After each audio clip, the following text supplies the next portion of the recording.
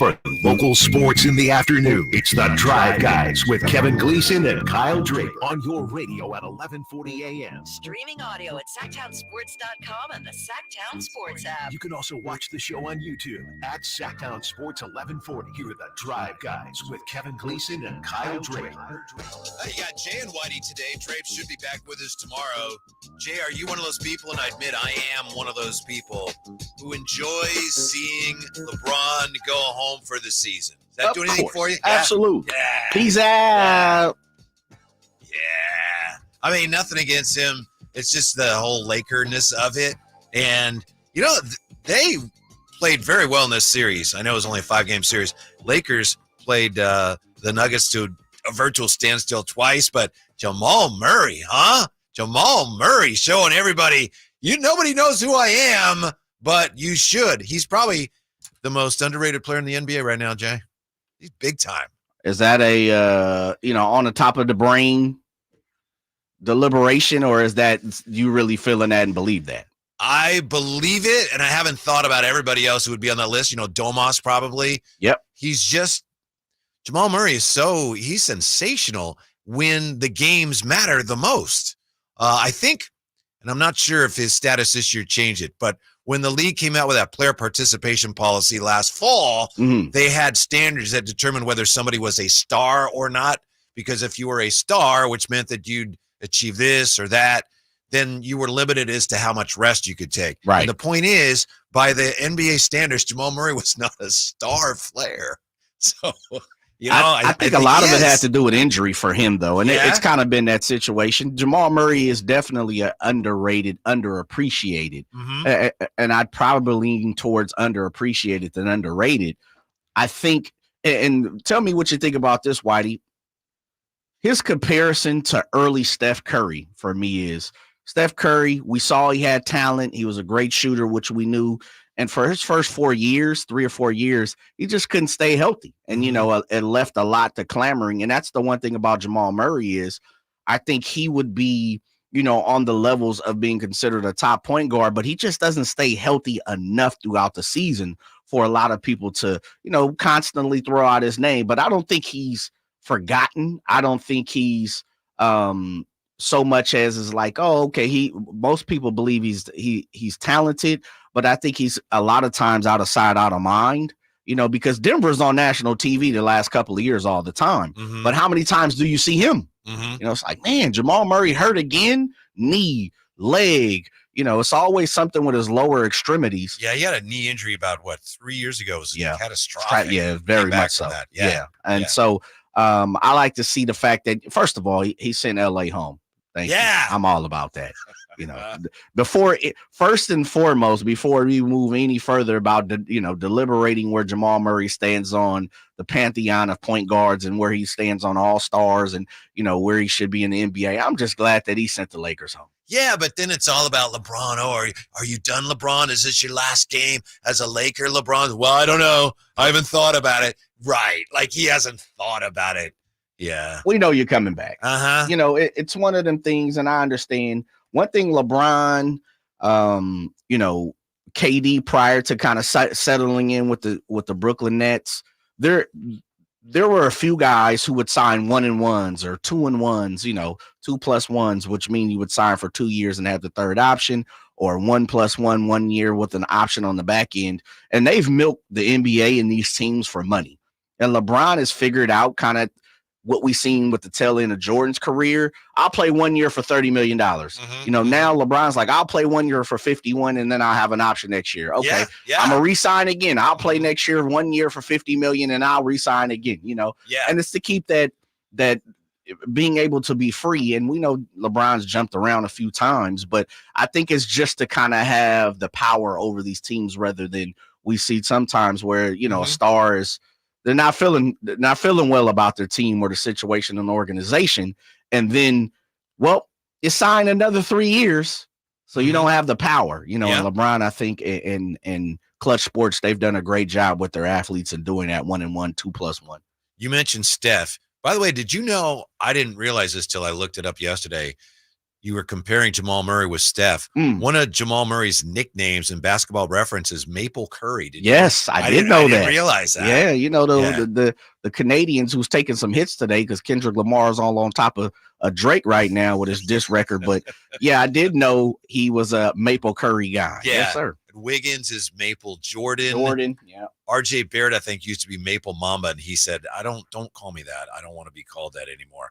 But we have no LeBron, no Steph, no KD in the second round. It's the first time we've had the second round of the playoffs without LeBron, Steph, or KD since 2005. Man. We were talking yesterday about the changing of the guard. I mean, it's just slapping you right in the face right now. That's just where we are in the NBA.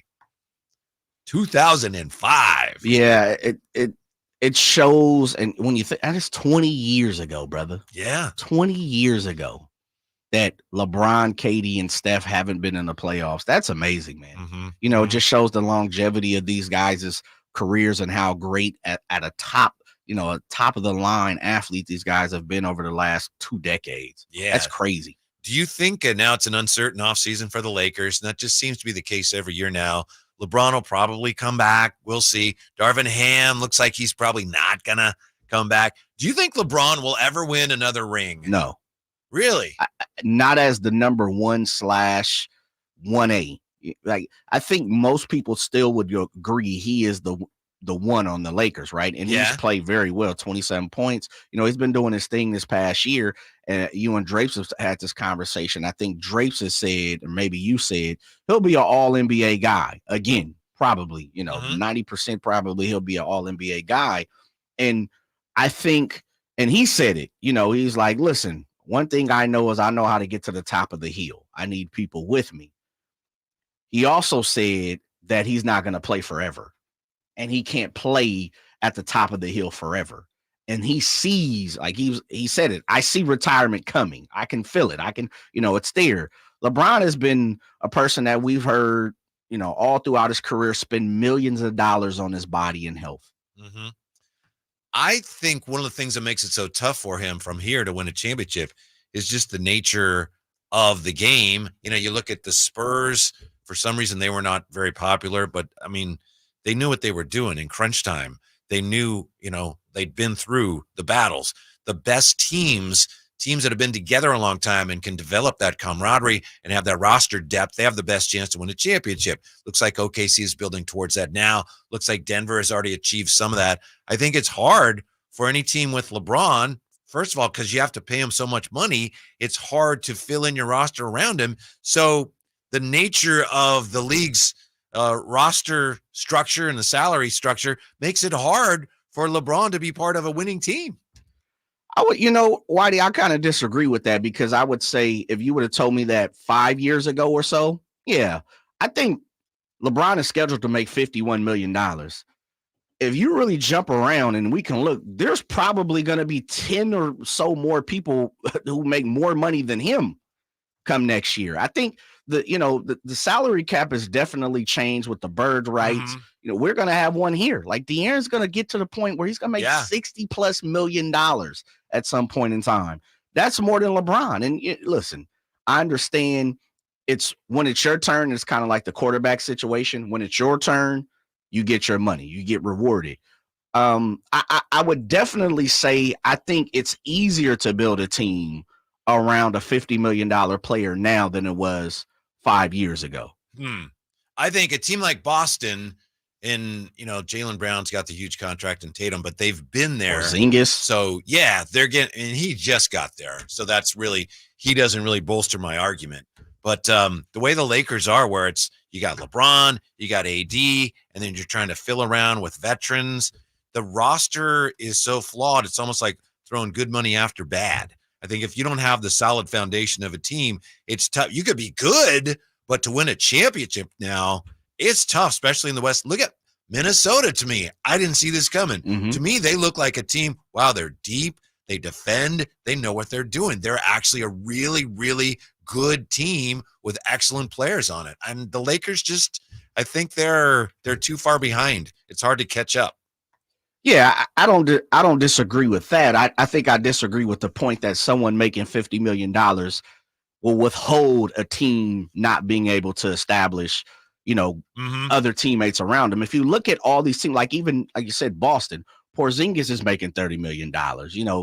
Tatum, Brown, Al Horford is making upwards of almost $30 million. Derek White is making $18 million. Like, there's a lot of people making a lot of money. Even you look at Rudy Gobert. Rudy Gobert got fired for $200 million. Anthony Ant-Man is getting paid. His extension kicks in next year. Cat is making $30+ million.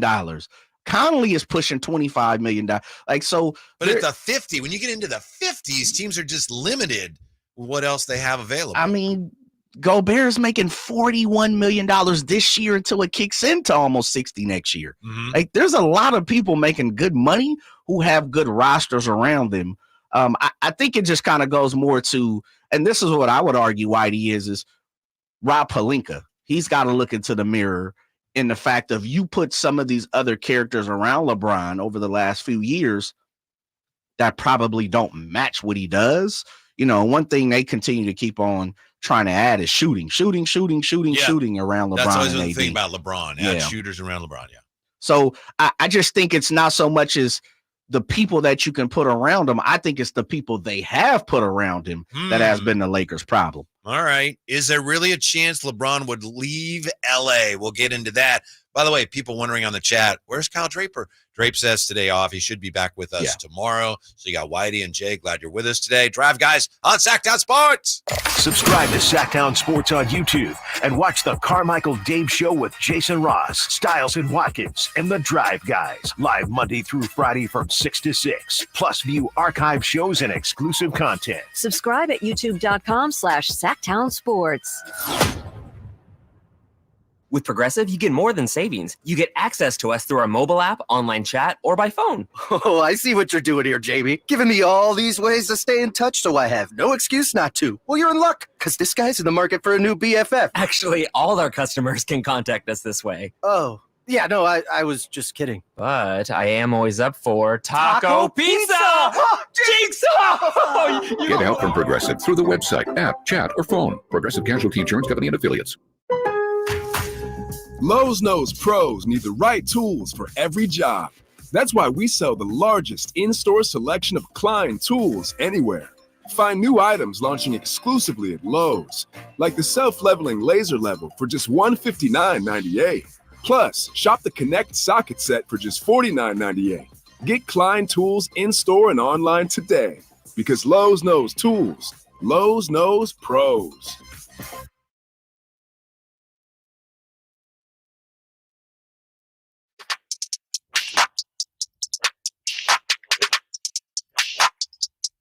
The Drive Guys powering your afternoons Monday through Friday on Sactown Sports.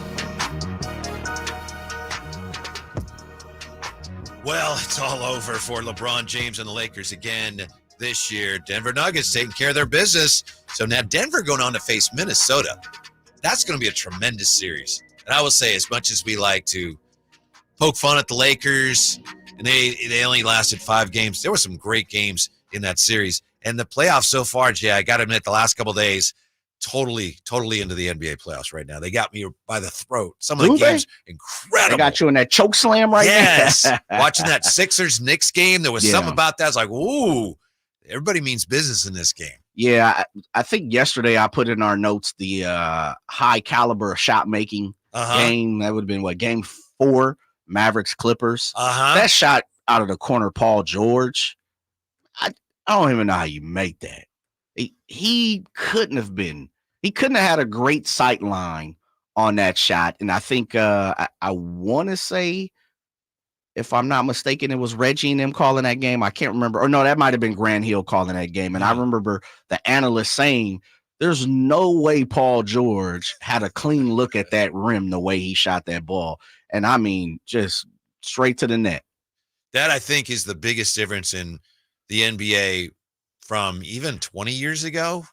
I don't think that's an exaggeration. I think since in the last 20 years, you have more guys making shots like the one you just described. And you got guys now in the NBA, they take shots routinely and make them. And they're shots that 20, 25 years ago maybe would have gotten you benched. Yes. You know, you come down in transition and shoot a 30-footer. It'd have been like, what are you doing? Your team would have suspended you. And now guys take it and they make it, and it's considered a good shot. I know. It's incredible. It is. It's high caliber shot making at its finest. And I like playoff basketball when you have non-clunkers and non-stinkers, of course. There's definitely been a few blowouts, and there's been a lot of good basketball. I'm with you. I've watched a lot of playoff basketball this year, probably compared to last year. Maybe last year, once the Kings were done, I was, folks are like, okay, it was a great run. And you looked around and you're like, okay, Denver's winning it. We don't even need to get any further. But, this year I'm intrigued because I want to see what SGA does. I'm intrigued because I want to see what Ant-Man does. I'm intrigued. Jalen Brunson has, it doesn't always look the best, but dude is gritty. He makes high caliber shots. I really like the way he's playing ball. I'm with you. I've been intrigued with the playoffs. And now that the Lakers are gone, I just feel better. Thank you. Goodbye. Yes. We don't have an opportunity to win another championship. I kind of feel the same thing with Boston. I'm not a Boston guy. I would love for them to exit stage left as quick as possible. And then from there, we'll talk. What I love about Brunson is that, there are some stars in a lot of sports, certainly in basketball. There are certain guys that are good enough to play almost with a sense of entitlement. Brunson does not play that way at all. It's a good point. He plays. It's almost like, hey, bro, you're good enough. You don't have to play. I'm gonna earn it. I'm gonna earn everything I need. That's the way he plays. True. Yeah, he gets in there, and he looks so small. Compared to a lot of the behemoths around him. But it's like it doesn't matter. He go gets it. He plays tough. He's in your face. I appreciate that. I like the aggressiveness when it comes to sports. I'm not the. And no disrespect to Keegan, I'm not the guy that sits back. I'm more in your face. Let's go get it. I came for everything. Yeah, and there's so much at stake in the playoffs because you look in the West, and obviously only one team can win it. There's a lot of good teams, but it seems like every time somebody loses a series in the West, it's like, oh, it's a disaster. Look at the Lakers. Like, oh, well, they lost to the Nuggets. They lost to a really good team. Even the Pelicans. Their GM had a little bit of a come to Jesus meeting with the media today. And like, well, we've seen enough now. We're going to have to, there's an urgency. The stakes are so high. Denver, Minnesota, two teams having excellent years. Denver coming off a championship. Whichever team loses that series is going to be like, oh, it's going to be crushing, And that's when the games really matter. Dallas Clippers, whoever loses that, that's going to be a devastating defeat in that series for whichever team loses. Yeah, I mean, that's what playoff basketball brings to the table. Yes. And more now than ever, because we do have cap casualties at $60 million. We got guys getting ready to get paid $60 million. Like, you look at Dame Lillard and not playing and what he's getting ready to make on paper next year. It's amazing. It is amazing. And so, and I'm a Dame Dollar guy, but things happen, injuries happen. And that's something you guys talked about yesterday. I'm highly intrigued in some of the players that are still left in the playoffs. I'm highly intrigued in the fact of, again, there's going to be a few other teams are going to be eliminated. And I'm intrigued just as much as you said, the Pelicans, what do they do? Yeah. Hey, what's coming up next for them? Because they've tried 3 years in a row. Will they be looking around? And if the general managers say, look, we have urgency, it's time to move on some things, then guess what, Whitey? You know what that tells me? Might be a Herb Jones in the air. Maybe. You may see a BI in the air. There you go. Here's what David Griffin said today. I know we were just talking about this on the crossover, but for those who weren't listening, he said, and this is, his exit interviews. In the past, we've always erred on the side of continuity. And our takeaway has always been, let's see this group healthy. I think we've seen it enough. I mean, this has potential ramifications for the Kings, Jay, as you point out. I think we had some really good opportunity to see Zion play a career high in games. I think we saw it for segments of time well enough to understand that we've got a lot of work to do because it's a historically good Western Conference. There are teams that didn't make the playoffs that are going to get radically better this offseason. We need to do the same. I think you'll see a real sense of urgency from all of us to do that. Yeah, Trey Murphy, come on down. That's what I hear when I hear that type of talk right there from the general manager of the Pelicans. I'm looking forward to those type. Dyson Daniels, come on down. Mm-hmm. Now it's time to cherry pick. It's time to go and grab some people who, I guess, quote unquote, don't fit the urgency of the New Orleans Pelicans. Well, they sure do fit the Sacramento Kings. Yeah. So let's go ahead and bust some moves here. I would love either one of those guys, Murphy or Jones. I'd be really surprised if I'm Rick Griffin's like, those are the guys I'm not trading. But I may have to figure out which one of my two. Who are you trading? BI. Star? Okay. Yeah. Oh, yeah, man. Look, you got just about everything. He had a terrible year. Going back, remember the USA basketball last year when in the World Cup? He hardly played. So he had a terrible year. And then things were going well for the Pelicans, then he got hurt. He even talked about that today. He said, man, this was a terrible season. And now, what did he say?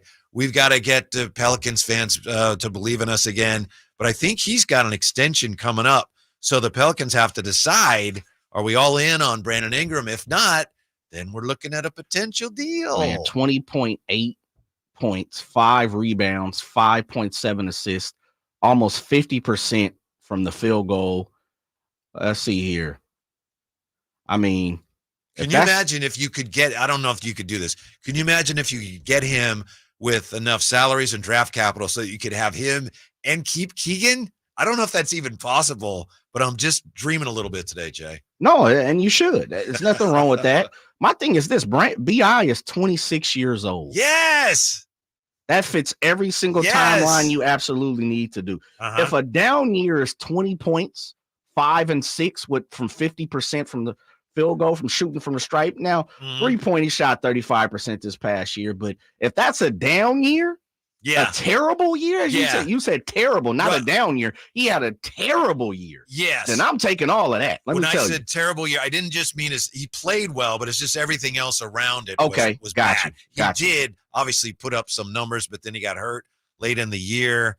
And remember, they didn't put him back in the game, the one playing game against the Lakers. He was sitting out. They didn't put him in, and he was upset about that. I think he was healthy. Yeah, I don't either. So I'm wondering now if maybe he becomes available. But obviously, you know how we are as fans. We look at a team and say, well, let's take all their best guys and we'll give them our worst guys. Yeah, it doesn't work that way. Yeah. There we go. We'll be much improved. Yeah, it doesn't work that way. But I mean, listen, if we're talking about BI, then I would imagine they're picking up the phone and asking for Keegan, That's okay. Listen, me personally, bon voyage. Really? Yeah, because I know what I already have in Brandon Ingram. I think one thing we're still asking and looking and wishing and hoping on a star, as we look at the North Star every single night, where we want to think Keegan Murray can be Brandon Ingram. I know Brandon Ingram is Brandon Ingram. I'm not wishing for anything. Now, I think the other part of that is some people believe that Keegan has a bigger upside than Brandon Ingram. And if you truly believe that, if Monty truly believes that, if Mike Brown truly believes that, if Wes Wilcox believes, if anyone down there believes that has the authority not to make that, have Keegan intertwined into a deal, then absolutely go ahead and do that. I'm saying if I'm playing armchair GM, which I rarely do, but if it's me, what else we need?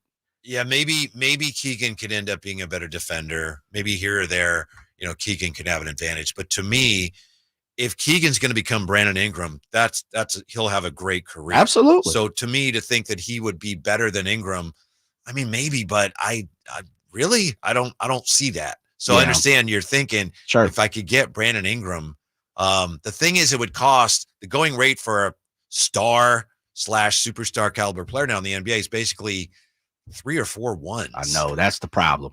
3 or 4. Yeah. So, I mean, you could, if you sent, but Keegan's a 1. That's what I was just going to say. I'm with you 100%. Like Keegan's a first round draft pick. And I think that plays a part in it. And most of the time, and you see this when you see big deals like that, as you said, most people want to give away the worst players for the best players. There's normally one, and look at the Suns. Mikal Bridges was sent to Brooklyn.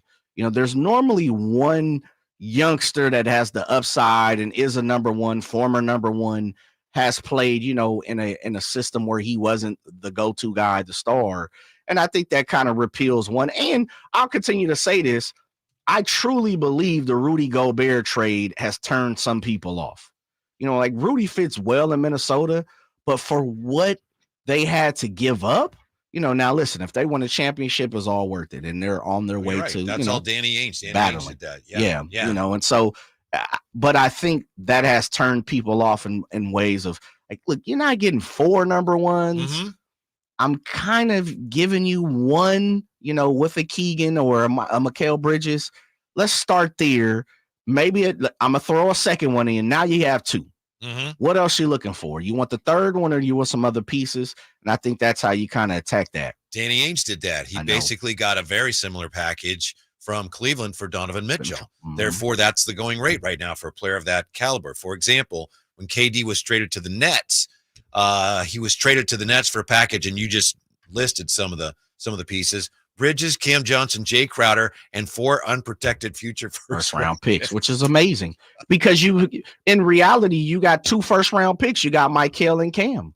And so I think that kind of set the narrative of, okay, Donovan Mitchell trade, then a Rudy Gobert trade. But I truly think that Rudy Gobert being the last one, people have kind of been turned off a little bit. Like, you're not getting 4 picks now. Mm-hmm. Let's stop the presses. 4 first-round picks. Plus a first round pick type player, a youngster.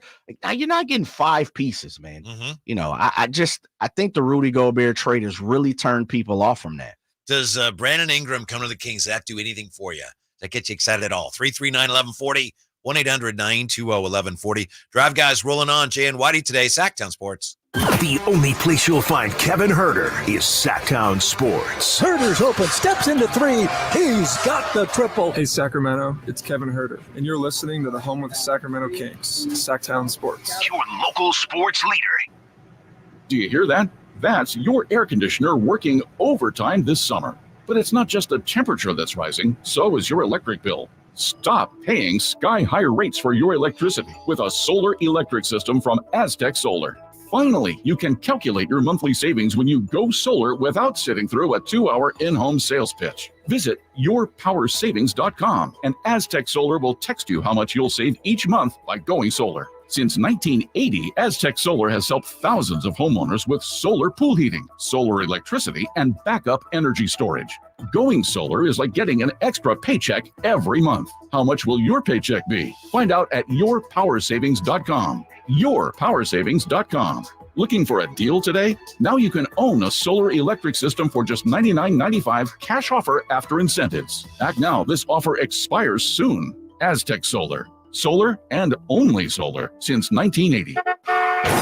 Were you recently in a car accident? Don't let the insurance companies push you around. Turn to the experts at Gonzalez Law. Our team specializes in car accident cases, wrongful termination, and criminal defense, fighting tirelessly to get you the compensation and justice you deserve. With years of experience and a track record of success, we don't settle for less, and neither should you. Visit SACLegalDefense.com or call 916-304-9187 for a free consultation. Gonzalez Law, your advocate in the fight for justice.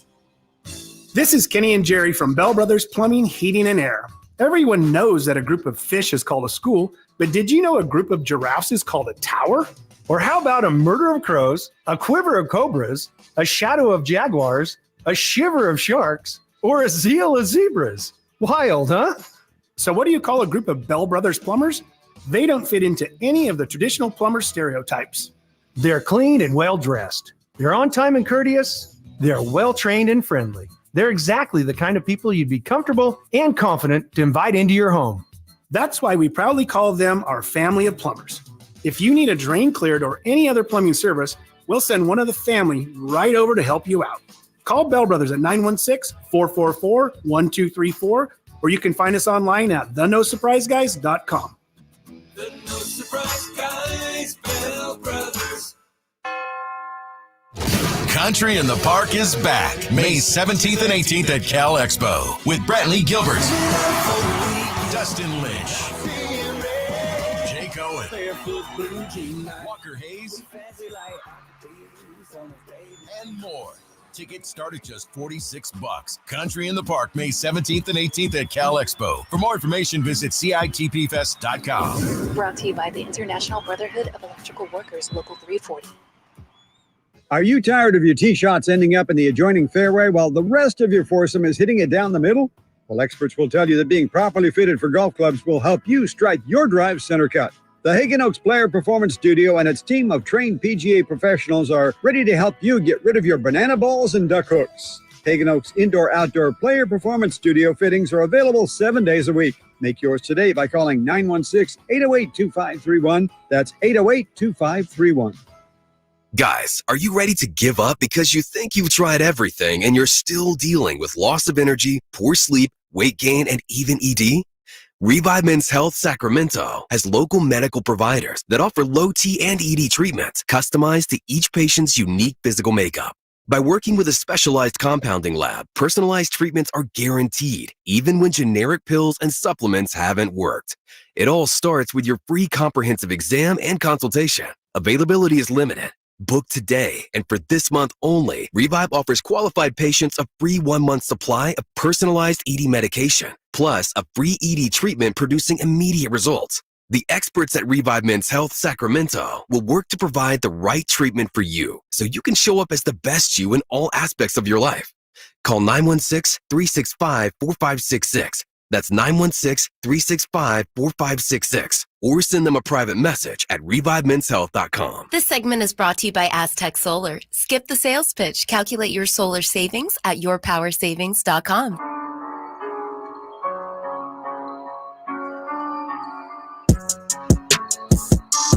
The only station in Sacramento giving you local sports coverage from 6 a.m. to 6 p.m. Monday through Friday. Sactown Sports. Got Jay Johnson, Whitey Gleason today. Drape's back with us tomorrow. By the way, today at 4:30, our series of Kings Media exit interviews continues. Who do we have today, Jay? We got the legendary G-Man. How about that? Come on, brother. And I ain't talking, G-Man legendary. You know, this I know. Like yourself. Like yourself. Another level. Whole nother level. There are levels G-Man, to this. Yes. There are levels to this, but let me tell you, when you put in 30 plus years in the game that you're in right now, that's legendary. Yeah. You just don't claim it. G-Man's like Gandalf when he's like the White Wizard or something. You know, it's like a whole nother level of his powers. Very true. Yeah. Very true. He's sorcery. He's got a different level to what he does. And he's like slums with us. Like, I'll go down to earth and hang out with the Whitey. That's true. Have dinner with him before the game. Well, the one, and the G-Man loves his cookies. Yes. He loves his cookies. Man. I know. He's a chocolate chip guy, right? Yes, he is. Yeah. At least it seems to be. Yeah. Not that particular, though, overall. He just likes something sweet on the palate. Uh-huh. I can dig it. Nothing wrong with that. I'm like that, too. Especially when I'm at the house, and it's nighttime. Look over at the wife, and I'm like, what's in that cabinet? Sweet right now. See, beside yourself. Yes. Very nice. You've been married a while. Yeah, well played. Yeah. I'm pushing up on 2 years anniversary in a couple months. Nice. Following your steps. Sheena has made a mistake here where now we look at let's have this or that. And she's, let me check the sugar. And once you do that, it's like, no. I mean, so she's trying to make sure that we're trying to, I get it. Healthy and all that. So I appreciate it. Yeah. But once you check, like, let's have these cookies. Well, let me check, the fun out nutritional information. And it's like, no, I don't want it. I don't want to eat bring it. Bring me the Ritz crackers now. Forget it. Let's have the little mini carrots or whatever. I'll take the wheat then. Yeah, sometimes it's better. If I didn't think about it, I could eat like 5 ice cream sandwiches at a time, I think most people could. Yeah. Yeah. Just naturally, like if we didn't, the calories and the sugar and everything didn't affect us, of course, I'm pretty sure people would sit down and eat a box. Yes. Especially when it starts warming up it is. Are you a Neapolitan ice cream guy? Or are you a cookies and cream, straight vanilla, chocolate? Which way you go? Ice cream sandwich, I find that I really don't care much. Doesn't matter. Yeah. You just put anything in. Okay. Neapolitan's classic. Is there any ice cream where just like, because there's a few I just can't deal with. Yeah, there's Baskin Robbins used to have this flavor. I don't know how common it is now. Rum raisin. Raisin? Yeah. And way back when, I remember my mom, sometimes she'd go to the store, I got ice cream. What'd you get? Butter brickle. Butter brickle? What? Why would you do that? I like butter brickle. Do you? Yeah, I can deal with the brick. This one is probably will surprise a lot of people. I don't like the strawberry with the strawberry pieces in it. Really? Yeah, I don't need my ice cream frozen fruit. You know, that's a pop. That's a bar. That's a fruit bar. Yeah. Take that stuff down to, the lower calorie section. Listen, I don't need that in my ice cream. Uh-huh. I'm not all that type of situation. Yeah. The other thing too, I know what you mean, but I've always liked that if the pieces are nice and big, but I understand what you're saying. Yeah, it's like a fruit cake. Like who eats rhubarb and stuff like that? If I'm eating cake, why am I eating fruit in my cake? See, I don't want raisins in my ice cream. You don't want strawberries. I could dig. What is butter brickle anyway? What is that? I don't know. Some created made up stuff. It's a candy, right? Yes, like it is. Brickle, yeah. Okay. Like pecan praline and all that. I'm with you. Uh-huh. If you go into, I'm not a big coffee person. I don't drink coffee at all. So like coffee ice cream does nothing for me either. Yeah, I'm with you on that. Mm-hmm. It's like, no, that's a blending of two worlds that should remain separate. That part. Yeah. 339-1140, 1-800-920-1140. By the way, before I get to the phones, I mentioned a bit ago what Windhorst says about LeBron. You may have heard it. Windhorst says in a nutshell, I don't think LeBron James is going to retire. I do think – oh, you got it? Oh, okay. I'm sorry. Here is Brian Windhorst talking about LeBron's future. Do not think that it will be. However, I do think that LeBron intends to opt out of his contract and become a free agent for the first time since 2018. And I think that will apply a little bit of pressure to the Lakers. I think he's doing it for three reasons. Number one, because I think he wants to see what the Lakers do around the draft. They have potentially 3 first-round picks that they can trade, a couple of contracts that they can package with it to upgrade the team. You remember that they did not make any significant upgrades to this team at the trade deadline. LeBron did not forget that, and I do think he likes to have that pressure on them. Number two, as you may have heard, his son Bronny may be, and I expect to be, in this draft. The Lakers, I think, will keep their draft pick. The New Orleans Pelicans have the option to either take this year's pick or defer to next year. I believe the Pelicans will defer to next year, so I think the Lakers will go into the draft with the 17th overall pick and the 55th overall pick. LeBron has expressed an interest in possibly playing with his son. The Lakers will have potentially 2 chances to draft him. And number 3, I think that there's some features that he can put in a new contract. Number 1, if he opts in, he only gets 1 year and $50 million. He could potentially get multi-years. And also, he does not have a no-trade clause in his contract. There's only one out there in the NBA. It belongs to Bradley Beal. I wouldn't be surprised if he'd like to lock that in as well. So I do think we're going to be hearing some silence from LeBron between now and the end of June as we watch what the Lakers do as a team. See, organizations and players now, rival organizations and players that are too chummy. I'd like to think there was a time when the Pelicans would say, we have the draft pick. They want the draft pick so they can draft his kid. We're not giving it to them. Yeah. Yeah, you're too nice. I'm with you. We're gonna maybe we'll draft your kid. Matter of fact, I'm going to and hold him for ransom. Yeah. And in basketball terms. Let me clear that up. We're holding Bronny for ransom in the NBA and his rights. Mm-hmm. Now what do you want to do? Yeah. How important is this pick to you? Yes. Yeah. It's like Jerry Reynolds was telling me the Kobe's camp said, do not pick me. Do not pick me. I want to go to Lakers. Jerry said, if he was there, we were going to pick him. That's right. Yeah. And then you figure something out or, that's something of value. Yeah. But now, we won't take it because we'll give the pick to the Lakers so they can pick, so Bronny can pick his son. 339-1140, 1-800-920-1140. Ashley joins us on Sactown Sports. Ashley, what's up? Not much. First, I got to say, though, little disappointed with you guys and your ice cream flavors, Coffee, that's my go-to, Really? And strawberry pieces and ice cream, come on, that's the best. Yeah. But anyway, going on to the Kings like I was calling about, Brandon Ingram, I'd be cool with that, though I still think that what the Kings really need is that Aaron Gordon and KCP type of guy, and to let our guys that we already have, and De'Aaron, Domas, and Keegan expand a little, while also, of course, trying to retain Monk. Mm-hmm. All right. Thank you, Ashley. The thing is, and I think I know what you mean, but you said an Aaron Gordon or a KCP type player, and those obviously are 2 different types of players. I assume you mean just somebody who's solid, who can fortify your roster. But it's interesting because Aaron Gordon, that's another guy. You watch him, Jay, and like I was saying about Jamal Murray, it's like, that guy's really good. Yeah. The offensive rebounds he comes up with. Yeah. And a lot of people look at the Kings and say they really need to fortify the power forward position. Now, I'm not suggesting you go get Aaron Gordon. You can't get him. I don't know if there's any of them available, but a lot of people think that's one of the things the Kings need to focus on. If not power forward, at least somebody in the front court. And obviously Ingram would address that. Yeah, the other thing too, I think what Ashley's barking up the tree is not so much as a star.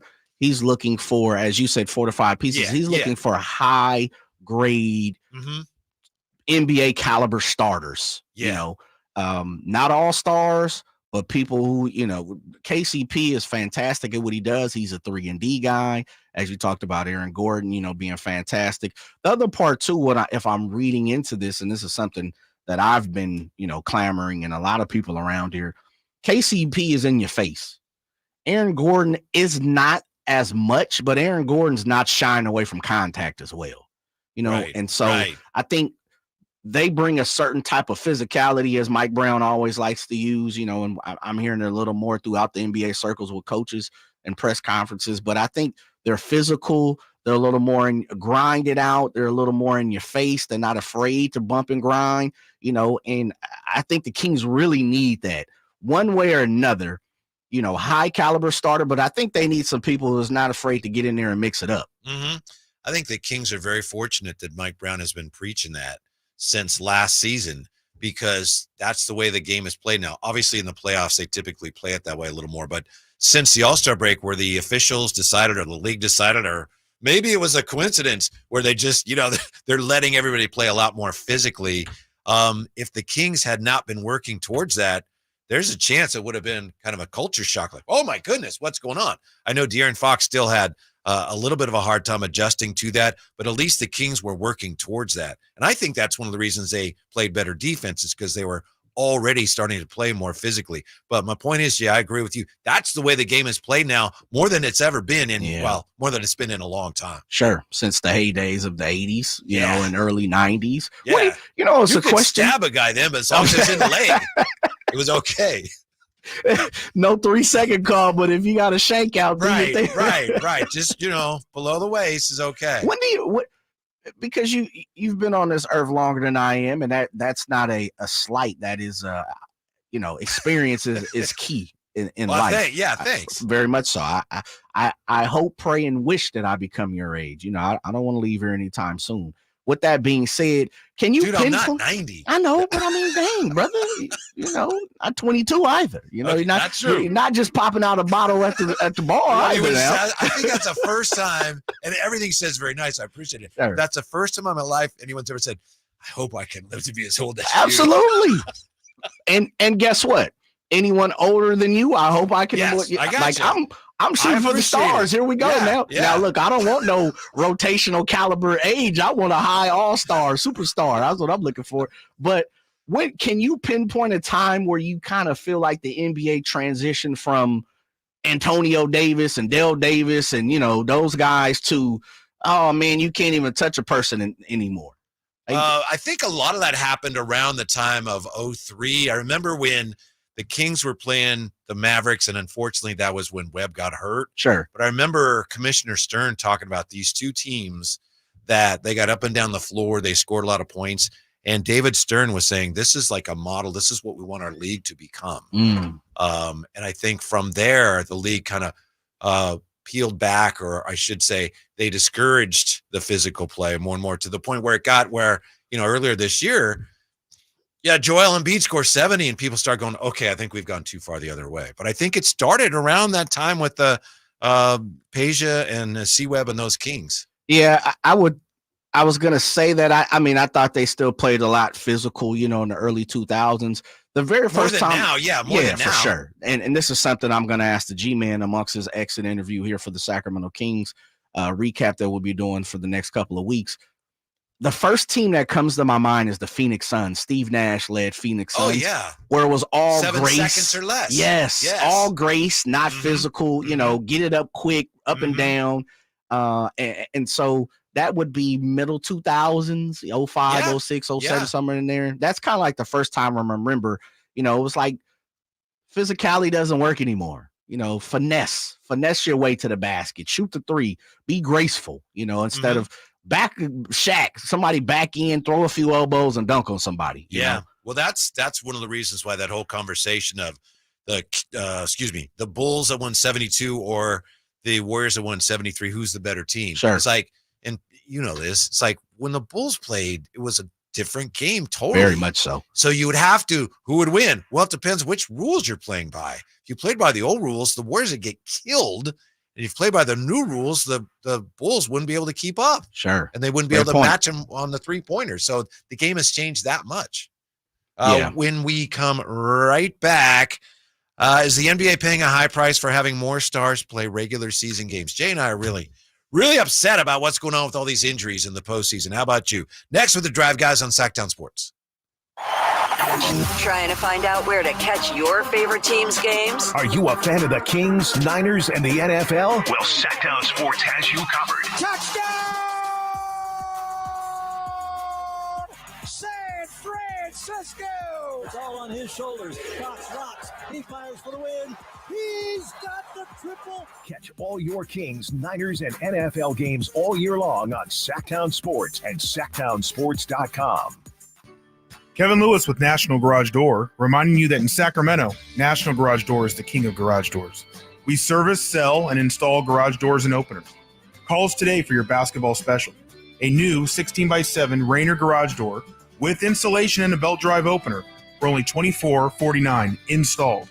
Give us a call today, 916-638-4554. 638-4554 National Garage Door.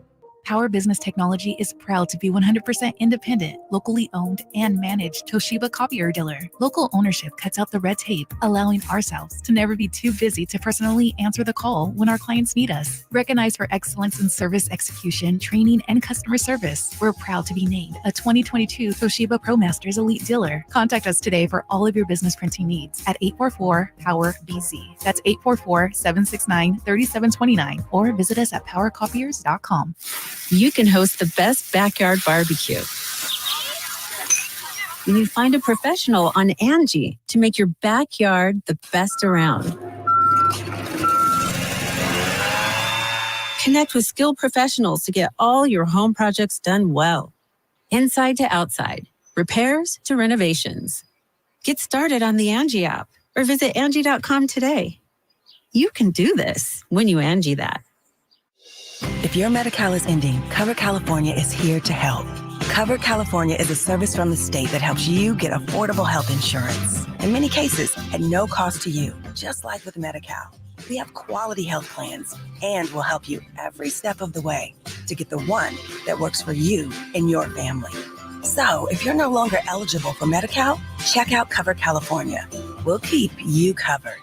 Learn more at coveredca.com. Welcome to the April Adventure sales event at Kia of Vacaville, where they're ushering a new season with unbeatable lease options for their 2024 lineup. As April blooms with possibilities, it's the perfect time to discover the thrill of driving a Kia, featuring the luxurious and versatile Kia Telluride. During April Adventures, Kia of Vacaville is excited to unveil their top models with irresistible lease offers. Feel the exhilaration of the all-new Kia Sportage, blending captivating design with dynamic performance. Experience the impressive fuel efficiency of the Kia Niro, a hybrid wonder that stretches your adventures further. And don't miss out on the chance to boost your journeys with the luxurious comfort and practicality of the Kia Telluride. Available now at Kia Vacaville. Embrace the look of spring with their eco-friendly Kia hybrid options, tailored for those who seek efficiency without sacrificing style. With the EV9 in stock, Kia Vacaville is your premier destination for electric excitement. Model availability, lease options, and features may vary. For more details, visit Kia Vacaville and embark on your April adventure today.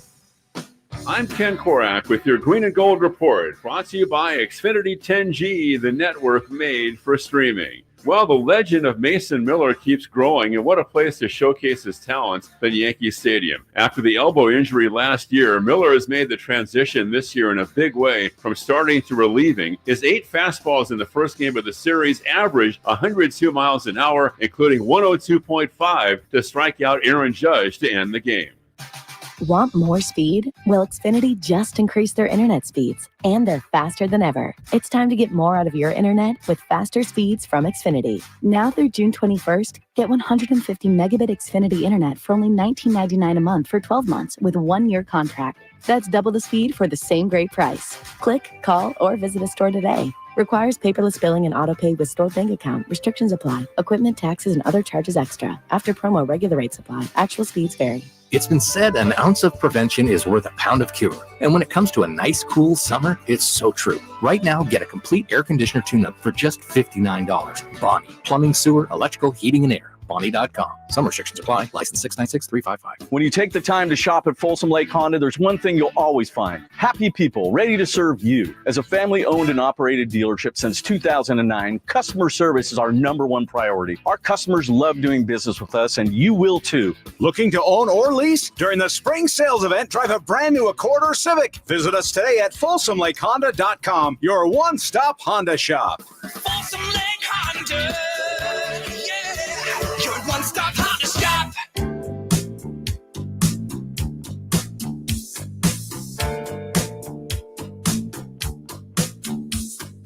The Drive Guys, live and local. Every afternoon, Monday through Friday on Sactown Sports. Yeah, we're speculating today. Going to be doing a lot of that this summer, but we're trying to be at least somewhat responsible with our speculation.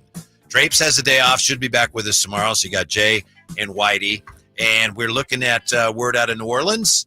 Their GM, Rick Griffin, saying, we're going to have to do some things. We're going to have to be aggressive. We've seen enough of our team now to know what it looks like when we have everybody together. He said, we've been in the past maybe too cautious. We're going to have to do some things this year. That could mean a lot of things. It could mean nothing. Could mean that Brandon Ingram could be available. So we're just talking about that possibility for the Kings. Would you want to make a play for Brandon Ingram? We have this on the text line from Chris the Mom. I sure get your point on Ingram being a sure thing right now versus what Keegan might be down the road, but I don't know if I want to give Keegan up quite yet, especially when they're going to want more than just a straight up swap. What are we really giving up? Great question. And Very it's probably true. going to be a lot. But I think that's, to me, in reverse, and shouts out to Moms. Yeah. The reverse of that is if we're still guessing what Keegan is going to be when we have the know what Brandon Ingram is just the point that we're trying to make is we're still waiting for that other shoe to drop. And if I'm not mistaken, Keegan's 24 now. Let me look that up.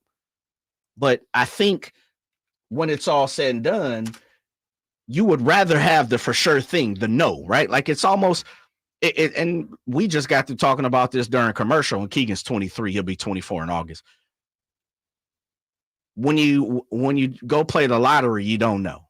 Yeah, it's a coin flip. It's a toss up, and we see this like on Let's Make a Deal. All these different game shows. Is what I'm trying to say. If you know in this box, there's 250,000 over here, but you can spin the wheel one time and make up to $1 million, and that's the conversation that we're having. Can you handle the 250 and make it do what it do, make it flip, and be able to be okay with that compared to, yeah, I could take that shot, win $1 million, but you might really fall back and have 10,000 bucks, And so that's the $1 million question. That's the thing we continue to keep on saying. I just feel 26 years old, 20 points a game, 5-5 in a down year, so to say, an injured plague year, so to say. A former all-star, like, does Keegan get to that? Yeah, ideally, that's what he becomes is Brandon Ingram. Well, wait, if he can become that and already have a chance to get that, yeah, that's the whole conundrum. It is. If it comes to that for the Kings. Ingram, I think it's fair to talk about that because there is reason to think that New Orleans is looking at things. Yesterday, we talked about Beal and Durant, and we know that the Suns are looking at some tough choices. We don't know for a fact that those guys will be available, but it's not out of the question. I know a lot of Kings fans. In fact, yesterday somebody mentioned Lauri Markkanen, right? I don't know why in the world. I know why you'd want him. I don't know why in the world Utah would say, yeah, we're going to trade him. That's, again, Danny Ainge, the guy who set the market where it is right now. and it's very high. Yeah. So he'd be, you want Lauri Markkanen? Give me 5 number 1s, and Keegan and De'Aaron Fox, right? I mean, so. And by the way, go and throw that Doko sign while you're at it. Yeah, and that Piglet statue. We're going to spin that off on eBay, but we can do something with it. We can definitely make it work. Yeah, so to me, it's like Lauri Markkanen, I get why you'd want him, but to me, I don't even know if that's in bounds to talk about right now. 3-3, yeah? Oh, no, I was going to say, I think it's something that Drapes has continued to talk about and really pump into the air is, superstars don't fall out of trees, right? We know that. And so with that being said, the Kings have some pieces to work with, Whitey. They really do. But then on the opposite side of it, like giving up 3-4 number 1s, we haven't seen that to be what Monty McNair really wants to do, because there have been opportunities for him to go get guys that cost that, and he hasn't pulled the trigger. Now, he may have been waiting for the perfect one, the perfect fit, whatever. I'm not sure the square peg that fits in the square hole, but the Kings don't have a lot to play with, though. They have certain pieces, some pieces, not a lot of pieces. They don't have a plethora of number 1s. They don't have, borderline all-star young talent like a Mikal Bridges. I think most people probably would say Mikal is a little bit in front of Keegan. Yeah. Right? So, and then on top of that, as you noted a couple segments ago, they also threw in Cam Johnson, who was a former number 1 pick, right? I know. Yeah. First-round pick. So we're talking about if you can get a Kevin Durant, Bradley Beal, Zach LaVine, Brandon Ingram, who was, the guy we're pinpointing today, with someone who we don't really know is known fact, a known commodity, I think you have to have a conversation about it. Yeah, the Suns got fleeced in that trade, and they got fleeced willingly because they thought maybe this is too much, but we don't care. Right. Again, like I said yesterday, new owner disease. I don't care. I have Kevin Durant. I'm a contender. And now, season and a half later, I'm not. Now what are we going to do? Yeah, lesson learned. Let's talk to Steven on Sactown Sports, 339-1140, 1-800-920-1140. Hey, Steven, what's up? Oh, my goodness. Steven? We go to Steven, and he's not there. Disappointing. On that note, Oh, there. Hello. My bad. No good. I was itchy fingers. Yeah. What's up, Steven? I was itchy. He's okay. Yeah. We'll have to get him on the other side if we can get him at all. When we come back, as promised, say about the high price the league is paying for having more stars playing the regular season. Also, we got 3 off-the-radar trade targets for the Kings. What do you think of these 3 off-the-target names? That's next with the Drive Guys on Sactown Sports. Malik Monk plays here. Started left, goes right, steps back, launches the 3. Nothing but net. Oh, that was just filthy. Oh, my, that was sweet. Sactown Sports is your proud home of the Sacramento Kings. I didn't ask to be thrown in the streets with nowhere to go. I didn't think I'd survive.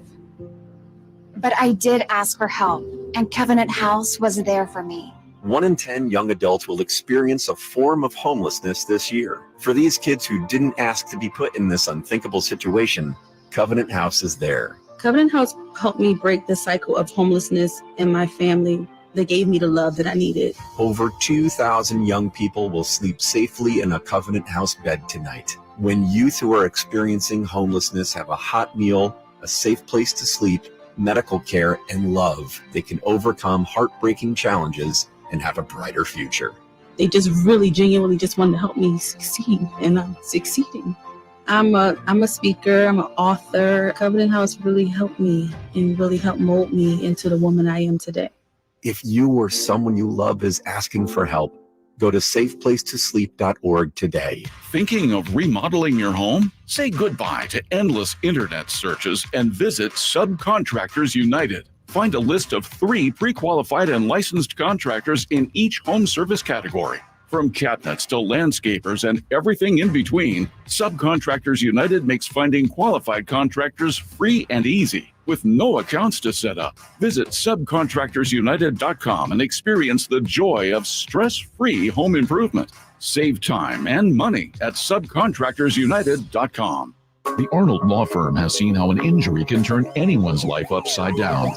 Whether it's a slip and fall, a car accident, or any other kind of injury, for almost 50 years, the Arnold Law Firm has been here to help you through the entire process to protect you and your family. If you are ever injured or in an accident, call the Arnold Law Firm.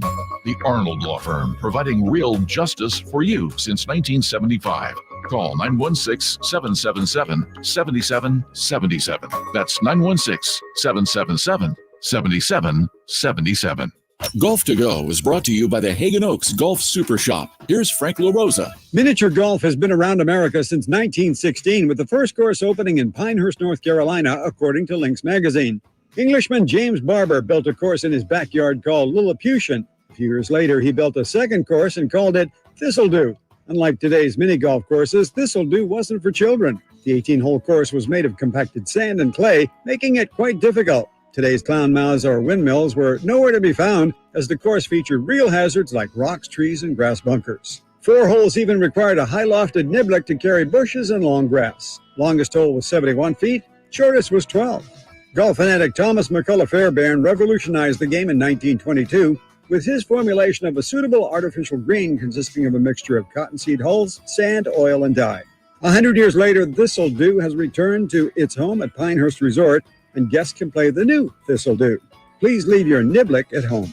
That's your Golf to Go. I'm Frank LaRosa. KHTKAM Sacramento, KYMX HD2 Sacramento. Take it on the local level. Live and local, 6 a.m. to 6 p.m. Monday through Friday. From the Power Business Technology Toshiba Studios, Sactown Sports.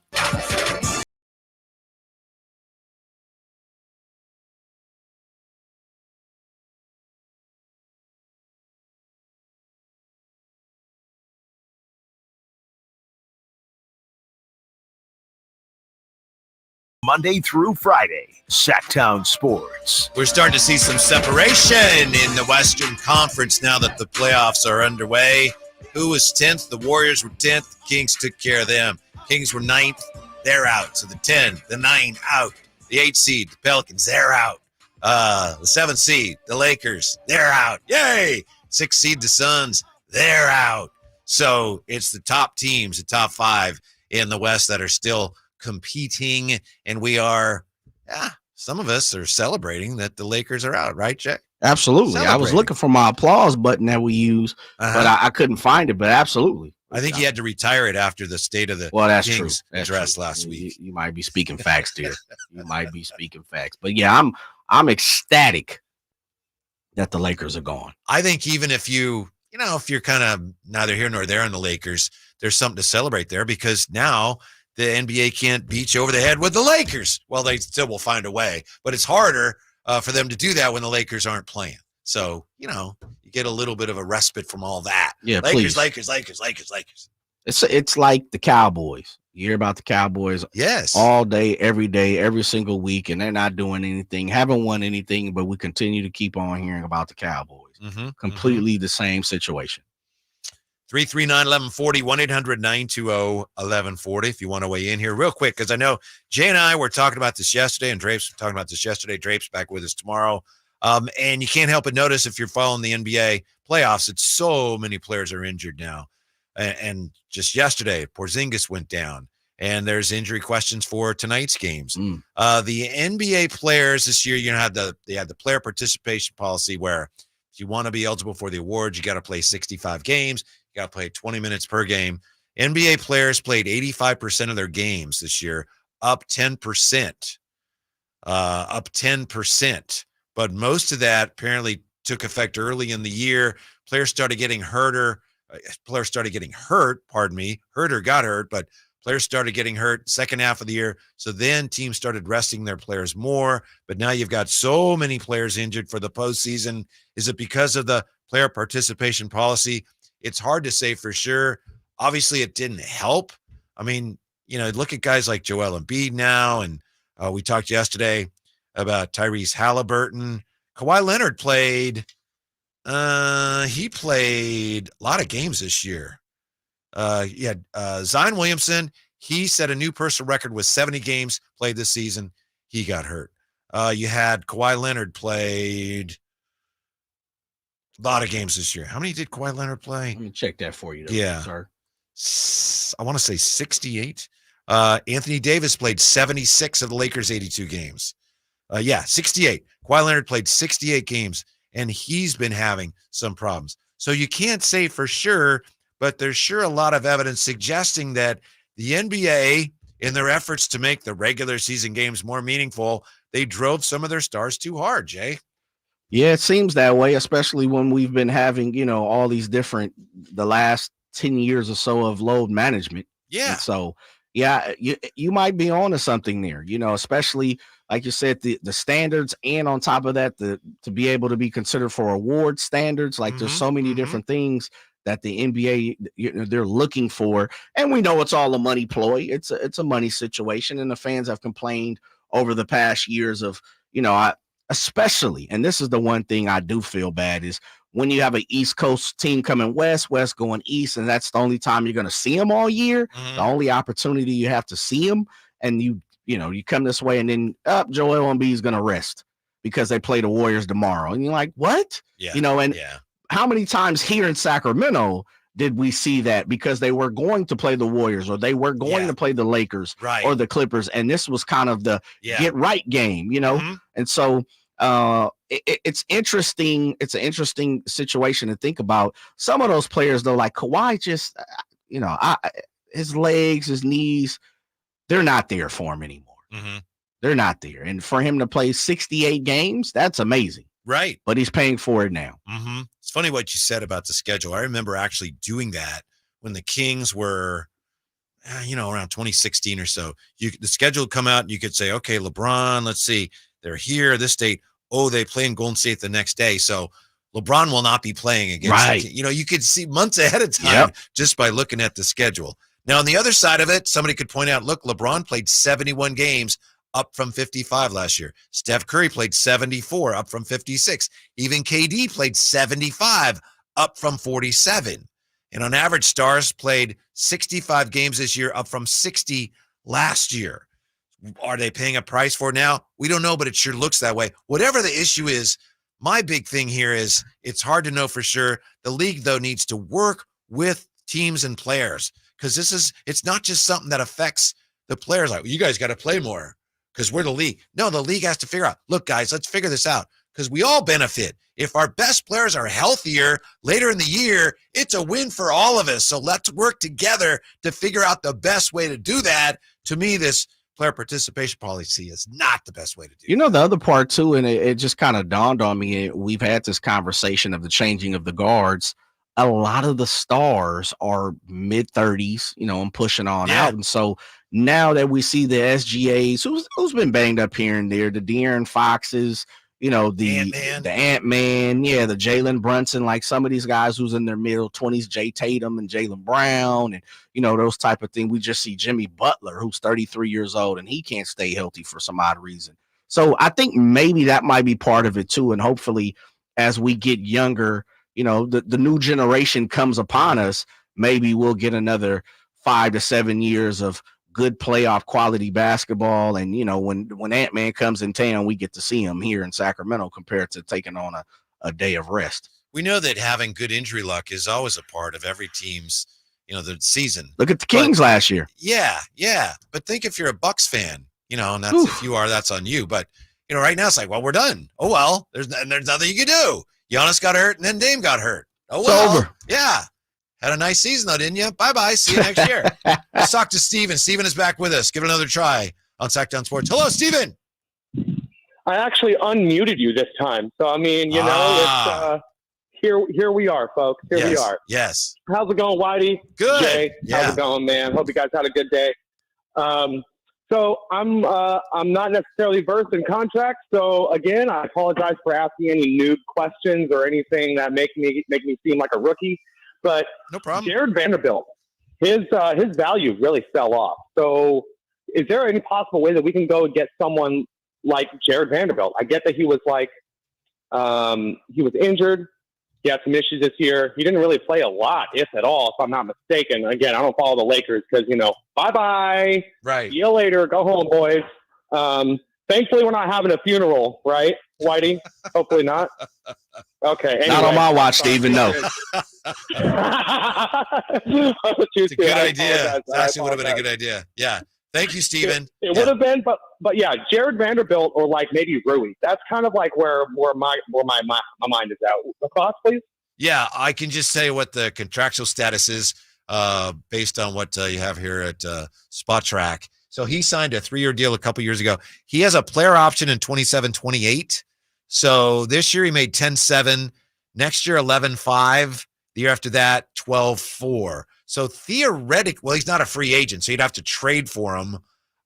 He doesn't become available till at the earliest 27-28, and he's unrestricted 28-29. I'll tell you this. He was last year before getting traded. That was last year, right? Yeah. He was one of my guys. Mm-hmm. He was the guy kind of like I thought PJ Washington could have been the guy for the Sacramento Kings this year. I thought Jared Vanderbilt, and I can definitely tell you without looking at it, he was 4 for 4. What was it? 4 for 48, 4 for 46, something around there when he signed the deal. And I was like, oh my goodness, this is a guy that's going to get better, long, lengthy, athletic, someone that I want to hitch my wagon to. You know, last year, that was last year he got traded. Or is that 2 years ago? No, you're right. That was last year. Okay. Yeah. Just want to make sure I'm 100% on that. But that was somebody I absolutely wanted. This year he was banged up, as Steven said. He only played 29 games. Yeah, and that's the thing. Guess what, Whitey? You're getting him on the cheap. You're probably going to get him on, just kind of what PJ Washington got second round picks for Dallas Mavericks. You might have to come up with a player or two. The Lakers, as you said, they're looking for someone to kind of work around LeBron and AD and maybe Austin Reeves. But at the same time, I'm all for it. Rui, now his contract goes up a little bit, right? Because I was listening to, I think, NBA radio today, and he's set to make kind of what Harrison Barnes makes next year, like 17 and 18 the next couple of years. He signed a 3 for 51. This year he made 15 million, but next year he's due 17 and the year after 18. So he's right about that Harrison Barnes plateau, which is Harrison Barnes versus Rui right now. Yeah. Who would you rather take kind of situation? But you're going to have to look like the Lakers aren't. Rui doesn't guard people. Harrison tries to guard people. Rui probably he's younger, has more upside. Yeah. A little longer. That's the difference. Bigger. And I know the way you like to see guys play. Vanderbilt is tough. Rui has that. He has more of a pedigree. He's a higher pick. Finesse. He was at college. He was well known in college.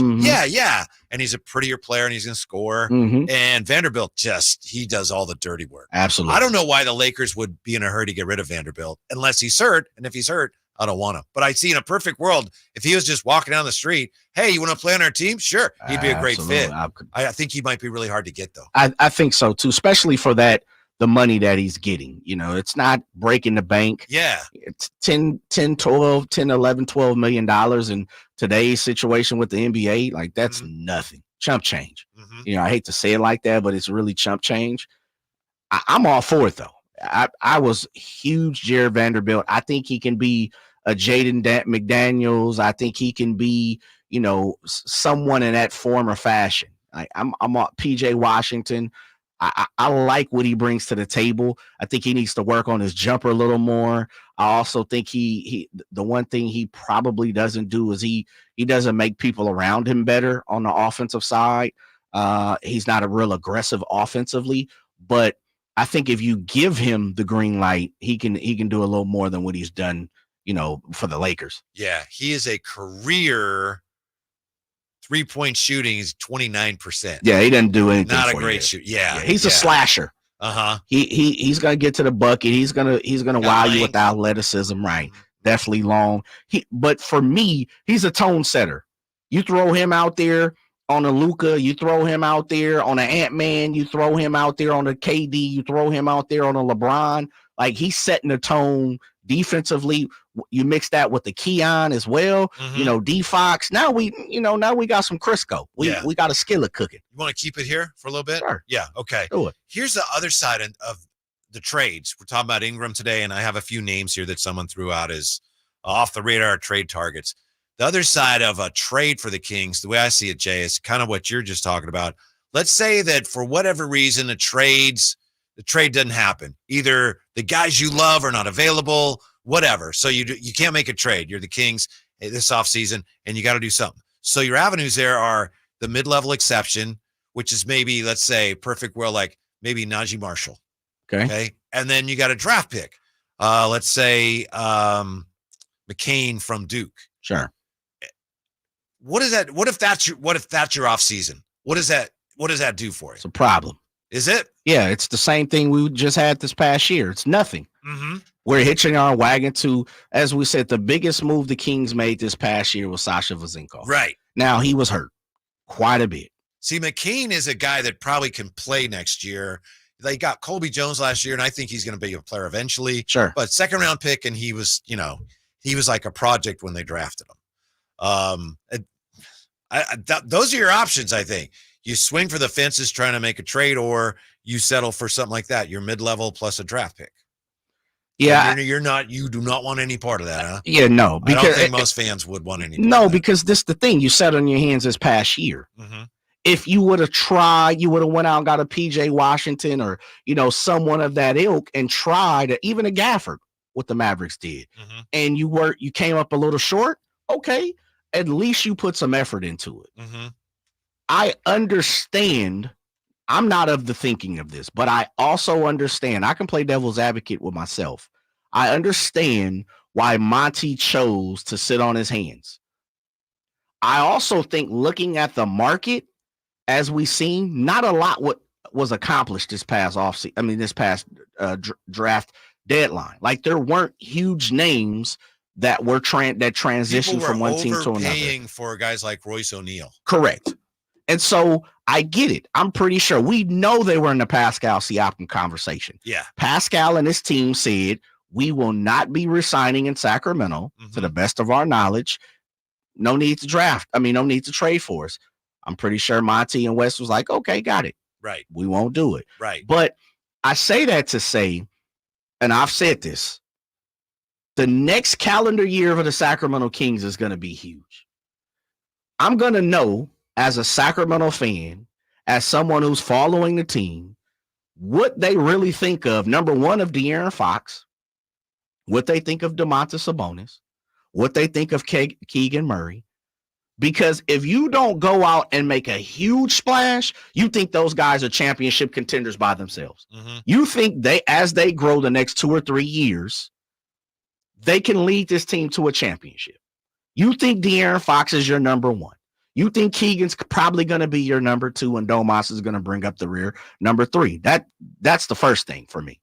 The second part of it is we know this team is not good enough to not be a play-in team now. We know they overachieved last year because the West allegedly was down. A little bit here. A little bit. We also know they got lucky with health last year. Now we can flip the script. We see the health. We know Malik Monk was down. Kevin Huerter was down. Trey Lyles was down. Sasha Vezenkov was down. We got all those type of situations. We understand that. But we also understand Ant-Man stepped up. We also understand SGA is battling for an MVP now. We know Jokic is not going anywhere. We see Wembanyama in our rearview mirror. The Houston Rockets smack the Kings left and right. We can't beat the Pelicans. Denver ain't going anywhere. Denver's not right. Like, shall I continue? So what are we're expecting these teams, and Memphis doesn't have Ja Morant with Marcus Smart being hurt. Memphis is scary next year. Do we expect these guys to fall off that much to where 8-9 teams are going to fall off that much to where these guys are going to take the necessary step without any help? An MLE, and unless you hit the jackpot with McCain or Dalton, or with what you're probably going to be drafting. And that's why I say I'm not for the whole let's go just throw everything at a huge Kevin Durant and play for 2 years for a championship. I'm not that guy. But I also understand you have to get better. You have to get better. This team is not a championship contending team. I don't care if you take this same team the next 4 years. To me, they're not. I need to see some other people in the uniform. Here's where it gets really sticky to me. I agree with everything you said. I don't know how anybody could really disagree with the gist of what you said there. But going back to the deadline, like you were just talking about, it's pretty clear the Kings went into that deadline with a good amount of discipline. They identified OG Anunoby. They wanted him. They weren't able to get him. Okay, because they saw him. This guy'd be a really good fit. they really wanted Siakam. They saw him as a great fit for what they were doing. Didn't work out. I know some have suggested, well, they should have traded for him anyway. I don't think that doesn't make sense to me, that you'd give up a bunch of assets for a guy that would be leaving now. So, but my point is, they identified what they wanted. When they couldn't get that, they didn't say, all right, what else is out there? They said, no, they had discipline. So are they supposed to abandon some of that discipline this offseason? If whoever they identify, and let's say it is Ingram, I don't know, if they can't get them, does that mean then that they, and I don't know the answer, does that mean that they have to go, well, we don't really want Zach LaVine, but we have to do something to get Zach LaVine. We have to try to get better, and we have to make a move that we normally wouldn't. Is it to that point yet? That's what scares me. I don't know what the answer is. But now kick it back to what I was saying, Whitey, is this. That's why I say the next calendar year is big. If it doesn't happen this offseason, if you can't go get a bona fide star, a number 2, whatever, someone that's game-changing, guess what? You have another opportunity for the draft. I keep saying draft. I had not even trade considered deadline. that. I thought whatever you do, you have to do it this offseason. No, and you already have more discipline than I'm bringing to the equation. Now we look at trade deadline again because we know one or two other people are going to move. You're right. And if it doesn't happen that way, and this is my thing with the Kings, because they overachieved last year, they did it backwards. If the Kings would have got playing last year, everybody would have been okay. And then this year you push up to number 3, no problem. Well, you did it either way. The 2 years, you got to accomplish what you got to accomplish. Next year, no one on earth should be saying the Sacramento Kings are championship contenders the way they're constructed. Right. So unless you bring in LeBron James or Giannis or somebody else, they're still building towards that. You have offseason, you have a trade deadline. If you can't accomplish that within those next 2 steps, guess what? You got one more try on Jay's calendar. You got next offseason. Okay. So let's say in the offseason, I do what I described, where you get McCain and then you bring in somebody, Najee Marshall, somebody, and then you say we're still going to be looking for things at the deadline. Would that be acceptable to you? From a fan standpoint, would you be like, all right, I can be on board with that, or would it be nope? Unacceptable. Well, for me, I would need some subtractions. Okay. See, I don't think the Kings just need additions. I think they need some subtractions. And that's why I said there's some moves that need to be made that you can't no longer sit on your hands for the next calendar year. Are you saying there are some guys on the team that you're just better off without, period? Yes. They're not championship contending players. Wow. They're not. You can't walk in and win a championship with just anybody. We just talked about LeBron James, who is, as he say, he the GOAT. He ain't won but 4 times. So all these other years, all these other players that were going on, that played with them, he couldn't accomplish a championship. We see he needed championship medal around him as well. Very rarely do you see Allen Iverson 2001 take a team of Aaron McKee, Eric Snow, Thea Ratliff, Matt Geiger, Tyrone Hill, Todd McCullough. Very rarely do you see that type of situation and then get to a finals. Let's be realistic about ourselves, Whitey. Let's beat this. We have to keep it a buck. There's some people on the Kings that ain't championship contenders. Wow. They're not going to win a championship ever in their career, being the player that they are right now. But you're just better off without them, period? Bye. Wow. Let's go. Get out of here. You wasting my time. By the way, I love this on the text line from the 916. I'm tired of the Nuggets comparisons. We need to find our Aaron Gordon talk. It's silly and unintelligent. Landing Jokic in the second round is about as likely as you and I winning a Powerball jackpot. Let's just stop trying to be the Nuggets, please. That's a great point. I can understand why anyone would say, we want to be like the Nuggets. Of course you do. Everyone does. But to say, let's follow that Nuggets blueprint, then you've got to get the best player in the world in the second round of the draft. And you can't do that. It's tough. It's not done. It's tough. Like you said, it's like that team that Iverson took to the finals. It's Come on, man. That's not a blueprint. No. That doesn't happen. It's an anomaly. Yes. It is an anomaly. And the fact of the matter is and this is the toughest part about being in Sacramento and team. We agree the Kings have to get better. They definitely do. And sometimes getting better is additions and by subtraction. Wow. Right? Even the nicest people in the world. We're getting ready to have one that come on in about an hour. Gary Gerald, the G-Man. I've never heard wizard. Absolutely. Gandalf is what we're calling legendary. G-Man is the nicest person I've ever met in my world. But I would even imagine the G-Man through all the years that he's been in the NBA, what the Sacramento Kings would tell you there's just some bad apples. And not personality-wise, not as people, not as part of the Sacramento community, but sometimes it's about money and not the win. Sometimes your athletic ability does not get you to where you need to be. Sometimes injuries happen, and sometimes they happen to great people. It happens. It's part of the game, Whitey. It really is.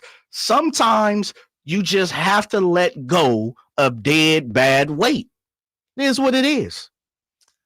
I just think where they are right now, they're not especially deep, and I don't know that they can afford to just cut bait on any. I can think of one or two guys. You can think of that on just about any team.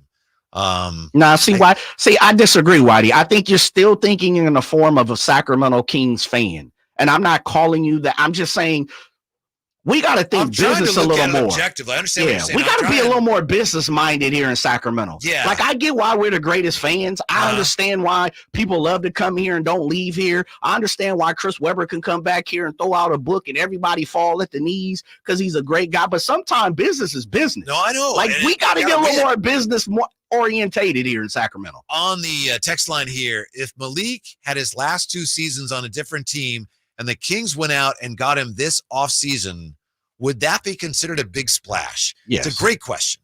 I don't know that it would be. We'll answer that when we come right back. We'll get to the phones as well. 339-1140, 1-800-920-1140. Drapes has a day off, so Jay and I having some real conversations about the Kings and their future on Sactown Sports. Did you miss any part of our live local shows? Don't worry, you never have to miss them again. Check out SactownSports.com and search our podcast page and play our shows when you want. The Carmichael Dave Show with Jason Ross, Stiles and Watkins, and The Drive Guys.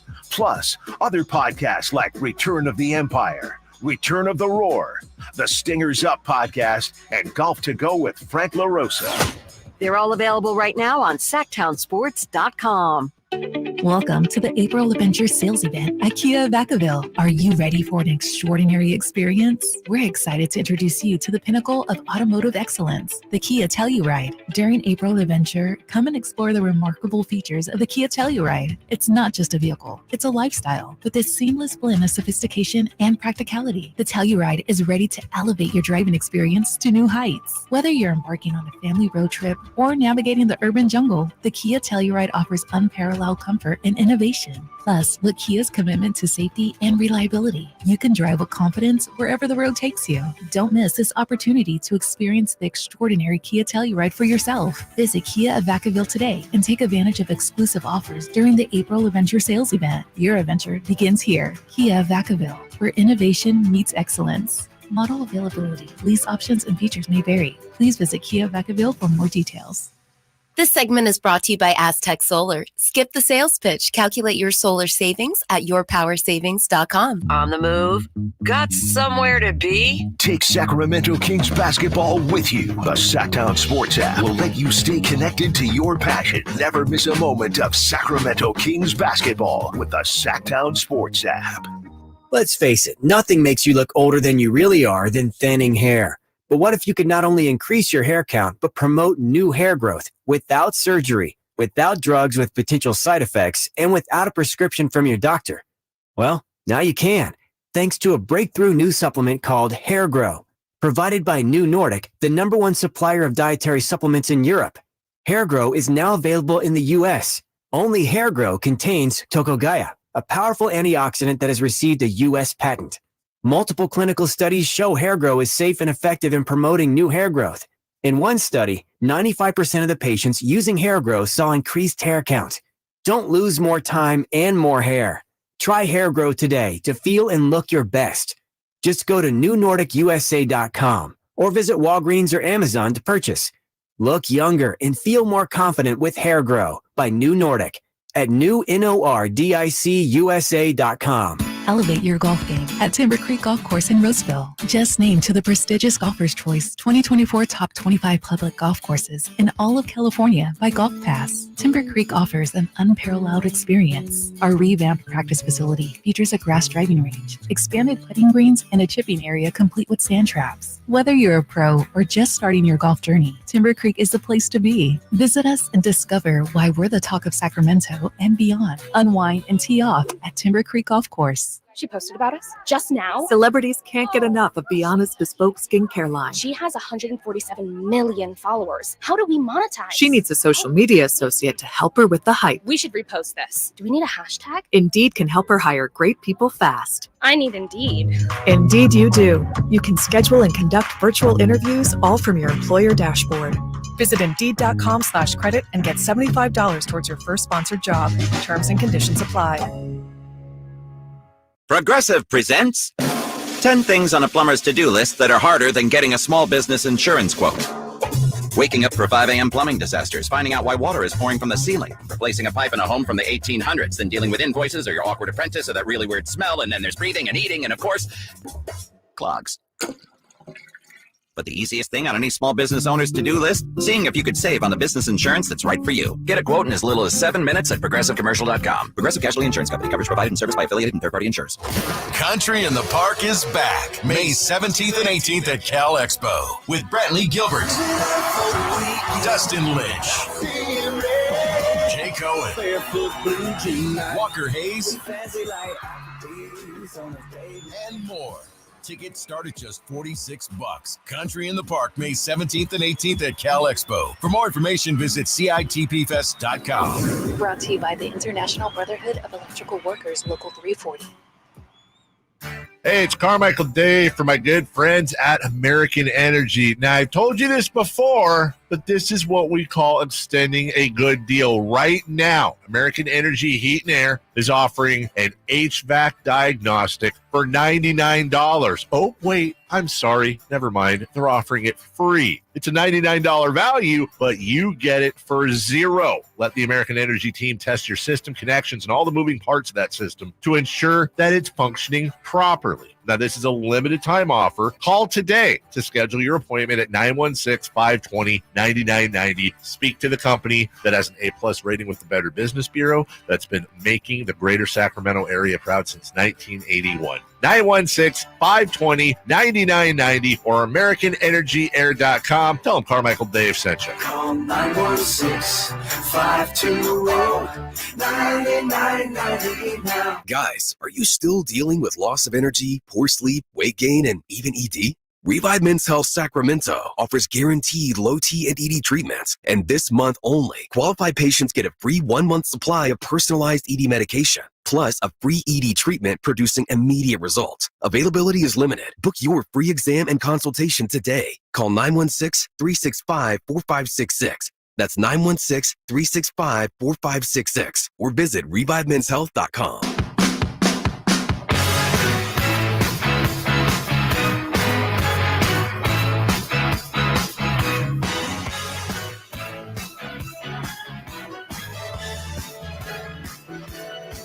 Your flagship station for the Beam Team, Sactown Sports. I don't know why, but this music reminds me of the Round Ball Rock. You know, da-na-na-na-na-na-na. Mhm. You seen the commercial with Kevin Hart where he's dancing to it? Well, like I have. Yeah, I know you. Playoffs, like you're not- before playoffs it came kind out. of makes me laugh, and I know you're not. You and I had this discussion off Sure. air, I think, about Kevin Hart. It kind of makes me laugh. I know you're. It's all good. Kevin Hart's kind of past his prime with you, right? Yeah. Have you- Subtraction. Have you seen the commercial? It's for Amazon, but it's the guy and then he's got the baby and his wife's working and they show her, you know, and she's going to work and he's taking care of the kid. He's getting up in the middle of the night with the bottle. And then he also is, he starts ordering espresso and machines and beans on Amazon and then he's awake. No, I haven't seen that And one. then at the end, she gives him that look and it's like, oh, okay. That's a good commercial. Okay. Yeah. It's kind of like the reverse. Yeah. Yeah. Yeah. This personal. You don't have to answer this. Is the wife into like the Amazon, the shopping, and all that type of stuff? Yours? She was some, but Okay. she was like, I have to give her credit. because when everyone really started doing that, Sheena was like, they could get your ID. And I was like, that's really safe. Don't worry about it, And now, obviously, that happens all the time. But she was really reluctant. And now she does that all the time. But I have to give her credit. She's like, they could get all your information on here. It's like, no, that'll never happen. It happens all the time. Yes, it does. So she's the Monty McNair of Amazon buying. I think so. She's disciplined. Yeah, except when it comes to getting things for the the grandchild. Oh, no. Oh, okay. Now the wallets are popping open. Yeah, absolutely. Absolutely. 339-1140, 1-800-920-1140. Having some frank conversations about the Kings. And we're going to be doing this all summer long, hopefully. From the 707, I think we need more fire, charisma on the floor. What are you guys' thoughts on adding Cole Anthony?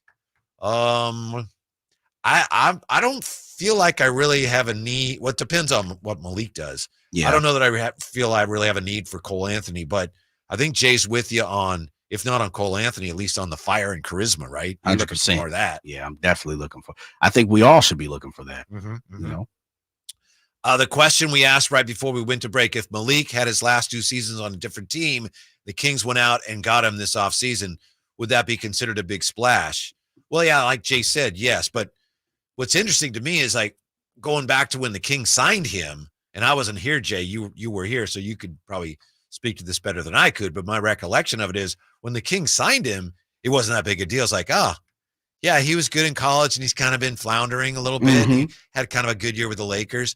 The Kings had no idea he was going to be this good for 2 years. No, he was the diamond in the rough. Yeah. Yeah, he was definitely, Malik has said this. He said this to you a few times.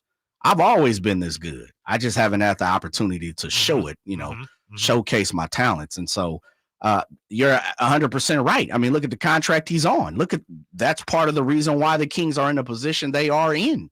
I want to say they took a chance because Malik is an NBA caliber ball player, but I don't think anyone knew Malik Monk was going to be, should have been the 6th man of the year. Definitely could have been one last year. Definitely has taken his point, taken his talents to another level than anybody. Well, let me say this. I think what we see Malik, who he is today, is what Charlotte thought he was gonna be, right? Yes. Obviously that's why they draft him in the lottery. And so I think he is now matured and taking his game to another step. And, to say what he says, maybe the Kings are the first team to let him do, be him, showcase who he is. At this moment, Malik Monk being, in my opinion, the 6th man of the year. Now I know officially he didn't get it. If you can take the 6th man of the year and add that to any roster, I think that's a splash. Yeah. That basically means you're the best bench player in the league. Yeah. So that's a splash in this league at this point. Yes. I have to think that when the Kings signed him, maybe they had the discussions like, well, wait, if we sign him for 2 years and he's great, then, we won't be able to re-sign him. The thought probably was that would be a terrific problem to have. If we sign this guy and he has 2 great years, we'll take that and we'll deal with it on the other end. And that's, of course, exactly what happened. Yeah, we're staring at now in the face. Let's talk to Ken here on Sactown Sports. Hey, Ken, you're on the Drive, guys. What's up? Ken? Oh, hello, Ken. You guys are having a very interesting conversation, but a couple of things that come to mind. Yes, Ken. Is I think that Malik Monk, like other players, has got to find the right situation to be in to show his talent. If he goes to somebody, for instance, he says he's always been this good, but it also depends on how somebody's going to use him. If you're going to be the number 2 or number 1 scorer on somebody's team, they're going to guard you a little bit differently. Defenses are going to play defense against you a little differently. It's a little bit different if you're a 6th man coming off the bench because mostly they do not put a game plan in place to stop anybody's 6th man. So that's going to be something that he's going to have to take into account. But the other thing I want to talk about is this. If you take a look at the Western Conference, Phoenix is old. The Lakers are old. Golden State is old. The Clippers are old. The Suns are old. Oklahoma City, the Minnesota, Pelicans, yeah, Minnesota, and next year when the Grizzlies get Ja Morant back, all those teams are young. Every single one of those teams have won a playoff series. So the one thing that you do as a young team is you learn about winning once you're in the playoffs. All these teams have won. They know that. This should have been the step that the Kings have taken. They haven't. They've taken a step back, and their contemporaries around them have all grown up. It's almost like they went to the next grade, and you got held behind 1 year because you got to work on your game. And next year, when they step up, that's who they got to beat. You don't got to worry about Golden State and Phoenix and the Lakers or those teams no more. Those old teams are fading out. These new teams, though, are young. They've won, and they understand what it is to win now. And nothing teaches you didn't learn from this. So it's going to be that much more tougher to get to the top of the Western Conference because you're going to be going against teams that have now gained the experience and the confidence, and they're just as young as you are. So you're not going to be able to bully them. You're not going to be able to do anything except for go in there with a game plan and play against them and beat them. This year would have been perfect for the Kings because against the top-tier teams in the league, they had a winning record. I would have loved to see them against Oklahoma City. I would have loved to have seen them playing against Minnesota. But they didn't do that. They blew the opportunity, and now it's going to be infinitely tougher because those teams are going to have more confidence. They're going to know how to win, and they're not backing down. If they don't take a step back, the Kings are really, really going to have to make the right move to be competitive in the West. Thank you, Ken. Appreciate it as always. That's why they call him the professor. Yeah, I think it's a great call. I think Ken is spot on, and he's he preaching. As you said, he, on top of that, he educating. He lays some people tennis shoes. The professor. Yes, absolutely. Yes. Fred joins us on Sactown Sports. Hello, Fred. Guys, love the show. Thank you. Yeah, I just want to say, I loved your perspective on that previous segment about effort.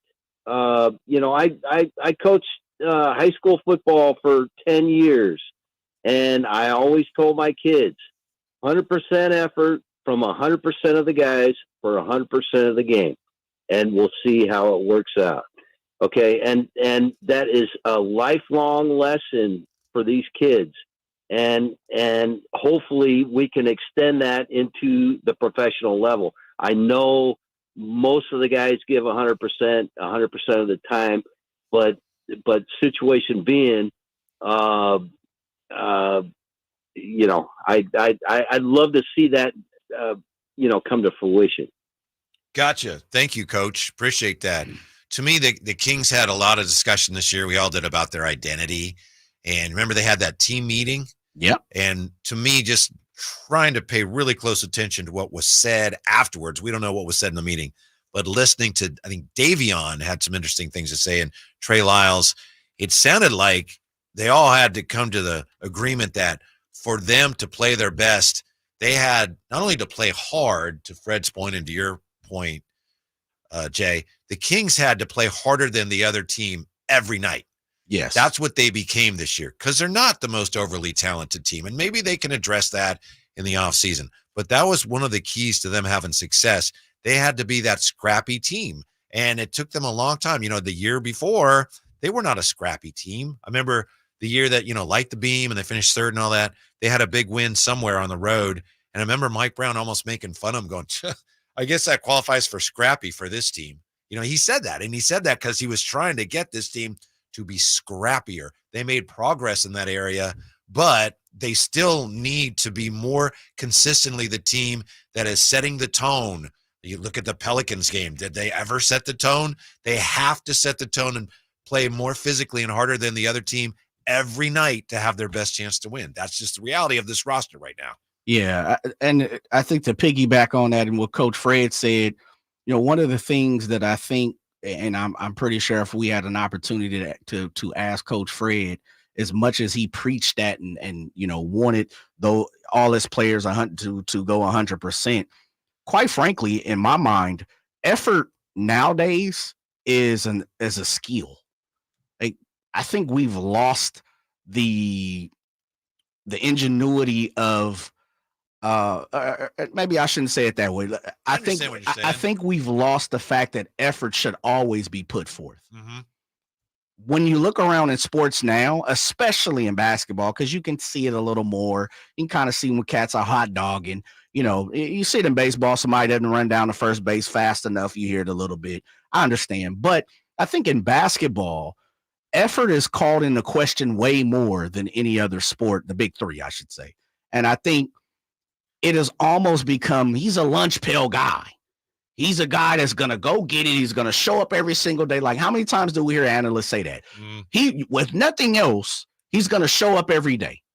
Then on the vice versa, and we just saw this with the NFL draft, what do we hear on the opposite side? Sometimes he doesn't always go 100%.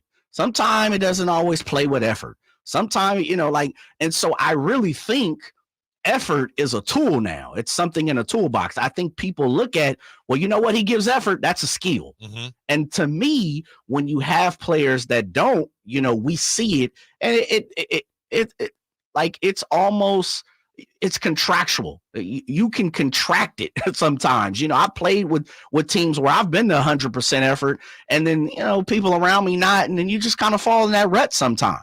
Don't you think it's a thing where, for the most part, your best player has to set the tone? Like we're talking about Brunson on the Knicks, setting that tone. Most of the time, the way I play, yes. So you're all going to play this way. Yeah, most of the time, I would agree. I think and I think you can have like Malik Monk is our spirit animal. Malik Monk is our, and he's said it like I'm the vocal guy. Yeah.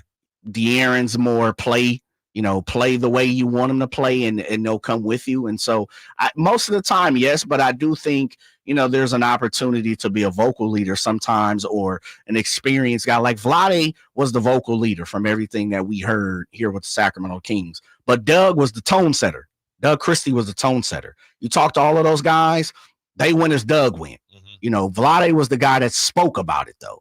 And so I think you can be one of the two, but I do agree that most of the time, that guy who runs your locker room is the star and the leader. Yeah. So Vlade spoke the tone, but Doug Christie set the it. tone. That's right. Yeah. Coming up, we still have 3 off-the-radar trade targets for you for the Kings. Drive Guys rolling on. Gary Gerald coming up 4:30 as well on Sactown Sports. You never know what you might hear when listening to a Sacramento Kings game. Out of Keegan, going for another triple. Man, is he feeling it. Keegan, can he do it? Yes, there's number 11, Keegan Murray. Keegan steps back. He just knocked down his 12th three-pointer, a Kings franchise record. He's got 45 points. Never miss a moment of Sacramento Kings basketball with Sactown Sports and the Sactown Sports app. Hey, movie fans, the Esquire IMAX Theater in downtown Sacramento is now serving adult beverages. Playing this week, The Fall Guy, the IMAX experience. Tom Ryder, the biggest action star on the planet, is missing. You need to bring him back. Treat yourself to a refreshing action movie filled with laughs and chemistry starring Ryan Gosling and Emily Blunt on the Esquire IMAX 6-story screen. Getting tickets is easy. Visit IMAX.com/Sacramento and reserve your seat today. And don't miss The Fall Guy, this week at the Esquire IMAX Theater in downtown Sacramento. Thinking of remodeling your home? Say goodbye to endless internet searches and visit Subcontractors United. Find a list of 3 pre-qualified and licensed contractors in each home service category. From cabinets to landscapers and everything in between, Subcontractors United makes finding qualified contractors free and easy, with no accounts to set up. Visit subcontractorsunited.com and experience the joy of stress-free home improvement. Save time and money at subcontractorsunited.com. The Arnold Law Firm has seen how an injury can turn anyone's life upside down. Whether it's a slip and fall, a car accident, or any other kind of injury. For almost 50 years, the Arnold Law Firm has been here to help you through the entire process to protect you and your family. If you are ever injured or in an accident, call the Arnold Law Firm. The Arnold Law Firm, providing real justice for you since 1975. Call 916-777-7777. That's 916-777-7777.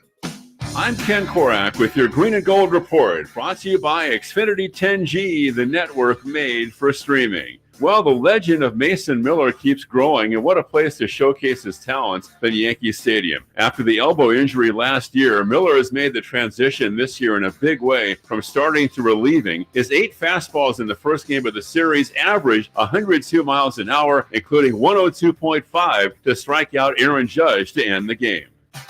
Want more speed? Well, Xfinity just increased their internet speeds, and they're faster than ever. It's time to get more out of your internet with faster speeds from Xfinity. Now through June 21st, get 150 megabit Xfinity internet for only $19.99 a month for 12 months with a 1-year contract. That's double the speed for the same great price. Click, call, or visit a store today. Requires paperless billing and auto pay with stored bank account. Restrictions apply. Equipment, taxes, and other charges extra. After promo, regular rates apply. Actual speeds vary.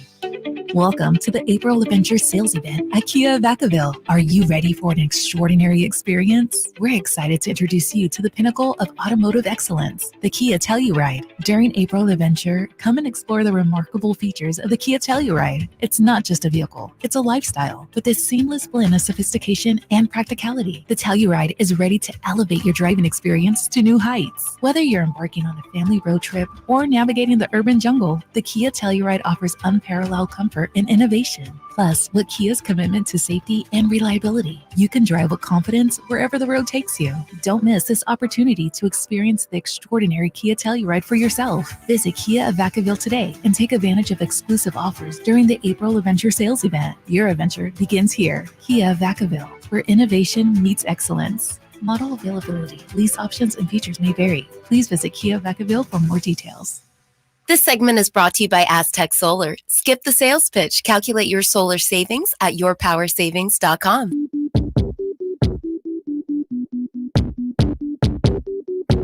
The Drive Guys powering your afternoons Monday through Friday on Sactown Sports. Here's a great question on the text line. We have an answer. It's Whitey and Jay today. Drape's back with us tomorrow from the 916 afternoon. At the end of the game, Lakers won a challenge. Why did they lose a timeout? Yeah, last night against the Nuggets in the game in which the Lakers were ultimately eliminated. They did not have a timeout after Jamal Murray's event, what proved to be the game-winning jump shot, even though they had just won a challenge. Well, this is just off the top of my head here, but according to NBA rule number 14, section VB, if a team utilizes its second challenge, the challenging team will not retain the timeout used to initiate its second challenge, even if the challenge is successful. So that's why the Lakers had to play the final 3 minutes of regulation in a tight must-win game with no timeouts because they went ahead and challenged that foul. And, well, I think they won the challenge and they gained possession, but then they did not have a timeout at the end of that game last night. And we're still, we're having a very frank conversation about the Kings and some of the issues they're facing. But that's against the backdrop, Jay, of celebrating the end of the Lakers season. No more Lakers. I'm always ready to celebrate that. Matter of fact, where's the party poppers? I'm not the biggest cake person, but I'll take a slice of cake on the Lakers' demise. Sign me up. Where can we do that? No more Lakers, no more Warriors. And yeah, as you may have heard, and we mentioned this earlier, no LeBron, no Steph, no KD in the second round of the playoffs for the first time since 2005. Man, that's a long time. So we got a brother. changing of the guard, as we discussed yesterday, going on in the NBA.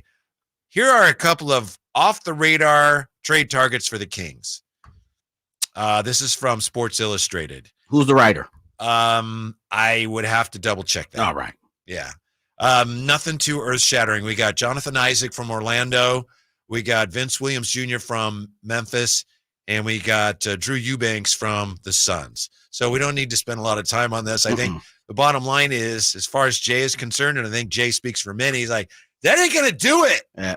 I don't need under-the-radar acquisitions. I need on-the-radar, big-time blip acquisitions. Matter of fact, the MIGs are coming in, right? And what that used to say on the old movies or whatever. Yeah. Yeah, I'm not 100% what that always meant.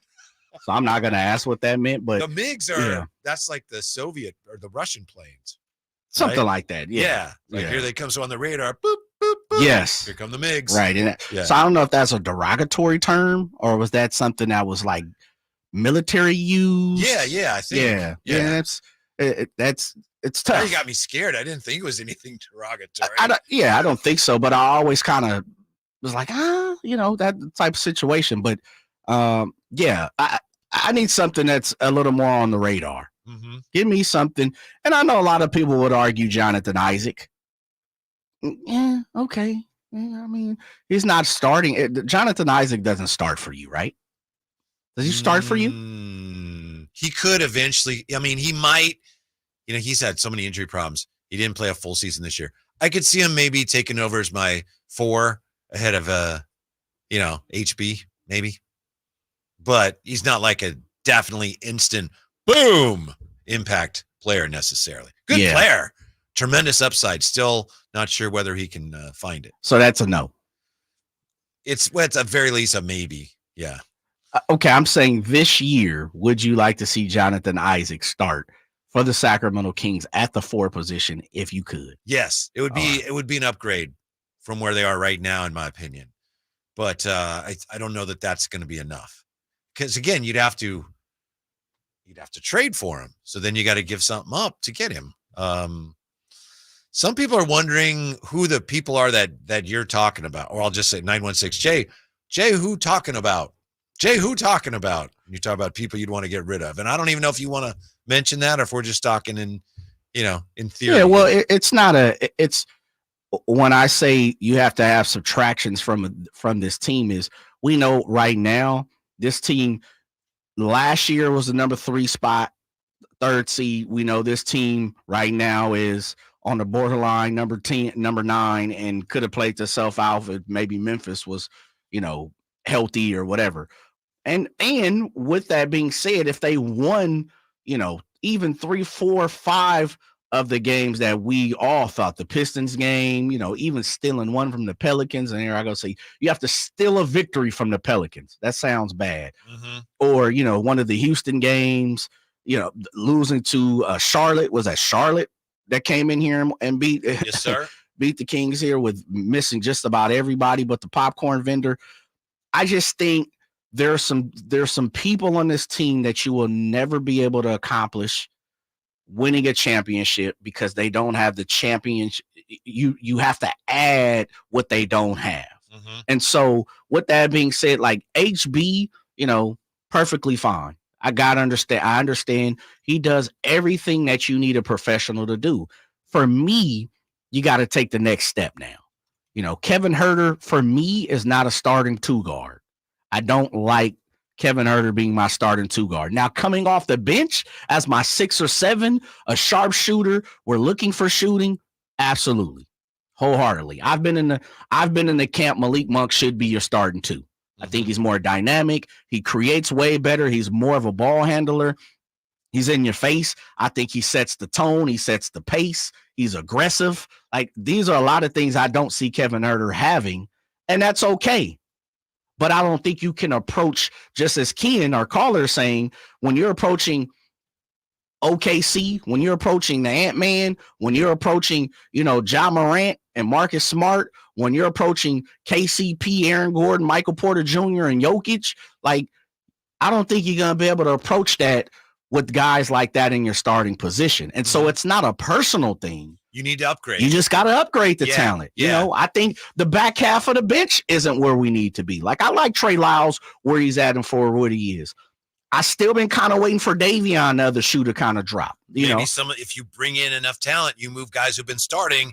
If they push them to the bench, all of a sudden my team's better. Absolutely. And just to clarify, Jonathan Isaac, I would definitely take him. He's been hurt a lot, but he's 26. He shot the 3-ball well last year. He played 58 games.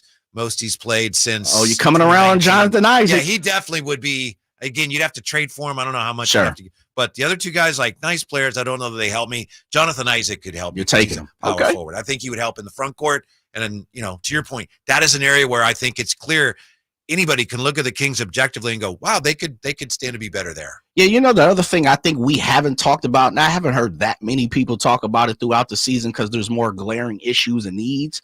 I truly think the Kings need a little more rim protection too. Like, they don't have that. There's very few rim. Like, how many times do you see? Give you a little bit of that. Absolutely. Yeah. Absolutely. Mm-hmm. When we come right back, don't forget, we got the G-Man, bottom of the hour, and next, he once said Mike Brown was the perfect fit for the Kings, and now could he be the perfect fit for Mike Brown and the Kings? Next with the Drive Guys, Sactown Sports. What's the missing piece for the 49ers? Which names will they add during free agency? Whether it's in season or off season, the coverage never stops. Get the latest 49ers news on Sactown Sports at SactownSports.com. I didn't ask to be thrown in the streets with nowhere to go. I didn't think I'd survive. But I did ask for help, and Covenant House was there for me. 1 in 10 young adults will experience a form of homelessness this year. For these kids who didn't ask to be put in this unthinkable situation, Covenant House is there. Covenant House helped me break the cycle of homelessness in my family. They gave me the love that I needed. Over 2,000 young people will sleep safely in a Covenant House bed tonight. When youth who are experiencing homelessness have a hot meal, a safe place to sleep, medical care, and love, they can overcome heartbreaking challenges and have a brighter future. They just really genuinely just wanted to help me succeed, and I'm succeeding. I'm a speaker, I'm an author. Covenant House really helped me and really helped mold me into the woman I am today. If you or someone you love is asking for help, go to safeplacetosleep.org today. Kevin Lewis with National Garage Door, reminding you that in Sacramento, National Garage Door is the king of garage doors. We service, sell, and install garage doors and openers. Call us today for your basketball special. A new 16x7 Rainer garage door with insulation and a belt drive opener for only $24.49 installed. Give us a call today, 916-638-4554. 638-4554 National Garage Door. Were you recently in a car accident? Don't let the insurance companies push you around. Turn to the experts at Gonzalez Law. Our team specializes in car accident cases, wrongful termination, and criminal defense, fighting tirelessly to get you the compensation and justice you deserve. With years of experience and a track record of success, we don't settle for less, and neither should you. Visit saclegaldefense.com or call 916-304-9187 for a free consultation. Gonzalez Law, your advocate in the fight for justice. The NBA playoffs are here, and we all know playoff mode is a thing. Listen to the evidence. Playoff crowds are going wild. Playoff players are lighting up the court. Even your speakers are in playoff mode. Okay, we'll take it down a notch, but just a notch, because this is the turn it up to 11 NBA playoffs. Playoff mode is clearly a thing. The NBA playoffs presented by Google Pixel continue on ABC, ESPN, TNT, and NBA TV. This is Kenny and Jerry from Bell Brothers Plumbing, Heating, and Air. Everyone knows that a group of fish is called a school, but did you know a group of giraffes is called a tower? Or how about a murder of crows, a quiver of cobras, a shadow of jaguars, a shiver of sharks, or a zeal of zebras? Wild, huh? So what do you call a group of Bell Brothers plumbers? They don't fit into any of the traditional plumber stereotypes. They're clean and well-dressed. They're on time and courteous. They're well-trained and friendly. They're exactly the kind of people you'd be comfortable and confident to invite into your home. That's why we proudly call them our family of plumbers. If you need a drain cleared or any other plumbing service, we'll send one of the family right over to help you out. Call Bell Brothers at 916-444-1234, or you can find us online at thenosurpriseguys.com. The No Surprise Guys, Bell Brothers. Power Business Technology is proud to be 100% independent, locally owned and managed Toshiba copier dealer. Local ownership cuts out the red tape, allowing ourselves to never be too busy to personally answer the call when our clients need us. Recognized for excellence in service execution, training, and customer service, we're proud to be named a 2022 Toshiba ProMasters Elite Dealer. Contact us today for all of your business printing needs at 844-POWER-BZ. That's 844-769-3729, or visit us at PowerCopier.com. Twin Peaks is the best in the game.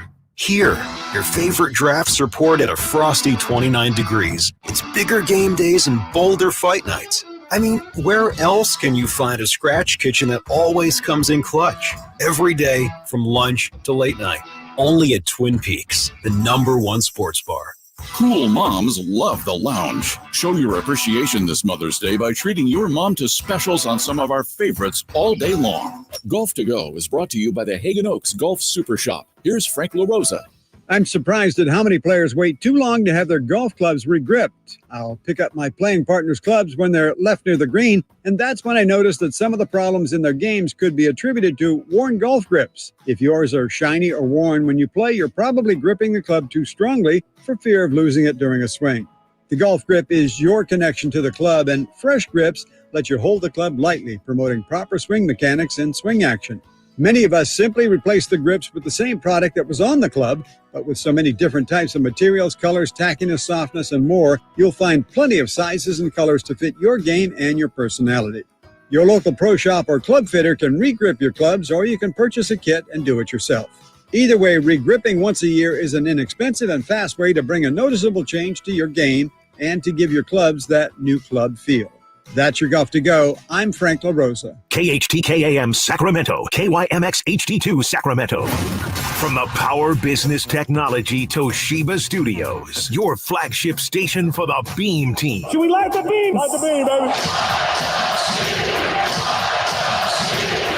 Sactown Sports.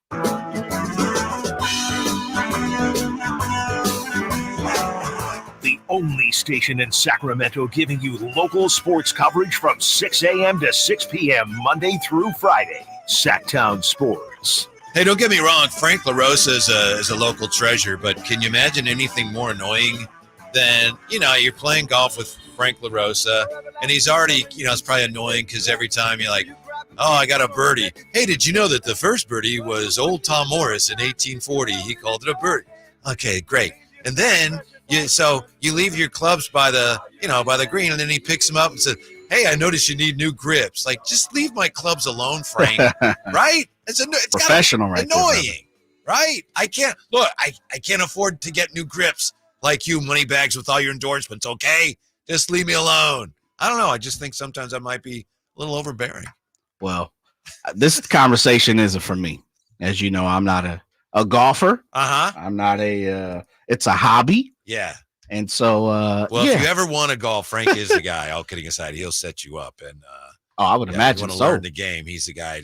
Just tell him, Frank, this is great. Thanks. Just don't talk while we're playing. All right. I don't want to hear about my grips. Don't critique. I don't want to hear about, your grandfather's furniture. I just want to play golf. Have you played with Frank? It sounds like you might have gotten around in there with Frank. I have played a couple. Okay. He's actually the opposite of what I'm saying. Oh, okay. Yeah. You just hating right now. He's a wonderful fellow. Oh, okay. Yeah, between you and me. You know who else is a wonderful fellow?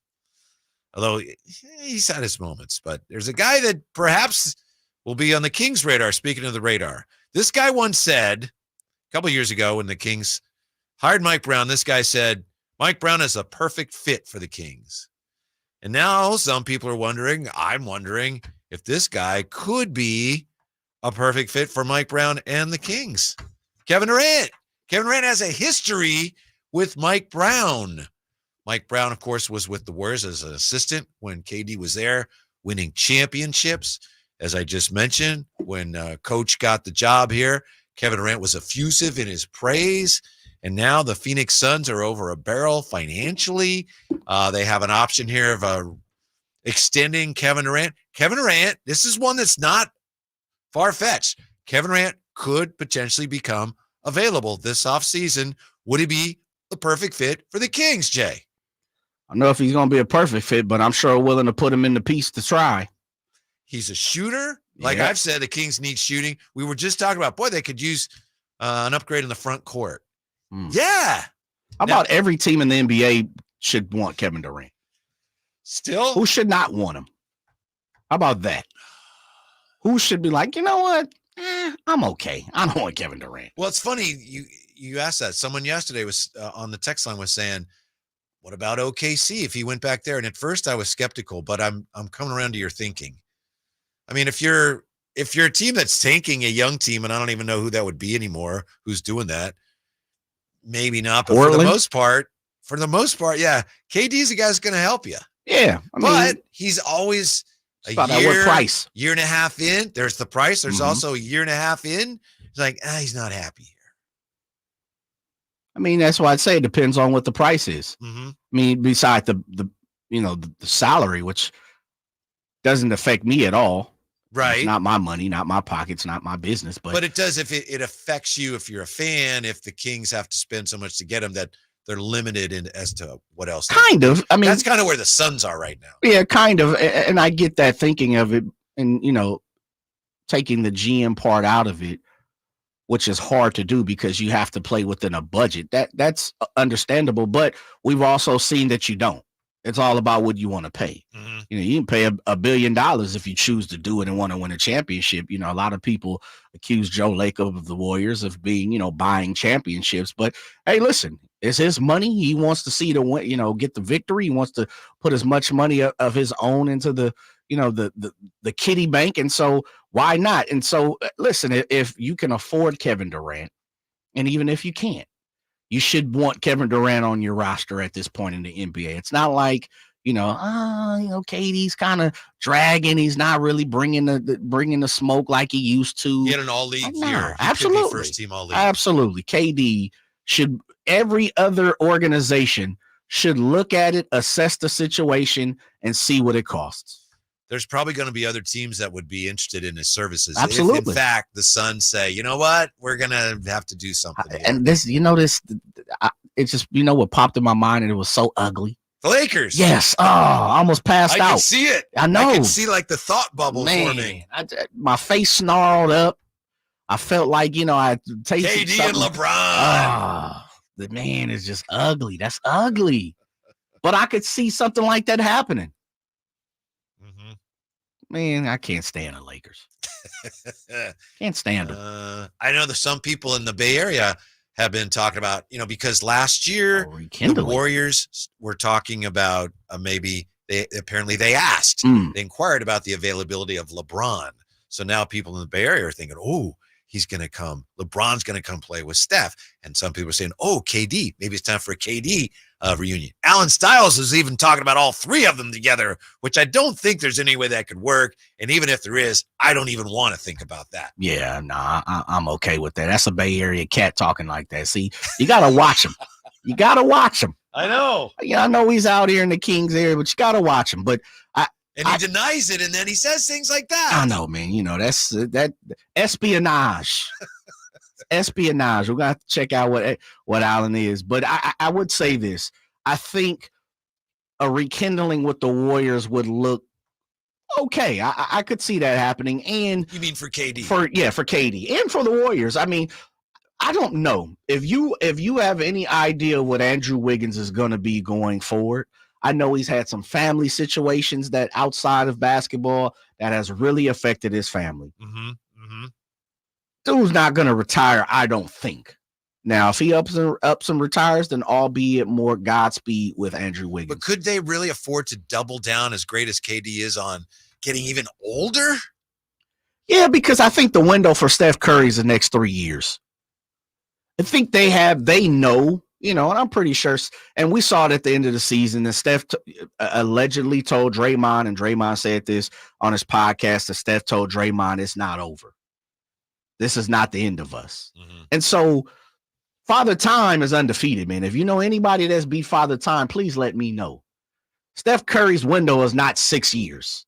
If you believe it's 5, I can listen to you because he's a shooter. He's also small. If you're telling me 3, championship, probably so. Now, if you put a couple of people around him, yeah, absolutely. I'm with it. If you put a KD there for the next 2 years with Steph, okay, Kuminga. You got some, Moody, who they don't play against the Kings. I know. We talked earlier about how much it cost for the Suns to get Durant from the Nets. Would you, if you're the Kings, would you pay anything close to that? No. To get him from the Suns? No, absolutely not. Because it's going to cost a lot. Maybe not that much, but. Okay, who's Mikal Bridges? Keegan? Yep. Okay, who's Cam Johnson? Vezenkov. All right. Now we got to give you 4 number ones? Yeah. Stop it. How many would you give up? Stop it. For KD? Yeah. Yeah, you 2. 2 and Vezenkov and Keegan? I'm probably not parting with Keegan, which probably doesn't give me KD. But I mean, listen. Yeah, probably. Yeah, you get 2. I'd start at 2, Kevin Huerter and HB. Now where we got to go. Don't you think also, not to dodge your question, but given what we just said, other teams want him too. Sure. It's not like you're going to lowball anybody because other teams you're going to be trying to outbid teams for him. Very true. And that's why I think, getting the ilk of a person like KD or getting the ilk of someone like a Brandon Ingram, as much as we hear some of these reports like, there's some things being disruptive and all that's all and fine and dandy, but you still got to come with the paper. Your check still got to clear, so all that getting KD and Brandon Ingram for 2 number ones and a Keegan, that's probably not going to work. Yeah. Jay just mentioned Brandon Ingram. Tell you why some Kings fans are looking at that possibility with renewed enthusiasm today when we come right back. Drive, guys. Sactown Sports. Subscribe to Sactown Sports on YouTube and watch the Carmichael Dave Show with Jason Ross, Stiles and Watkins, and the Drive Guys. Live Monday through Friday from 6 to 6. Plus view archive shows and exclusive content. Subscribe at youtube.com/Sactown Sports. Okay, guys, we got to put our trays up for takeoff. Where's Dad? Oh, he's in the back. We could only get 3 seats together. Daddy has my pillow. We'll get it later. Can you not put your feet up, please? Why aren't we going? We must be in line for takeoff. Like security? Well, that was a different line. I have to go. We just sat down. But I have to go. The seatbelt sign's on. Why aren't we moving? Hey, no kicking. We're just 15th in line for takeoff. Son of a... Don't go there. Go on a real vacation. Go RVing. Learn more at GoRVing.com. Flo here from Progressive to tell you how you get more than great savings with us. You get customer service access through our mobile app, online chat, or by phone. That's a lot of ways I can get in touch with you. I see what's going on here. You can't name favorites, but I'm your #1 customer. Actually, we offer all our customers these ways to contact us. I'm sure you give just any customer your personal company contact info. Well, you did call us more than any other customer this year. So in that sense, you are our #1 customer. Get help from Progressive through the website, app, chat, or phone. Progressive Casualty Insurance Company and Affiliates.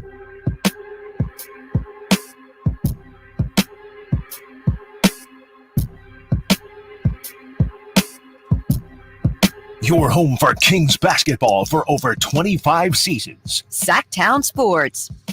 Our series of exit interviews with members of Kings Media continues. Bottom of the hour, the great Gary Gerald will join us. And just so you know, we've been talking a lot about this guy and that guy, and we're going to continue to do so here. But just so you know, when Gary Gerald comes on, he, being an employee of an NBA team, he is absolutely prohibited from talking about any players who are with another team. So we absolutely he cannot discuss that with us. So just so you know, we're not going to bring up any of that with Gary because he's not allowed to discuss any of that. He might not want to discuss it anyway, but just so you know, we can't talk to him about it. I'm going to ask the G-Man about playing with Frank, and does he do the things that you just alluded to that Frank does on the court? He plays with Frank a lot. He does. I'm going to ask him. I know that. And the Marshman too, I think. Oh, Marsh part of that pack, that trio, huh? Yeah. Okay. I think Frank asked me to play with them once, and I couldn't. Second time, I couldn't again, and it's like, that's it. Well, that's the thing. Yeah. You know how it goes. How many times you going to deny the situation? I do. You got to go. I do. You either part of this forward pack or you left out. I had good reasons, but it's like, okay, then you're not playing. All right, I get it. And you haven't been invited in a long time? I haven't, but I wouldn't be able to play anyway. Oh, okay. It's okay. But we were just talking about Brandon Ingram. Again, we can talk about it. G-Man can't talk about that. Who knows if there's anything to it. But here's why today, people, not just Kings fans, but fans around the league, are wondering about the availability of perhaps Brandon Ingram. This was David Griffin today, the Pelicans executive, during the Pelicans exit interviews. Really interesting. He said, quote, "In the past, we've always erred on the side of continuity. And our takeaway has always been, let's see this group healthy." Again, this is David Griffin talking about the Pelicans. I think we've seen it enough.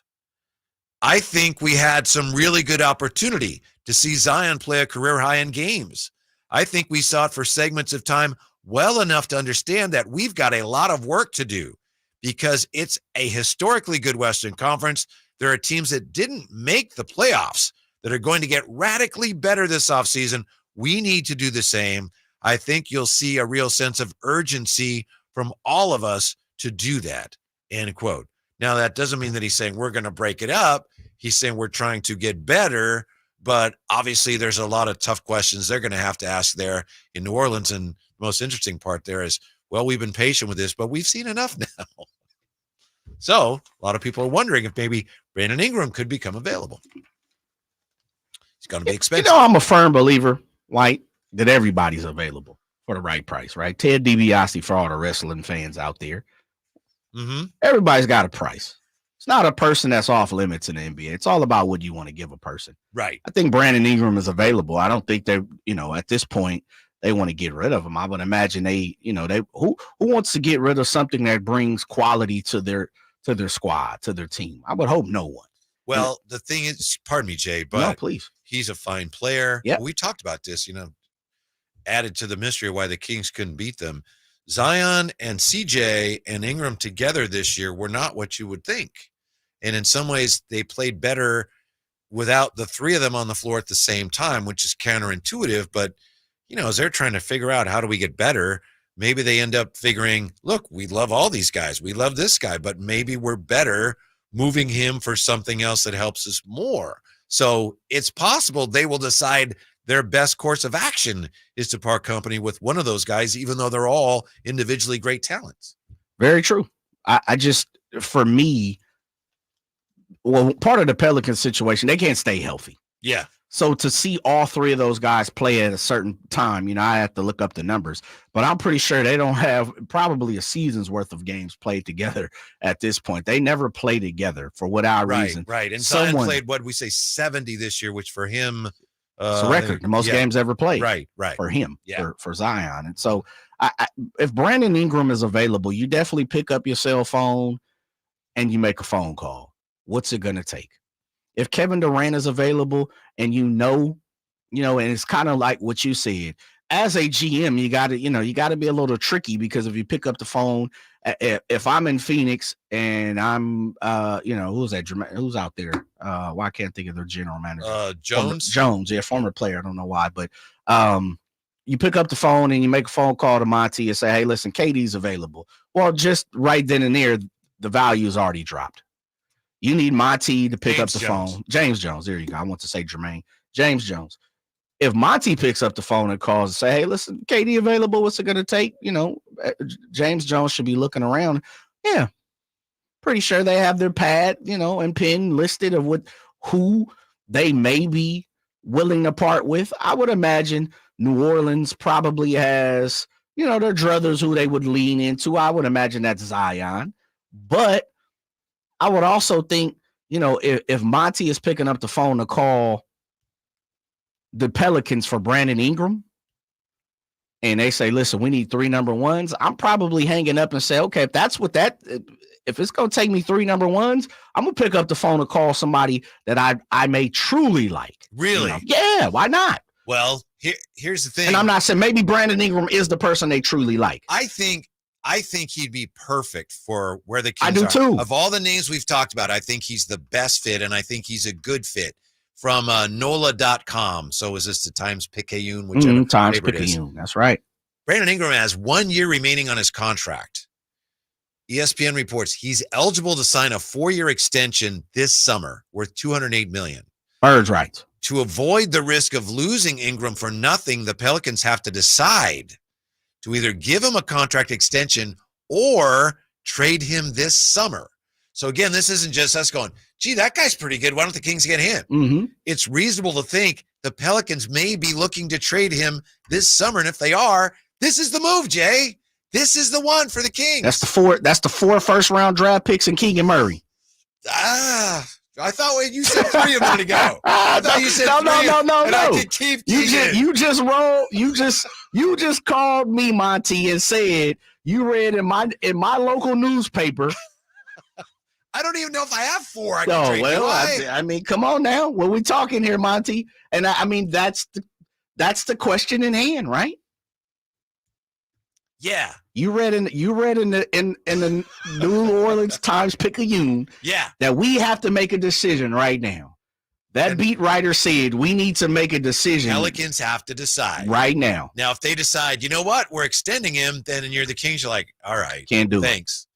But if they don't, then I think that's the one you got to do. Then I'm looking for 4 number ones and Keegan Murray. I don't have 4 number. I really don't know that. I thought they had 3. 3. They have 3. Yeah. I know, that's the point. That's my whole point of this is. One of them's the one this year that no one cares. I don't want it. 3 number ones and Keegan Murray. You doing it? Boy, I might. That's this year, 27 and 31, I believe, is what they can spend. If I can do Keegan. that and somehow hold on to Keegan. No. No, I'm just saying. Mr. Mike McNair. Okay. I'm talking to myself.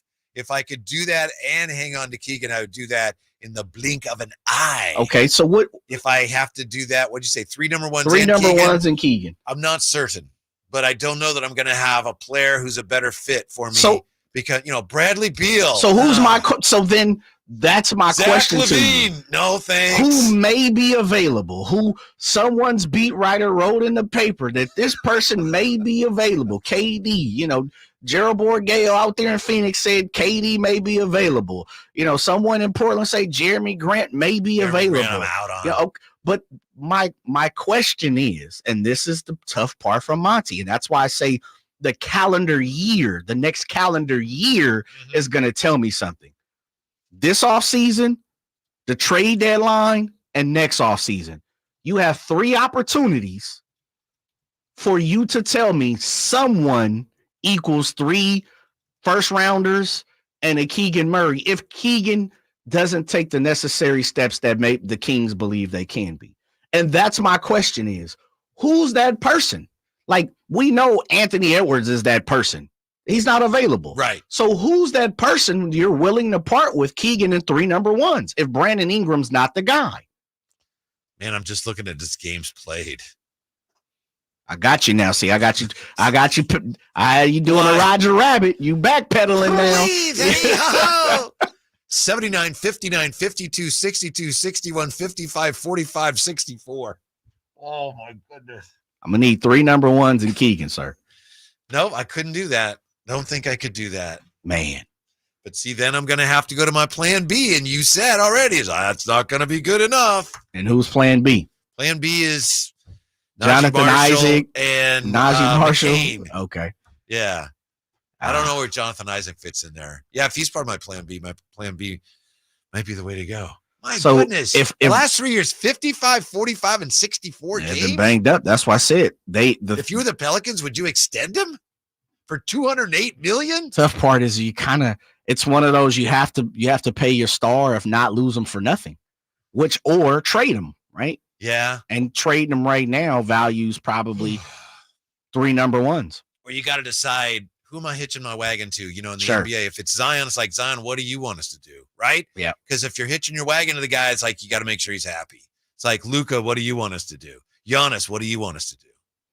It's tough to be a general manager. There's a lot of people out here who, making trade, ESPN draft trades and all that type of stuff in the trade machine. That's all fine and dandy. It's not taking emotion, feelings, business, family, money. Like, I know. There's a lot of things you have to take into consideration. I'm a little beaten down right now, frankly, because I thought I found it. And then I looked at it more and I thought, no, that's not it. Uh-oh. I don't know if it's there. Dang. All I know is that Gary Gerald joins us next. Drive Guys on Sactown Sports. Our first year as the radio home of the San Francisco 49ers is one we will never forget. And Logan Ryan picks him up. Looks like they're playing man. LaPorte is over there as well. It's 5 out. It's empty on 4th down. Goff back. Not going to get out to his right, being chased, throws, and it is incomplete. The 49ers take over on 4th down again. Congratulations to the 49ers on a terrific year. And thank you for so many wonderful memories. Now your ideas don't have to wait. Now they have everything they need to come to life. Dell Technologies and Intel are creating technology that loves ideas, loves expanding your business, evolving your passions. We push what technology can do, so great ideas can happen right now. Find out how to bring your ideas to life at Dell.com. Welcome to Now. Without the ones like you, who work tirelessly to keep things running, everything would suddenly stop. Hospitals, factories, schools, and power plants, they all depend on you. No matter the weather, emergency, or time of day, you're the ones who get it done. At Grainger, we're here for you with professional-grade industrial supplies. Count on real-time product availability and fast delivery. Call, click Grainger.com, or just stop by. Grainger, for the ones who get it done. Capital Casino has been serving the greater Sacramento area in the same convenient downtown location for over 20 years, with plenty of close-by, well-lit parking monitored by security staff and offering the most variety of table games in the region in a safe and friendly environment. Best food, best service, and the best action. That's Capital Casino. For more information on tournaments and gaming, check out their website at capital-casino.com. And please remember to gamble responsibly. 1-800-GAMBLER. Across Sacramento, air conditioners are firing up, and with them, power bills are going through the roof. Are you ready for your utility bill to soar even higher next month? Since 1980, Aztec Solar has helped thousands of homeowners save money because going solar is like getting an extra paycheck every month. We call it the Aztec Paycheck. How big of a paycheck? Find out at yourpowersavings.com. Visit yourpowersavings.com and Aztec Solar will text you how much money you'll save every month. Find out how much you'll save now at yourpowersavings.com. It's fast, easy, and reliable. Stop paying the power company and start paying yourself. Looking for a deal? Here's a timely offer from Aztec Solar. You can own a solar electric system for just $99.95. Cash price after incentives. Don't waste another dollar. Visit yourpowersavings.com and keep your money where it belongs, in your pocket. Aztec Solar. Solar and only solar since 1980. My part-time service in the Army National Guard makes it possible for me to be more for the community I call home. My training helps me at work when I lead by example. My service in the Army National Guard allows me to keep my community and those I care about safe from threats. Learn more about how you too can live and serve part-time close to home by visiting nationalguard.com. Sponsored by the California Army National Guard. Aired by the California Broadcasters Association and this station. I'm Ken Korak with your Green and Gold Report, brought to you by Xfinity 10G, the network made for streaming. Well, the legend of Mason Miller keeps growing, and what a place to showcase his talents than Yankee Stadium. After the elbow injury last year, Miller has made the transition this year in a big way from starting to relieving. His 8 fastballs in the first game of the series averaged 102 miles an hour, including 102.5 to strike out Aaron Judge to end the game. Want more speed? Well, Xfinity just increased their internet speeds, and they're faster than ever. It's time to get more out of your internet with faster speeds from Xfinity. Now through June 21st, get 150 megabit Xfinity internet for only $19.99 a month for 12 months with a 1-year contract. That's double the speed for the same great price. Click, call, or visit a store today. Requires paperless billing and auto-pay with stored bank account. Restrictions apply. Equipment, taxes, and other charges extra. After promo, regular rates apply. Actual speeds vary. Guys, are you still dealing with loss of energy, poor sleep, weight gain, and even ED? Revive Men's Health Sacramento offers guaranteed low T and ED treatments. And this month only, qualified patients get a free 1-month supply of personalized ED medication, plus a free ED treatment producing immediate results. Availability is limited. Book your free exam and consultation today. Call 916-365-4566. That's 916-365-4566 or visit revivemenshealth.com. Sactown Sports. Headlines.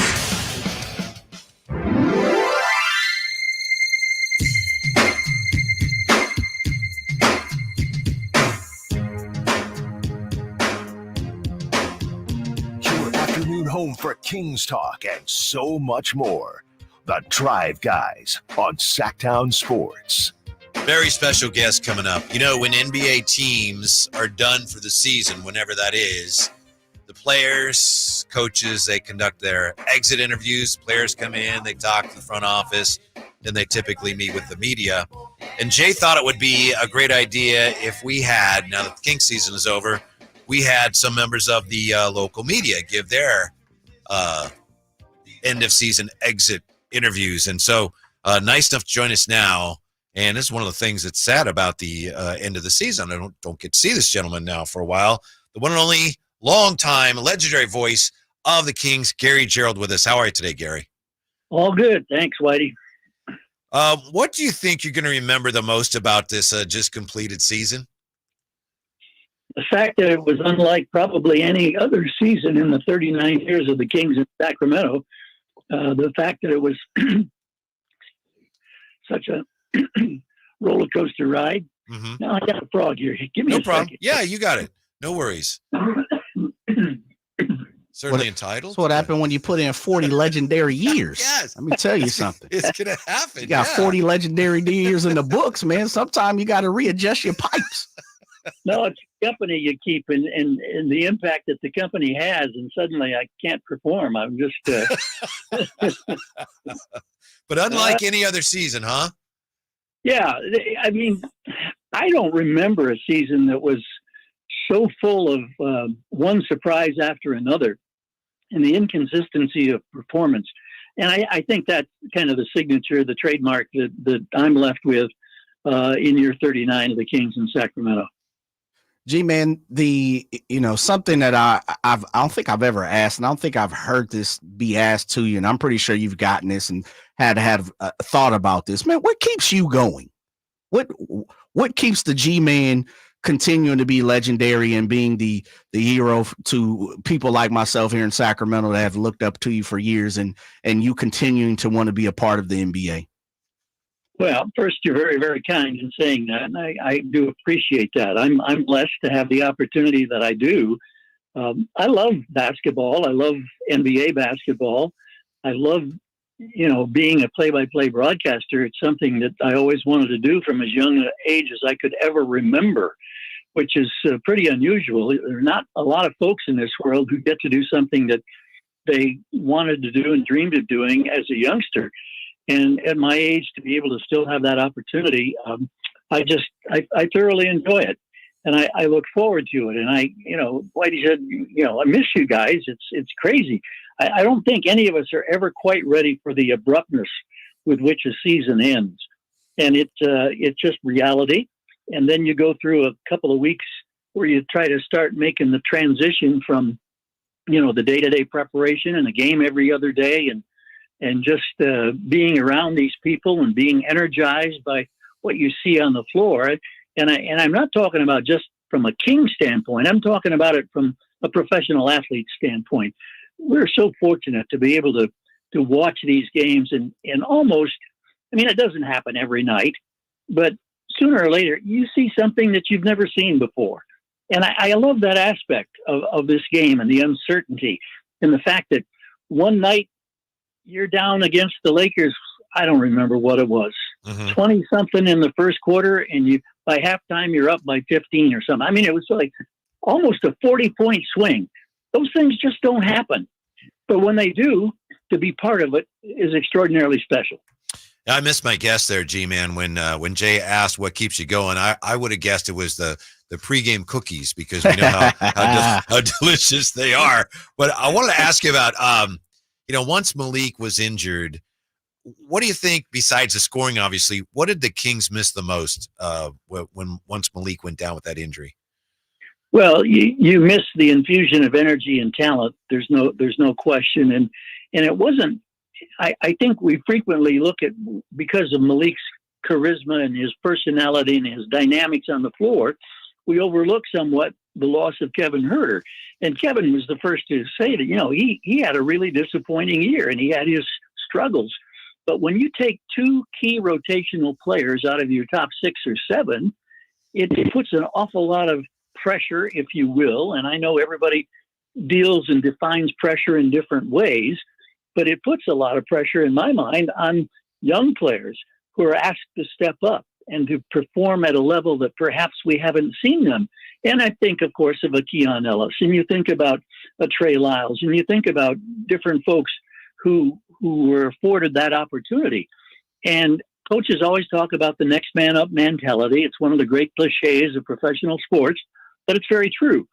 So you miss the dynamic personality of Malik Monk, along with his ability to create off the dribble. And I think that that's one of the areas where Sabonis and company, it really made life tough, because without him and a defense that had to respect Malik's ability to drive and attack the basket, they were a little more free to, clog up the middle, throw 2 and 3 defenders around Sabonis, have them dig and claw and scratch and trying to knock the ball away and force turnovers. Those are the kind of things that I think really hurt the Kings in the stretch run of the season. Joined by the legendary Gary Gerald, the G-Man, here on Sac Sports 1140. Legend, one of the things that I always admire, as someone like yourself who's been in it long enough, you get to jump around the country and talk to a lot of analysts and people who get to see a lot of basketball games. What's your take on some of the disrespect and for my job as media, we get to, I guess, partake in the conversation of the fact that Domantas Sabonis doesn't seem to be as expected as we would love it to be here in Sacramento. What's your take on just being able to intertwine with some of the best basketball heads and what they feel about Domantas Sabonis? Well, almost universally, every time you would listen to an opposing head coach or members of their staff talk about the night's game plan against the Kings, it always started with De'Aaron Fox and his speed and quickness and the strength and the dribble handoff capability the offense is built around with Domantas Sabonis.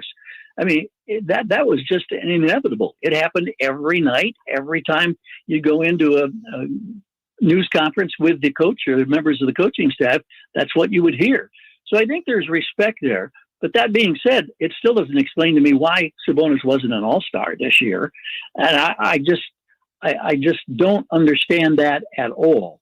Because as I have said on so many different occasions, the thing that's impressed me the most about Domantas is the fact that not only is he talented, but it's his dedication to his craft. And the fact that he plays without taking a night off, and he plays without basically taking a possession off.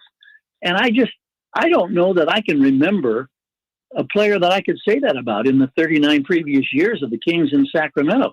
There have been a lot of good players who've come through, but almost all of them had, off nights. And that's not to say that Sabonis didn't have off nights, but in terms of effort and intensity, he's unmatched in my mind in Sacramento Kings history. G-Man, to that point, and not to dredge up more painful recollections, but I saw what you tweeted about Malik. How surprised were you that Malik came up short in the Sixth Man of the Year voting? I was really disappointed, and I was afraid that was going to happen, and I was afraid it was because of the inactivity of the last 3 weeks of the season. If you're not there, you're quickly forgotten, and people weren't seeing on a nightly basis just how dynamic his game is and how important to any King's success he was. What a great contributor. And I was afraid that was going to happen. And you could almost sense there was a little momentum shift toward Reed.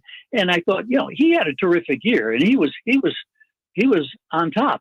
But the fact that he was starting games late in the season and putting up some of those numbers, I think that slid by some of the voters.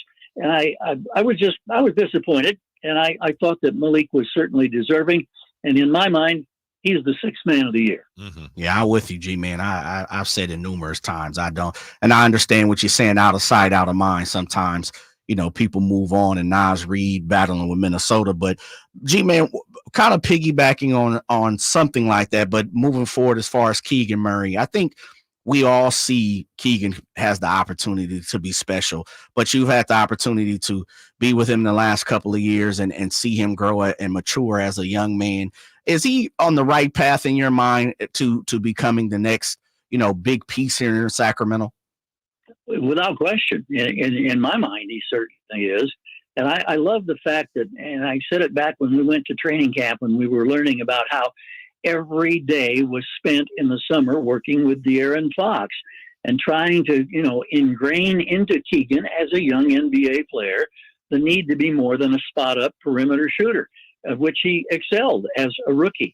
But to see him take the step this year, not only on the offensive end, but on the defensive end, and sometimes forgetting that almost on a nightly basis, he was getting the toughest defensive assignments through the first 2/3 of the season. And to see him accelerate his game, elevate his game, I just thought was so promising. We sometimes, and I try frequently to look at things in its proper perspective, or in what my mind considers the proper perspective. And you have to take a step back and you have to look at the big picture, and you realize he's 23 years old. He's still a pup in the NBA game.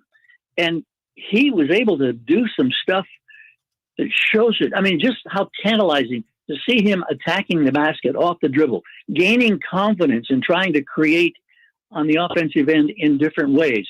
And doing that after expending so much energy on the defensive end. So I'm all in on Keegan Murray. And I know that you guys are the kings of speculation. And I can't talk about different names. Right. In the last segment. But man, I think Keegan Murray is a Sacramento King for a long time to come. Now, I could be totally wrong. I mean, if the right opportunity comes up for Monty McNair, Wes Wilcox, the front office, they explore any and all opportunities. And I've always said, they know so much more about the game than I do, and 100%. for the most part, any of us do. Leave it to them to make the decisions and then live with their decisions. Gary Gerald with us. And Gary, you may have actually had this conversation with Jerry, but Jerry Reynolds likes to point out to us that Keegan this year, while some of us maybe were expecting more, maybe he was, Keegan had a better second year in the NBA than Peja did. And Jerry says, I don't know if he's going to be as good as Peja, but he says in year 2, Keegan had a better second year than even Peja did. And so that's it's important to keep that in mind as well. Yeah, that's some real food for thought, because you look at the great career of Peja Stojakovic, and if Keegan can be in that shadow and hold his own in terms of his ongoing growth, man, that speaks volumes for the future of the Kings. G-Man, I think, and we're joined by the legendary Gary Gerald, as he doesn't need any introduction. You hear the sultry tones from the G-Man, but sultry, sultry tones. G-Man, I've always believed, honestly, G-Man could be anything. He could announce anything, and I think I would listen to it. And that's just me. And I think a lot of I would pay to Sacramento listen fans to him reading the phone book. There's no phone books anymore. Stop dating yourself. That would make it even more fun. Yeah. But as someone who has quickly become, I think, not only a fan favorite, but for me, my favorite is Keon Ellis. I truly think he is a diamond in the rough, and I'm hoping that the Kings have unearthed him, and giving him a brush across the back to shine. What's your thoughts on Keon Ellis's year from the beginning, the transition of the beginning of not getting a lot of minutes to, starting at the end? Well, again, you look at that, at the big picture, so to speak. We're talking about a guy that was undrafted coming out of Alabama. Nobody wanted him in the NBA, at least when it came to the NBA draft. And for him to earn a slot as a two-way designated player and playing with the Stockton Kings, as well as getting limited minutes for the Sacramento Kings, to see that blossom in, February, into a standard NBA contract. And then because of the injuries to Kevin Huerter, to take that starting role and perform the way he did, I think it caught all of us a little bit by surprise. I love his wingspan. I love his defensive approach to the game.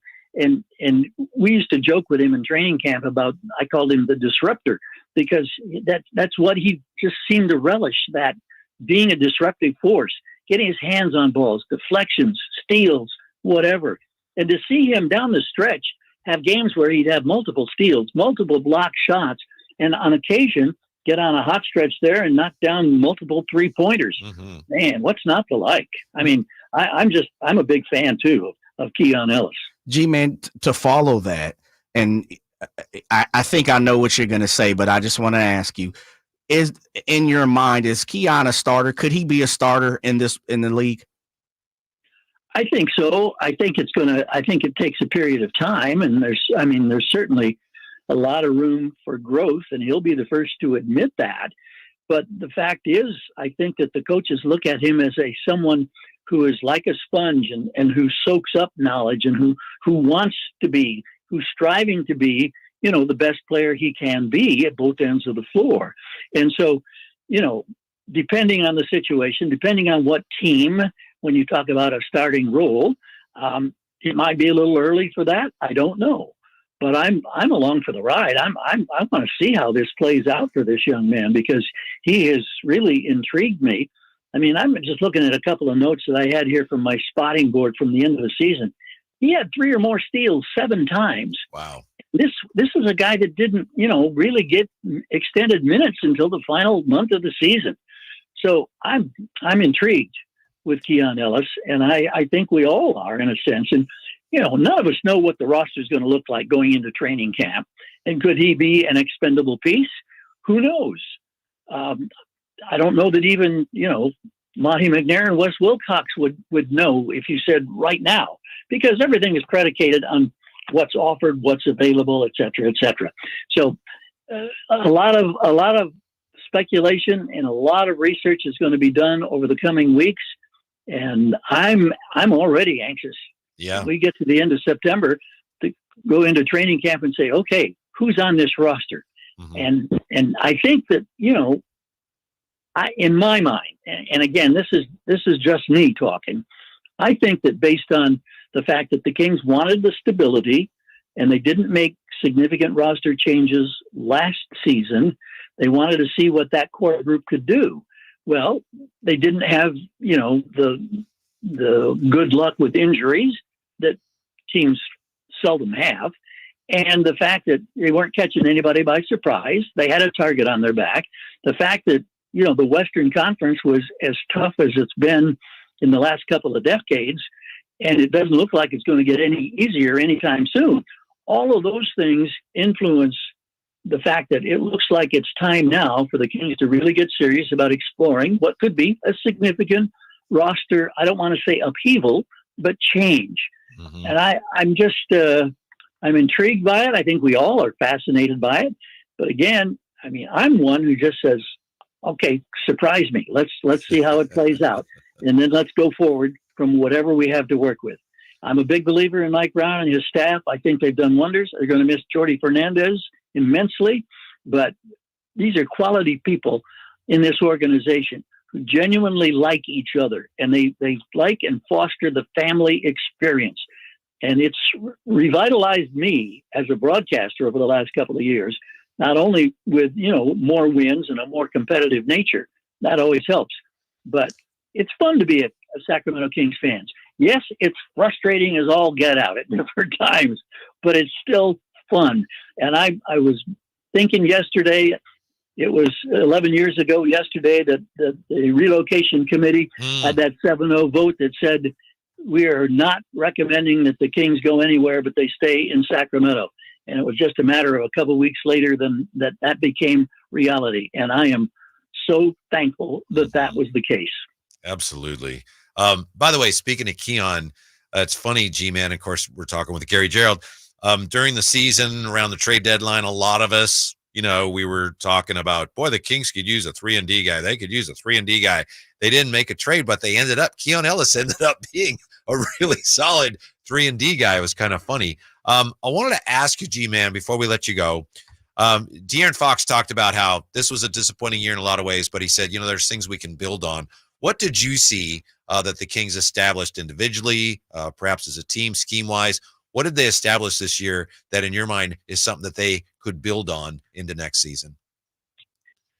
Well, I think familiarity with the system of Mike Brown and the fact that they did become a better defensive team, if you believe the numbers, and I happen to believe the numbers. And I think that was a huge step in the right direction. Some will say, but yes, they took a big step backwards in offensive production. Well, yeah, they did. And the numbers indicate that is the case. It wasn't super dramatic, but again, going to the inconsistencies of the season, the fact that there were, 4 games that were 20-point leads weren't good enough. Mm-hmm. That's kind of today's NBA, as opposed to a couple of decades ago. But I think the Kings have made progress defensively. I think that, their core group still remains young. They've got them under contract. I'm anxious to see, how Kevin Huerter responds after the surgery and a training camp and what kind of shape and contribution he can be in after a down season. So there are a lot of intriguing aspects. There always are. And I'm encouraged. I always want to be encouraged. I just love the fact that as tough as the West is, the Kings found a way to be competitive against the Thunder and the Denver Nuggets and the Minnesota Timberwolves, Dallas, Phoenix. Now, they couldn't beat New Orleans. We all know that. And that still is a mystery in my mind. I know. How the fact that they just owned the Sacramento Kings this year. But going forward, I still think it's going to be tough in the West, but I think the Kings will be in the mix. And that's enough for me to be fired up about right there. Yeah. Yeah. Love it. Yeah. Love it. I'm like, G-Man, before we let you go, what does the G-Man have on the docket for the summer? What does G-Man do on his off time? What are you looking forward to yourself this summer, G-Man? Well, it'll be pretty low key. My wife's health is not good, and so I do an awful lot here as the guy in the house, and I just I hope that she has better days ahead, and I hope that we can enjoy some of those. We'll try to sneak away for a couple of timeshare opportunities down at Aviera and Carlsbad and up at Incline Village in Lake Tahoe. And interspersed with that, hopefully be many rounds of golf, some of which will not be totally frustrating. Frank LaRosa is probably going to be part of that, right? Yeah, Frank and Scott Marsh and Chad Widger, we play a lot of golf and we enjoy each other's company and it's fun to be able to do that. And for many years, because of my travel and the off-season work that I did at the networks in terms of television, primarily in motorsports, I didn't have an opportunity to play more than some summers. It was only once or twice that I got a chance to play golf. But now that's a whole different animal. And so I'm hoping to spend some time on the golf course, and I hope that maybe there'll be more birdies and fewer double bogeys. Well, thank you so much for your time. You've always been so generous with your time, and thanks for the element of class you've brought to the proceedings today. We appreciate it. Hope to talk to you again real soon, sir. My pleasure. Thank you guys so much. All right. The one and only Gary Gerald with us. We will come right back with a look at how we may be entering a golden era for small market NBA teams. And we're going to take a closer look at what the G-Man had to say about his belief that the Kings may be on the verge of a big roster move. It's all coming up here. It's Jay and Whitey today. Drapes back tomorrow. Drive Guys, Sactown Sports. It's a mystery where Old Spice finds its amazing scents like Himalayan sea salt, but I'm thrilled they have because no other body wash exfoliates and moisturizes 24/7 like Old Spice Gentleman's Himalayan sea salt body wash. Now, if only there was a mountain range separating the Indian subcontinent from the Tibetan plateau where I could hide my Old Spice and keep my family from stealing it, my impossibly smooth skin will finally be safe. Drivers who switch and save with Progressive could save hundreds, which could be life-changing. I mean, you could put that money towards that zero-turn lawnmower you've always wanted. And after using its edge-shaping technology to meticulously sculpt the face of the Mona Lisa into your grass, you'll become the undisputed king of Saturday morning lawn care, leaving your neighbor and sworn enemy Gary to question his place in the delicate neighborhood ecosystem. And it's all because you could save money switching at Progressive.com. Progressive Casualty Insurance Company and affiliates, not available in all states. Thinking of remodeling your home? Say goodbye to endless internet searches and visit Subcontractors United. Find a list of 3 pre-qualified and licensed contractors in each home service category. From cabinets to landscapers and everything in between, Subcontractors United makes finding qualified contractors free and easy, with no accounts to set up. Visit subcontractorsunited.com and experience the joy of stress-free home improvement. Save time and money at subcontractorsunited.com. Kevin Lewis with National Garage Door, reminding you that in Sacramento, National Garage Door is the king of garage doors. We service, sell, and install garage doors and openers. Call us today for your basketball special. A new 16x7 Rainer garage door with insulation and a belt drive opener for only $24.49 installed.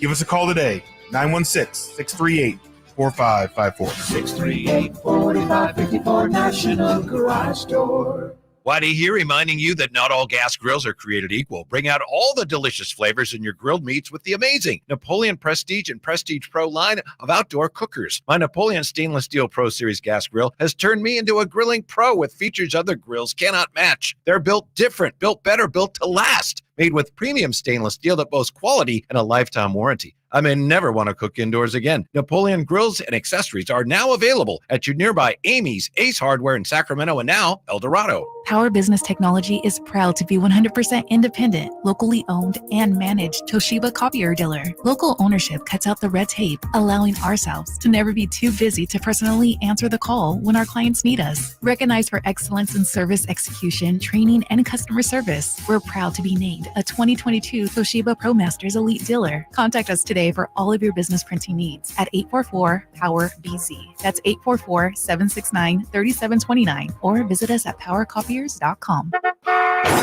Were you recently in a car accident? Don't let the insurance companies push you around. Turn to the experts at Gonzalez Law. Our team specializes in car accident cases, wrongful termination, and criminal defense, fighting tirelessly to get you the compensation and justice you deserve. With years of experience and a track record of success, we don't settle for less, and neither should you. Visit SacLegalDefense.com or call 916-304-9187 for a free consultation. Gonzalez Law, your advocate in the fight for justice.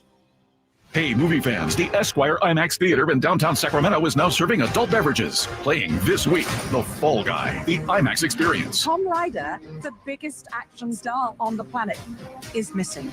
You need to bring him back. Treat yourself to a refreshing action movie filled with laughs and chemistry starring Ryan Gosling and Emily Blunt on the Esquire IMAX 6-story screen. Getting tickets is easy. Visit IMAX.com/Sacramento and reserve your seat today. And don't miss The Fall Guy this week at the Esquire IMAX Theater in downtown Sacramento. De'Aaron Fox plays here. Stolen by Fox. Breakaway coming up for De'Aaron. And a simple, casual spike to the left hand. The Kings lead by 3. Sactown Sports is your proud home of the Sacramento Kings. I didn't ask to be thrown in the streets with nowhere to go. I didn't think I'd survive. But I did ask for help, and Covenant House was there for me. 1 in 10 young adults will experience a form of homelessness this year. For these kids who didn't ask to be put in this unthinkable situation, Covenant House is there. Covenant House helped me break the cycle of homelessness in my family. They gave me the love that I needed. Over 2,000 young people will sleep safely in a Covenant House bed tonight. When youth who are experiencing homelessness have a hot meal, a safe place to sleep, medical care, and love, they can overcome heartbreaking challenges and have a brighter future. They just really genuinely just wanted to help me succeed, and I'm succeeding. I'm a speaker, I'm an author. Covenant House really helped me and really helped mold me into the woman I am today. If you or someone you love is asking for help, go to safeplacetosleep.org today. Imagine your team always looking and feeling their best in high-performance technical workwear. Cintas can make it happen. They have garments for almost every job imaginable. And with the Cintas Workwear program, you get freshly laundered garments delivered every week for everyone on your team. Great garments without the bother of laundry. That's a real perk for employees. Find out how Cintas can boost team image and morale. Visit Cintas.com. Oh, I'm ready! And get ready for the workday. If your Medi-Cal is ending, Cover California is here to help. Cover California is a service from the state that helps you get affordable health insurance. In many cases, at no cost to you, just like with Medi-Cal. We have quality health plans and will help you every step of the way to get the one that works for you and your family. So if you're no longer eligible for Medi-Cal, check out Cover California. We'll keep you covered. Learn more at coveredca.com. NBAstore.com, the official online store of the NBA, and the world's largest selection of officially licensed NBA fan gear. With unique designs by Fanatics, Nike, and all the latest styles for every NBA team, plus one-of-a-kind products and authentic collectibles. Shop now and get today's special offer. NBAstore.com, a Fanatics experience. She posted about us just now. Celebrities can't get enough of Beyond's bespoke skincare line. She has 147 million followers. How do we monetize? She needs a social media associate to help her with the hype. We should repost this. Do we need a hashtag? Indeed can help her hire great people fast. I need Indeed. Indeed you do. You can schedule and conduct virtual interviews all from your employer dashboard. Visit Indeed.com/credit and get $75 towards your first sponsored job. Terms and conditions apply. Progressive presents 10 things on a plumber's to-do list that are harder than getting a small business insurance quote. Waking up for 5 a.m. plumbing disasters, finding out why water is pouring from the ceiling, replacing a pipe in a home from the 1800s, then dealing with invoices or your awkward apprentice or that really weird smell, and then there's breathing and eating and, of course, clogs. But the easiest thing on any small business owner's to-do list, seeing if you could save on the business insurance that's right for you. Get a quote in as little as 7 minutes at ProgressiveCommercial.com. Progressive Casualty Insurance Company. Coverage provided and serviced by affiliated and third-party insurers. I'm Ken Korak with your Green and Gold Report, brought to you by Xfinity 10G, the network made for streaming. Well, the legend of Mason Miller keeps growing, and what a place to showcase his talents than Yankee Stadium. After the elbow injury last year, Miller has made the transition this year in a big way from starting to relieving. His 8 fastballs in the first game of the series averaged 102 miles an hour, including 102.5 to strike out Aaron Judge to end the game. Want more speed? Well, Xfinity just increased their internet speeds, and they're faster than ever. It's time to get more out of your internet with faster speeds from Xfinity. Now through June 21st, get 150 megabit Xfinity internet for only $19.99 a month for 12 months with a 1-year contract. That's double the speed for the same great price. Click, call, or visit a store today. Requires paperless billing and autopay with stored bank account. Restrictions apply. Equipment, taxes, and other charges extra. After promo, regular rates apply. Actual speeds vary. From the Power Business Technology Toshiba Studios. KHTK-AM Sacramento. KYMX HD2 Sacramento. Sacramento's official home for the San Francisco 49ers. Touchdown! San Francisco! Sactown Sports.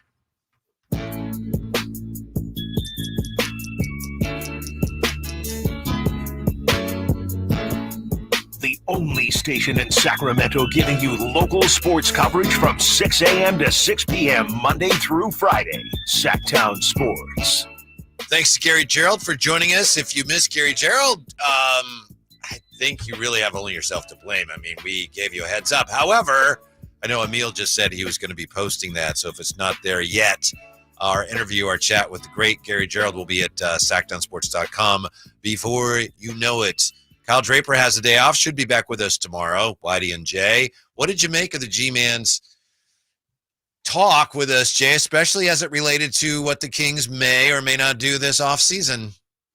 Are you alluding to something there, Whitey? Well, he flat out said, I don't know anything. And yeah. If he did, he couldn't say. Sure. But he said, I think the Kings are poised in position to, and he was very careful about the way he phrased it. He said, I don't want to say roster upheaval, but he's talking about significant moves or a move.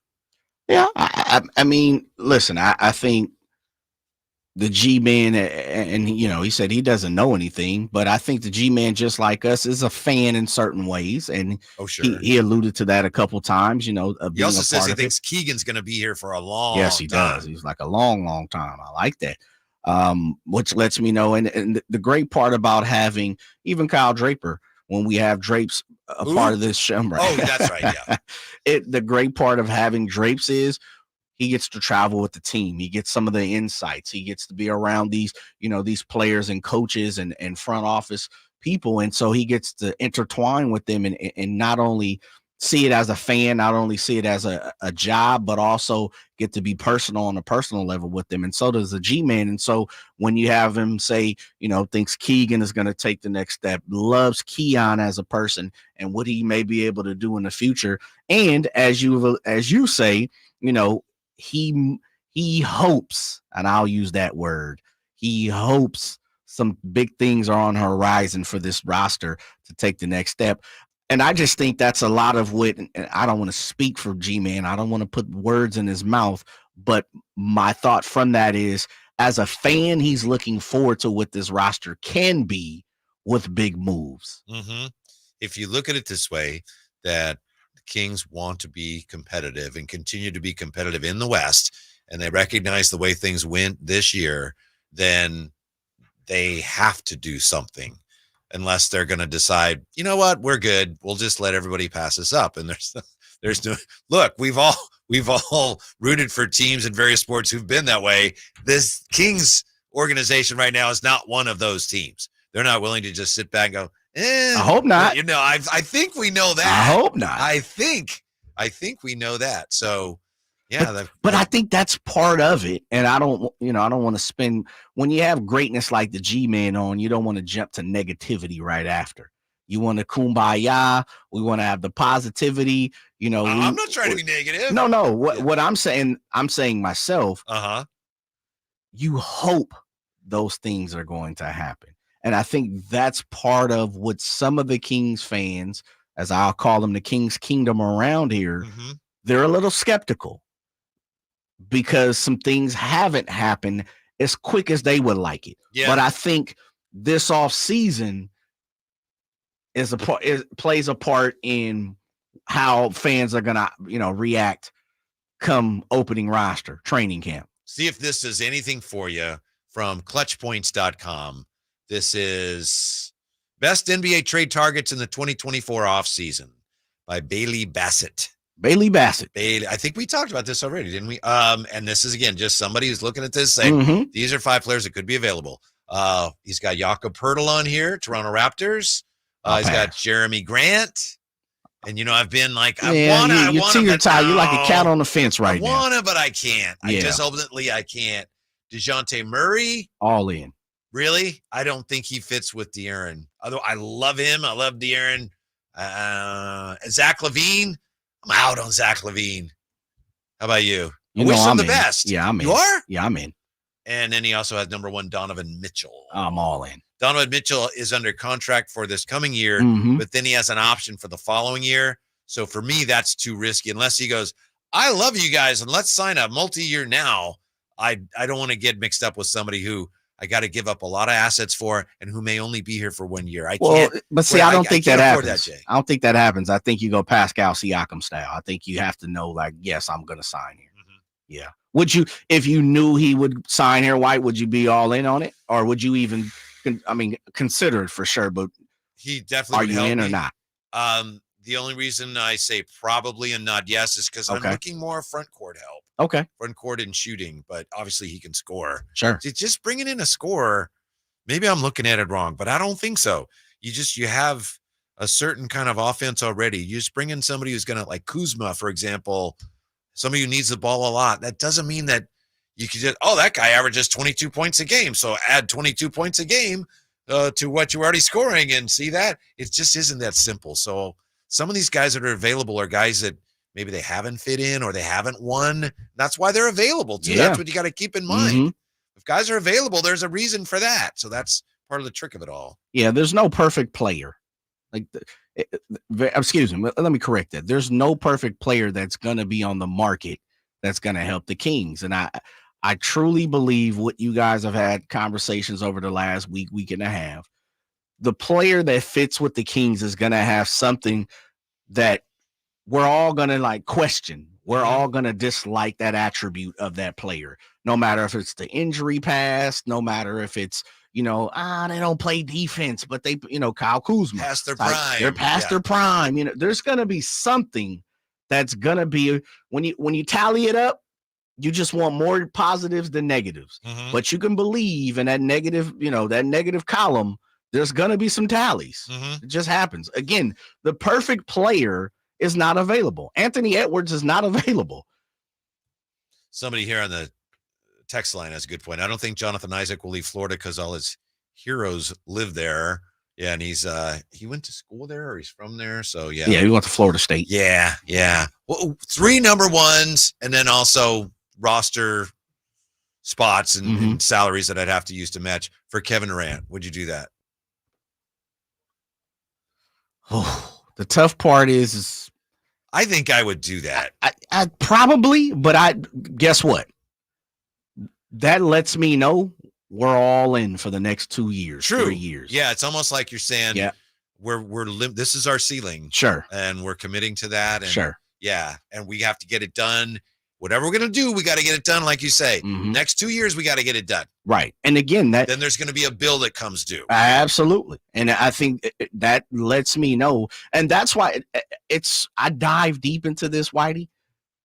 I have a question of how the organization looks at their stars now. I would love to say that they 100% believe they have everything they need down there, and all they have to do is add some extra pieces around them. They're not operating like that. And that's why it's frustrating is not the proper word, but inquisitive. I'm very inquisitive of how Monty and his team view what they already have. And the great part for Monty, and this is the great part, we haven't got that answer in many ways. And I think that's where a lot of the Kings fans are trying to figure out is like, Are we hitching our wagon to De'Aaron Fox and Domantas Sabonis as being the combination and throwing an Aaron Gordon, and I'm just throwing names, and throwing, a complimentary third piece, a Michael Porter Jr., a guy like that? Or are we looking for, let's go get the big fish? Mm-hmm. Now, if you get a big fish, this isn't the only reason to do it, but if Malik leaves, people are going to be really unhappy. Sure. And you kind of soften that if you're able to bring in a big fish. For sure. Absolutely. That's not a reason to do it, but it is like, it's kind of a side benefit. Should we take a quick timeout and get the phones? All right, we'll get right back to the phones. I know TC's ready to go.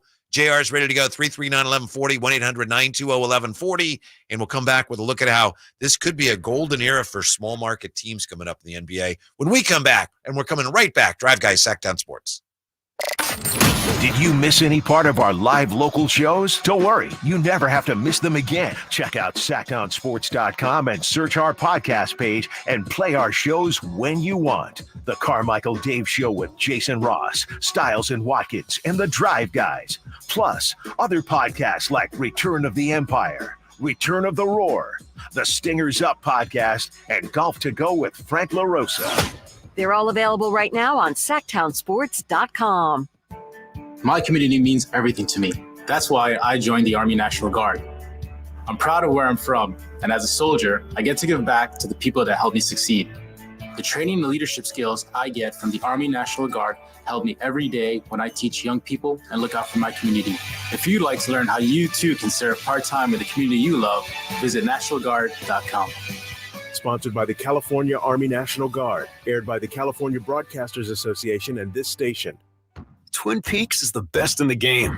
Here, your favorite drafts report at a frosty 29 degrees. It's bigger game days and bolder fight nights. I mean, where else can you find a scratch kitchen that always comes in clutch? Every day, from lunch to late night.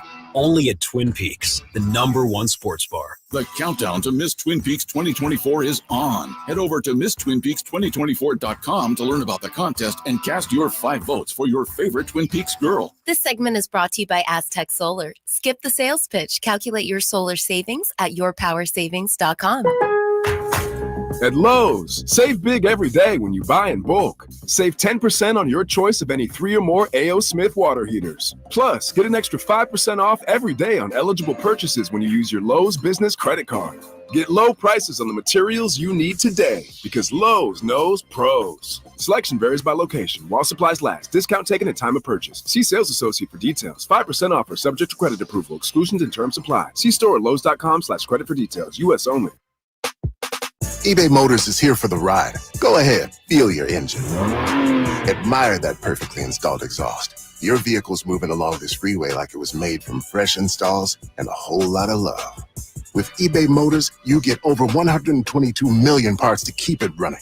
And with eBay Guaranteed Fit, they'll be the perfect fit every time. Plus, at these prices, well, we're burning rubber, not cash. Keep your ride or die alive at ebaymotors.com. Eligible items only. Exclusions apply.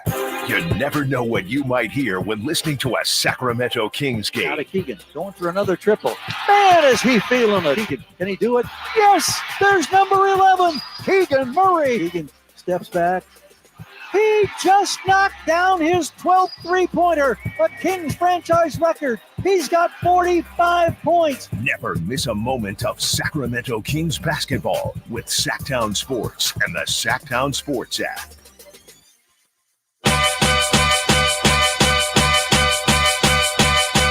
The Drive Guys, live and local, every afternoon, Monday through Friday on Sactown Sports. Drape's back with us tomorrow. Glad you're with us now. We got Check It with TC coming right up first. Let's go to JR joining us here on Sactown Sports. What's up, JR? What's up, Whitey Woods and Jay for Juggernaut? How you guys doing? Good. Your arch nemesis, the Eagle fan's not here today, so you must feel a little empty. I know. Yeah. He must be resting from that exhausting draft day of 3 days where Eagles' wings were clipped. I like our guy that the Niners got from Florida, though, man. I've been watching him all year. That young man can ball. He can catch the football, huh? He's a receiver who can do incredible things when it comes to catching the football, which is kind of important.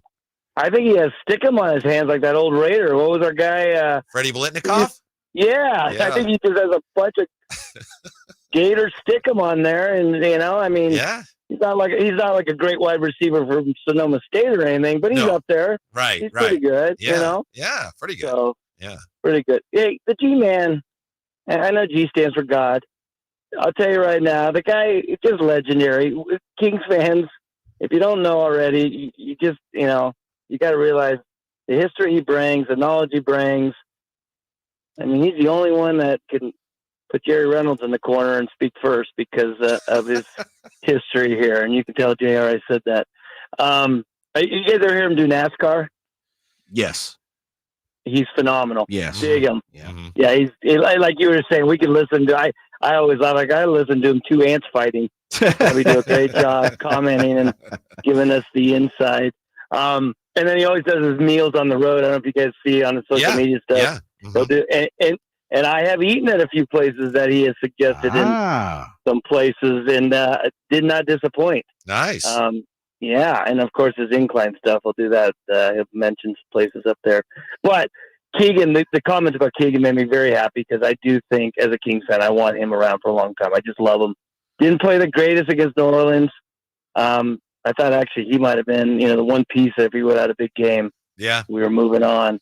And boy, is it sad to see freaking Oklahoma City sweep them. That was painful to say. That the only saving grace was watching the Lakers burn out in fire. Right. It was the only thing that I enjoyed more. Yeah. And I will say the only team I'm a fan of going from here on, and was right after the Kings weren't in it, was Denver. So, we got to watch them. But it was good to hear G-Man say that about old Keegan Murray. All right, see you, boys. All right, see ya. Yeah, the Lakers not only losing, but having Jamal Murray reach into LeBron's chest and pull his heart out twice and holding up to him while it's still Indiana beating. Jones? Two times. Temple of Doom, huh? Okay. 2 games. That was on this weekend. I see. Okay. And now it's time for Check It. Mike check. With TC. Hello, TC. Yes, sir. Yes, sir. What's up, man? Check it out, man, with my boy Jay and Whitey. What's going on with y'all? Good to have you on. Brother. Going well, yeah. Hey, look, man. Hey, I'm with y'all. Hey, it's gonna get juicy. Hey, listen. Let's just keep it 100, bro. I want Malik Monk back too, though. Malik, and I told y'all, I believe Malik gonna come back. But let's not forget about it. Let's not get it twisted, though, bro. It's not gonna be the end of the world if dudes don't come back. It's names out there that we can grab, that we should grab with bringing Malik Monk back. You get me? So we got people out there like Sadiq Bey, Caleb Martin, the boy out of Miami. We got Emmanuel Quickly. Hey, listen. It's names on the free agency, bro. That's going to be free agency this summer that we can make big noise. As far as, hey, listen, Whitey, I got to disagree with you, bro. I'm on Zach. Hey, how you out on Zach LaVine? We looking to bring a name in here, bro, that can help us to add to the piece. That's a big time name. I get it with the injuries, but him and Ingram, if Zach LaVine or Brandon Ingram, bro, with their injury concerns, on the team what we got right now, bro, we're instantly 50 games. 55 plus instantly. So you got to bring one of those guys in here, bro. Seriously. That's what I got, dog. Monty is going to make a big name. I'm telling you. Everybody is feeling like around the organization is talking about it, bro. Where there's smoke, there's fire. A big name is coming, King fans. Y'all get ready for it. Who it is, I don't know. I truly think it's going to be Paul George. If you really want to ask me, seriously, I think Monty is going to make a swing, bro, for the fifth, and it's going to be for a name. Everybody's talking about, I don't want to go to, don't nobody want to come to Sac. Bro, cut it out. Y'all heard what KD said. Hey, listen, don't be surprised if KD acted for a trade for Sac, bro. Paul George loves Sac. People love Sac. People going to want to come to play with Fox, Sabonis, Mike Brown, Doug Christie, Jay Serrano. Man, listen, we the darlings, bro. And I know I'm all over the place. Jay, hey, listen, I want to thank y'all for giving me my platform, bro. But check it out, dog. We would have made noise in the playoffs. The Lakers and the Pelicans got swept, dog. Y'all don't think that it would have been a 7-game series with the Nuggets or the Thunder? Man, y'all got to be out y'all mind, man. Listen, y'all better get ready for the summer. I'm hyped up, bro. I ain't even mad no more. I'm watching the playoffs and all that, dog. We making moves, Jay. That's all I got. Check it. Mike, check. I'd rather have Ingram than Levine. But you pushing that Ingram now, baby. I see that. That's your number one spot. He came at me, which it's it's part of the no love for Zach LaVine over there, Mr. Gleason. No. Anybody mentioned Ingram? Like Ingram, maybe.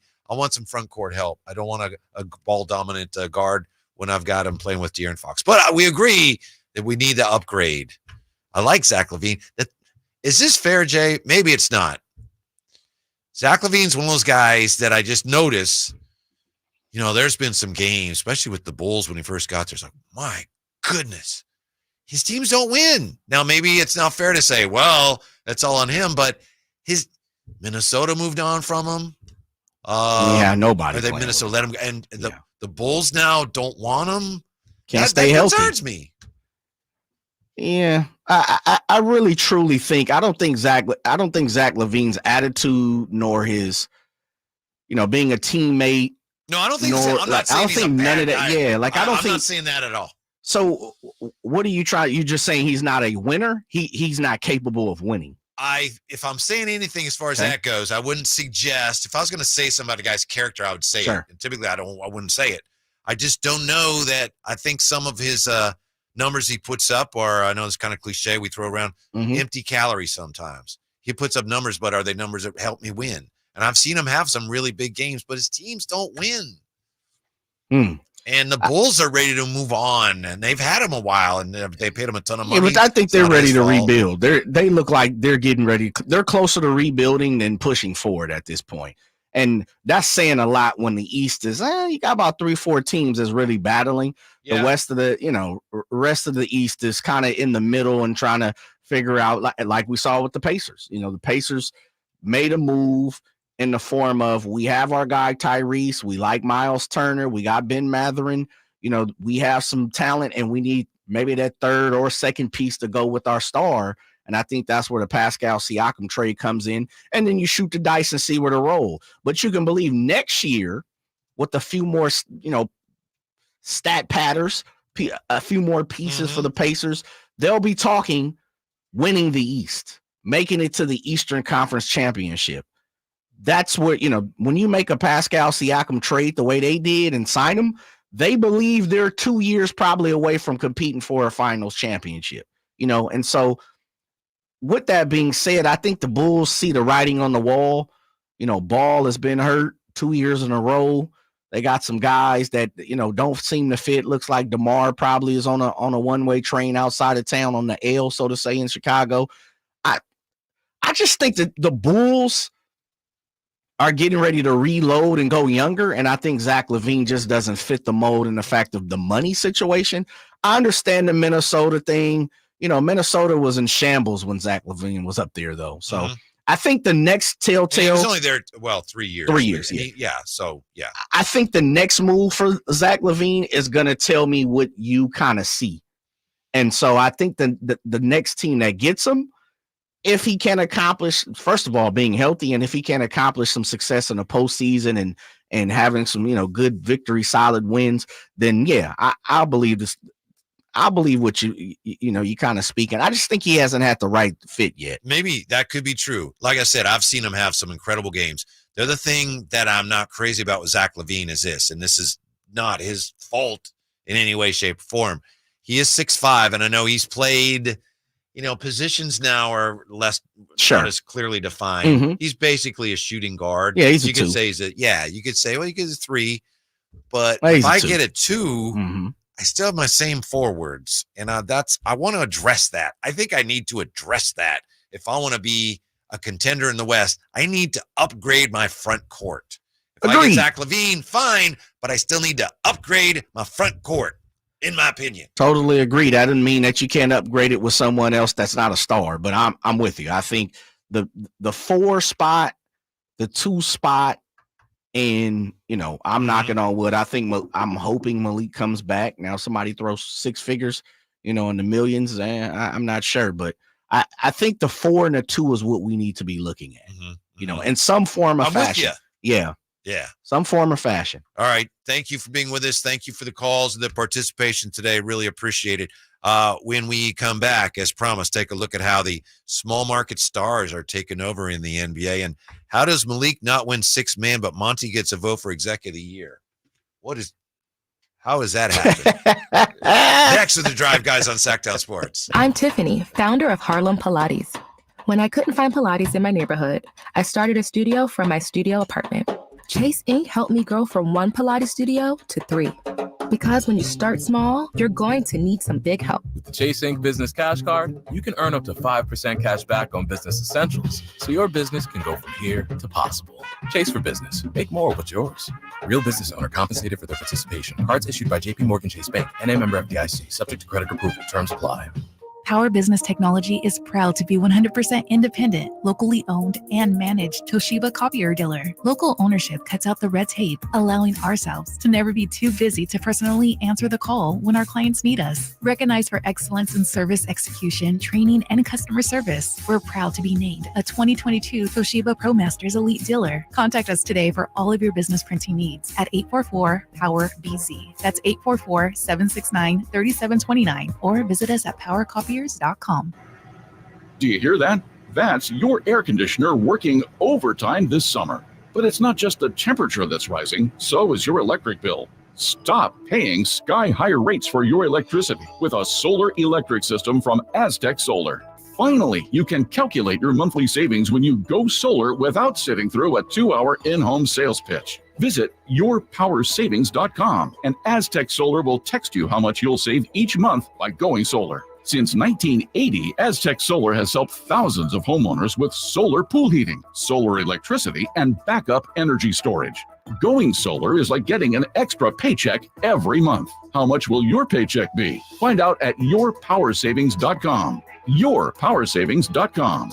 Looking for a deal today? Now you can own a solar electric system for just $99.95 cash offer after incentives. Act now. This offer expires soon. Aztec Solar. Solar and only solar since 1980. Guys, are you ready to give up because you think you've tried everything and you're still dealing with loss of energy, poor sleep, weight gain, and even ED?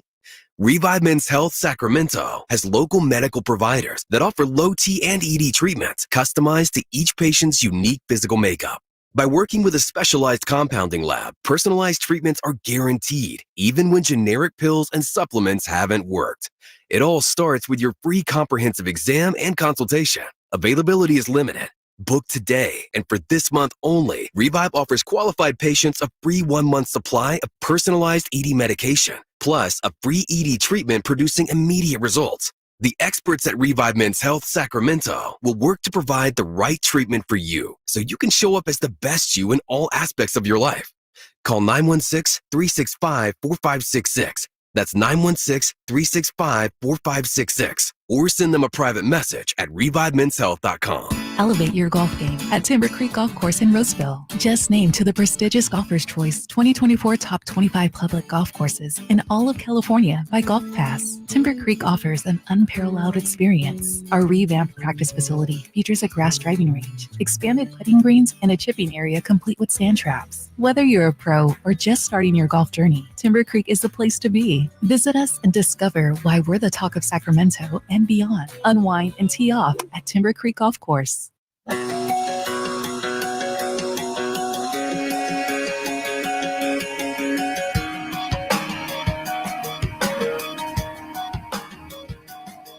Drive Guys powering your afternoons Monday through Friday on Sactown Sports.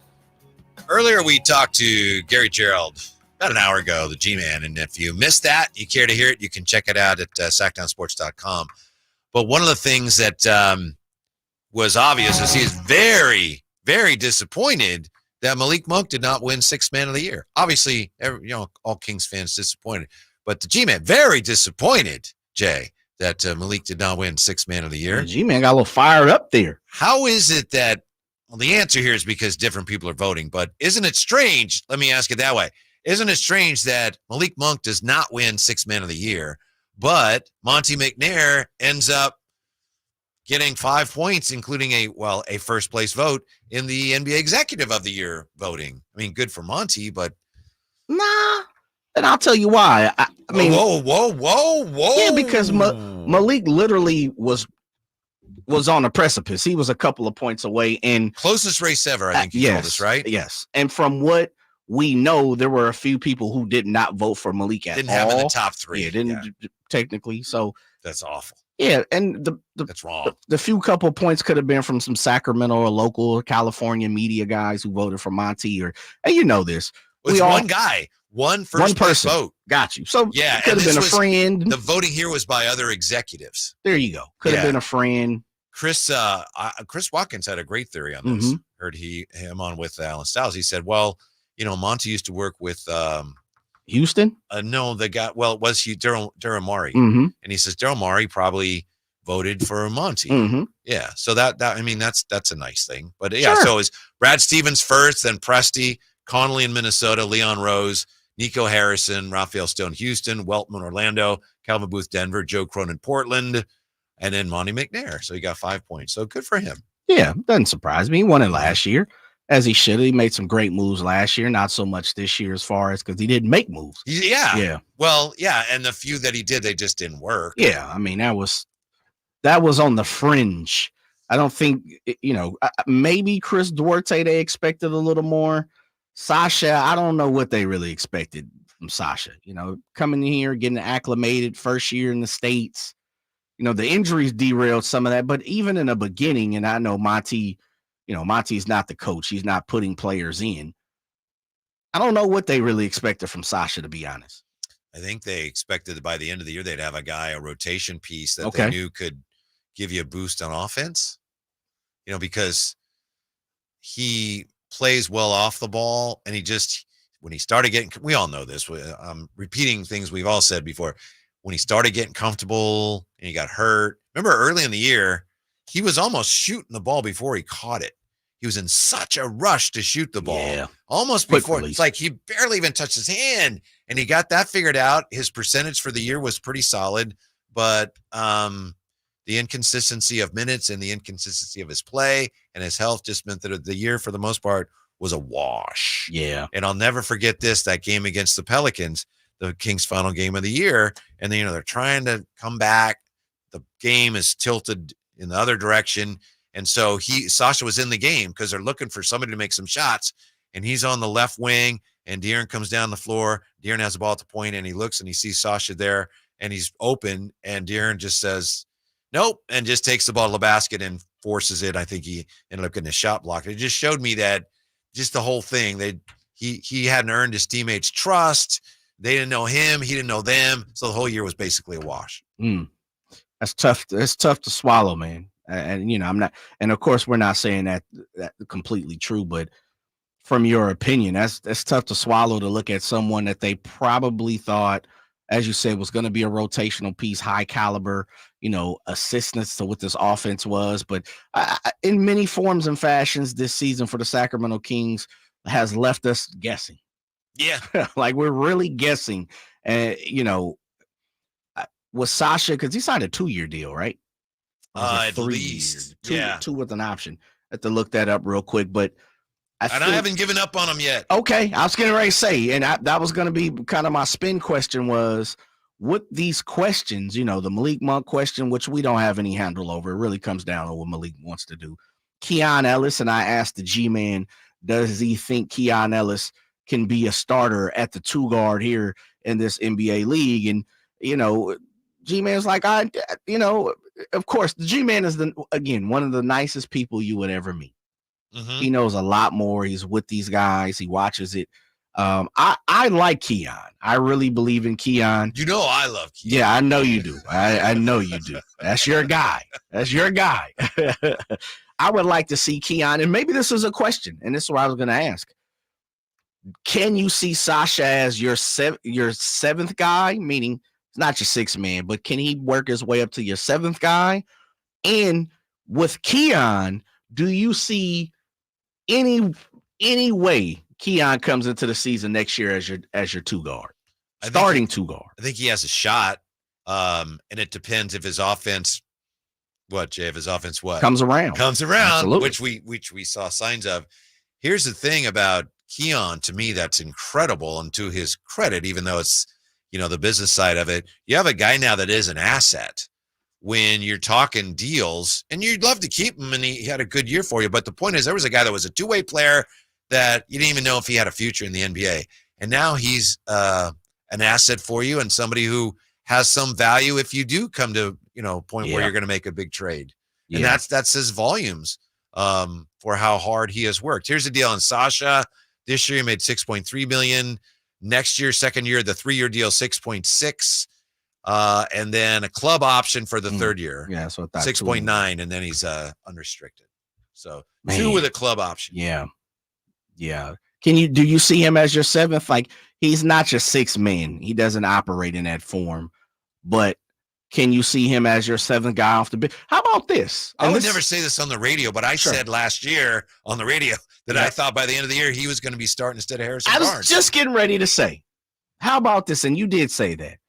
What if their eyes are on Sasha to be the starter at the 3-4? Because to me, Keegan is transferable. Yeah, he's a 3 or a 4. He's tall enough. He's big enough, and that's why I say he's guarding just about anybody other than center. That's why, like a guy like DeMar DeRozan, for me, he excites me. I think he works well on this team. I think he fits right at the 3. I think you push Keegan over to the 4. You don't have to break your bank for him. He's probably good for 2 to 3 more years, which to me lets me know and proves to me at some point in time if Domas and De'Aaron are the guys that we think they're going to be. Like a guy like that for me, and that's why I'm all in on the Kevin Durant. I think in 2 years, what he has left on that deal coming after this, we'll know. Okay, De'Aaron, you're the guy. De'Aaron, no, we need another Kevin Durant. Domantas Sabonis, okay, you're the guy. Now, you know what? You're the number 2 or you're the number 3. We need a Kevin Durant again. And so that's why DeMar intrigues me. I like Zach LaVine. I think it intrigues me because not only does it infuse more talent, top end talent, it also lets me know, like it's a proven point for me. Is De'Aaron the guy? Like that's what all of this is come. No matter what, Whitey. You're right. One of these days, we're gonna have to have the De'Aaron conversation of the Kings organization is, and I know they've put their money where their mouth is, but I don't know if they've, by the moves, have said where he can lead us to a championship. They passed on Luka because Fox was the guy. But you had Tyrese. They traded Halliburton because Fox was the guy. But I can also argue and say this. I think. So all I'm saying, I don't know. I understand your point about how good he is, but their moves have been consistent in reflecting their belief that he is our guy. Doesn't mean he is. Yeah. He's the guy who's that good. Their moves as an organization, they have consistently taken that. So you think they've shown to you enough to say this is the number 1. The next 5 to 7 years, our championship is hitched to this player's wagon. I think they believe that. They've shown they hope that, but what matters is not what they hope, but how good he is.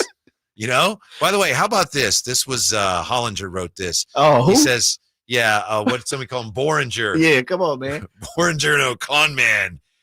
Make a list of the 15 to 20 guys you think will be running the league in 2027. Not ask you to actually do that, but he says, if you do that and you count how many play for the 7 teams in California, New York, or Chicago, depending on what you think of Brunson, the answer is either 1 or none. Which means running the league in 2027. Yeah. Okay. Top 3 years from here. Guys. Top saying, 15. Yeah. California teams, New York and Chicago. Who? Chicago. Okay. Yeah. Small market, guy. Small market. Anthony Edwards, Shea, all those guys. It's interesting. If you believe Jalen Brunson, you only have 1. That's what he's saying. And again, it's not a point of, well, let me see. What are my 15? Sure. But it's changed. It's not all about the guys in LA right now and Golden State, even Phoenix. So maybe De'Aaron can be part of that party. Hollinger's always got some antidotes that just don't sit right with the Sacramento Kings fans, right? And you know what I'm noticing? You're finding all kind of little crumbs, tidbits from Hollinger points just to make us more upset at this dude, man. I thought that was encouraging. Let's see, DeMar DeRozan, we could be short still and have the Pelicans keep on whooping our tail. Let me tell you, this is what, the 209? Wow. Coming out the 209. Coming out to you, I yeah. mean. Let me tell you this. The Pelicans aren't winning a championship. Didn't they just get eliminated? So we don't need to be gunning for the Pelicans. How about you beat them at some that point? Doesn't mean you construct your roster to beat the Pelicans. It'd be nice to beat them once. Doesn't mean you construct your roster to beat them, though. If I were to get a custom G-Man jersey, what number should I put on it? Ooh. What was the number of games he that's too many. Goodness gracious. The record streak or but that's like 4 numbers. Yeah, I know. Yeah. Maybe 39 for the 39 years of service. Yeah, but then my jersey's obsolete after this next season. Well, then, hey, listen, most of them are. Half these guys are getting traded. Mm-hmm. You buy a jersey now, gone tomorrow. Mm-hmm. That's right. That's why you got to get the jersey insurance. Yeah. Do they offer that? Yeah. I did not know that. You haven't seen the commercials? Nah. They don't have them. Maybe either they don't offer it anymore or no one took them up on it. But they used to have commercials about guys. They're crying because their favorite player got traded. And the kid comes up. It's okay, Dad. You can exchange your jersey because you got jersey assurance. You never heard of that? State Farm, that Allstate, that AAA, that the General. Mm-hmm. Yeah. You got the General? Yeah. I found a reason to watch and listen to the Oakland A's. Can you believe that? We'll have the latest here. You feeling good? On the A's and the whole Vegas thing. Interesting things going on there, which has to do, of course, with whether they'll end up staying here. It's all next as we wrap it up with Drive Guys on Sactown Sports. On the move? Got somewhere to be? Take Sacramento Kings basketball with you. The Sactown Sports app will let you stay connected to your passion. Never miss a moment of Sacramento Kings basketball with the Sactown Sports app. Lowe's knows pros need the right tools for every job. That's why we sell the largest in-store selection of Klein tools anywhere. Find new items launching exclusively at Lowe's, like the self-leveling laser level for just $159.98. Plus, shop the Connect socket set for just $49.98. Get Klein tools in-store and online today, because Lowe's knows tools. Lowe's knows pros. What's the room again? 1240, down at the end. Ooh, what's that? Sammy, don't touch that. That's someone's old food. Here we are. Do you have the key? You have both of ours. Oh, right. Not working. Rub it. Come on. Try flipping it over. Seriously. Why can't we go inside? I'm tired. Give me yours. You have mine. All right. What? Please, if you Dad, could just... why aren't you opening the door? Can everyone just shut the... Don't go there. Go on a real vacation. Go RVing. Learn more at GoRVing.com. Stirring fiber, exercising, frequent trips to the store for more laxatives and fiber. Sounds like your constipation with belly pain is a lot to manage. But if your symptoms that keep coming back are signs of irritable bowel syndrome with constipation or IBS-C, ask your doctor how Linzess can help you get ahead of it. Linzess linaclotide is a prescription medicine that treats IBS-C in adults. It's not a laxative. It's a once-daily pill that helps you get ahead of your symptoms. It's proven to help you have more frequent and complete bowel movements and helps relieve overall abdominal symptoms, belly pain, discomfort, and bloating. These symptoms were studied in combination, not individually. Do not give Linzess to children less than 2. It may harm them. Do not take Linzess if you have a bowel blockage. Get immediate help if you develop unusual or severe stomach pain, especially with bloody or black stools. The most common side effect is diarrhea, sometimes severe. If it's severe, stop taking Linzess and call your doctor right away. Other side effects include gas, stomach area pain, and swelling. Learn more at linzess.com or call 1-800-LINZESS. ZZ Top, the Elevation Tour. Friday, May 3rd, 7:30 p.m., the venue at Thunder Valley with special guest, Foghat.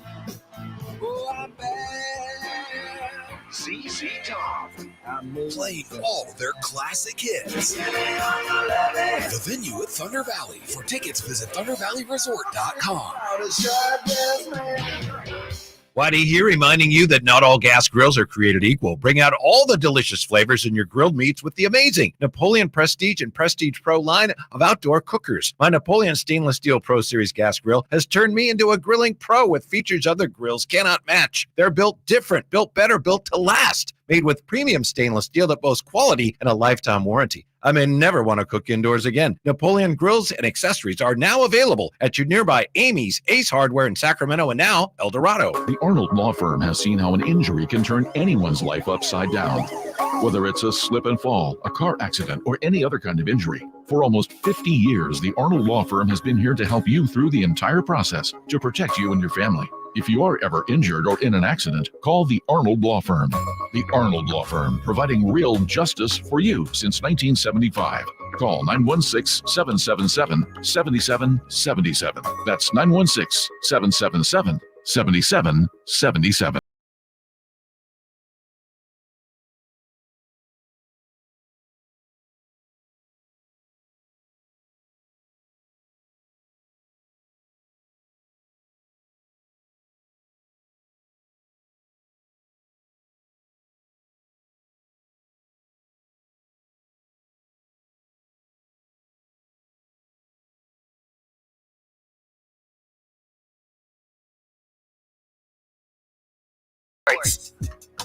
I don't think this really counts as breaking news, but we have a LeBron James update. LeBron on Twitter. I'm sure he gets tired of everyone wondering what he's doing, right? Oh, just leave me alone. LeBron says, I've heard a lot of reports about my future.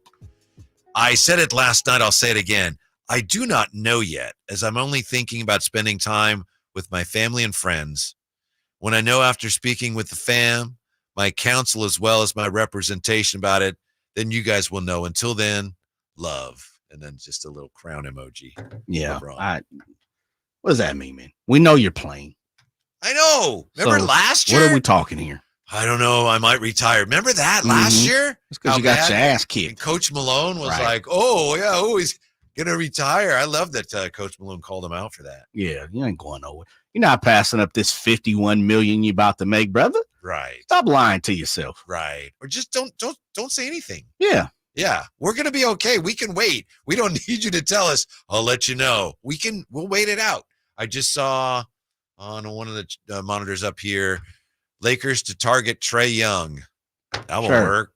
Trae Young's a nice player. That you can't just have these awkward superstar rosters and then that guy's the best player available. Plug him in. We have a championship team now? No, it's like the Phoenix Suns syndrome. That's what happened to them. Yeah, a lot of super teams haven't done well. A lot of them haven't done well. You know, you put all the Brooklyn Nets, the Phoenix Suns, the Lakers. You're right. You know, there's a bunch of quote unquote super teams that just okay. Yeah, it's not a very promising way or a successful way to put together a team. Now, if you already have a team and then you're going to add a guy or like people say, the Celtics and the Lakers in the 80s, they were super teams. Well, they drafted those guys. Sure. You know? And you didn't have the, Orlando's and Charlotte's and stuff. They came late 80s, early 90s, so you had not as many teams, so many different characteristics now in basketball compared to the 80s when Magic and Bird were coming out. Yeah. But the whole thing of three friends joining forces to make a super team. Yeah, the Miami Heat did it because, as Antonio Daniels tells us, it wasn't just any three guys. It was LeBron and, and Wade and then Bosh. So they're really good. Yeah. So, if Carmelo and Amari Stoudemire try to do it, it's not going to work. No. I mean, they'll be okay. Pretty much, but yeah. It's not like, oh, look at that. I won in the championship, right? Yeah. I'll tell you what, something I got going on with Jay. Jay being he was an outstanding college baseball player, still playing a lot of ball, softball. I'm trying to get Jay to manage a minor league team in my hometown of Vallejo, the Vallejo Seaweed. Is an actual team I found out this weekend. And, they're getting ready to start play, I think, in June. So I'm hoping maybe Jay, I can get him. I know he'd be a fine manager. If you'll come out with me. Well, what am I supposed to do? Assistant, bench coach, catching coach, pitcher coach. What can you do? Hitting coach, infield coach. Can you hit the front goal? Yeah. I can be the guy that stands there when somebody's warming up. And That's fine. Try to make sure the ball doesn't, but no guarantees. Yeah. Because if it's hit really hard on business decision. That's all right. As long as you get to rock that Seaweed jersey. Heads up. Coming. It's way too hard for me to try to stop it. We got plenty of spots and positions for you, man. Pick one. Where you want to go? I don't know. I can't believe I got a team in my hometown called the Vallejo Seaweed. Are you going to a game? I would like to. Let's do it. Yeah. What do you mean you would like to? What's stopping you? What's stopping you? Yeah, Wilson Park. You ever play? I played at Wilson Park. I think I feel like probably have. Yeah, I want to say maybe back in high school, like post 61 or something. Played in Vallejo, you played there. Probably post 61. Dan Foley, I've played that for sure, but I want to say post 61 and something like that. Yeah. So that's what I'm working on with Jay. I'm also trying to get Alan Stiles on the team because he played college baseball. But what's going on baseball-wise around here, of course, we're waiting for the A's to arrive. And today we found out, according to the LA Times, John Fisher, owner of the Athletics, he is hiring a firm, and I don't want to try to Galatioto Sports Partners has been hired by the team to attract investors, an investor or several, to put in that $500 million in exchange for a share of ownership. And that's the $500 million that it looks like John Fisher will need to fund the project. Get to that $1 billion. Yeah. Yeah. So the Casey Pratt, Casey Pratt, who is on with the morning show a lot, and he's been covering the story. He suggests on Twitter that means that they got a lot of work to do, and better believe it. And they haven't done that yet. That suggests that maybe what that means. Is not as far along as you think. You know what that means, White? I don't know what anything means anymore with the A's. What does it mean? That they're not going to go to Vegas? That means there's a chance. Sacramento sliding right on in. That could happen. Everybody wanted to down talk with Vec, but Vec, he's got his eyes on the prize. And I'm all in. Sacramento, Oakland, Sacramento. We got strife. We understand that. We understand, the people of the Oakland territory, the city, they're not filling a lot of Sacramento people today. I mean, lately, and that's okay. But you know what? As time moves on, White, and the Oakland A's settle down in the Sacramento, come on down, hit that BART. Come on down, hit that Amtrak, the Capitol Corridor. We'll allow you to come on down and float your Oakland A's jerseys and your flags again. I know you're mad at us now, but would you rather come to Sacramento or would you rather fly to Vegas? How about that? Fisher told reporters in February he was looking to sell a stake in the team in order to help pay for the ballpark. Who we selling now to? Now it's May, and now he's announcing he's doing this. So people are saying, wow, this thing, he should have already, if he's serious about this should have already been well underway. He should have already found people. Look like they missing some deadlines. I just don't know what their end game is if they really want to go to Las Vegas. Oh, I like where you're going with this. We got to have a conversation with this tomorrow. Mm-hmm. There's some deadlines and things being missed yet again from the Oakland A's. Mm-hmm. And I still, just because it's so mind-boggling, I can't imagine, the A's will be here in Sacramento next year for the next 3, maybe 4 years playing all their games here. I can't fathom it, Jay. It's too enormous. I understand, but guess what? When you say you don't get out a lot, you'll have plenty of opportunities. 81 times. Plus, matter of fact, we may get you out to do your Ozzy Osbourne 7th inning stretch. Maybe I could do that at the Seaweed game. Oh, that's a guarantee. Thanks for being with us today. Thank you, Jay. It's a lot of fun. Drape's back tomorrow, and we have CBS Sports Radio next right here, Sactown Sports. I didn't ask to be thrown in the streets with nowhere to go. I didn't think I'd survive. But I did ask for help, and Covenant House was there for me. 1 in 10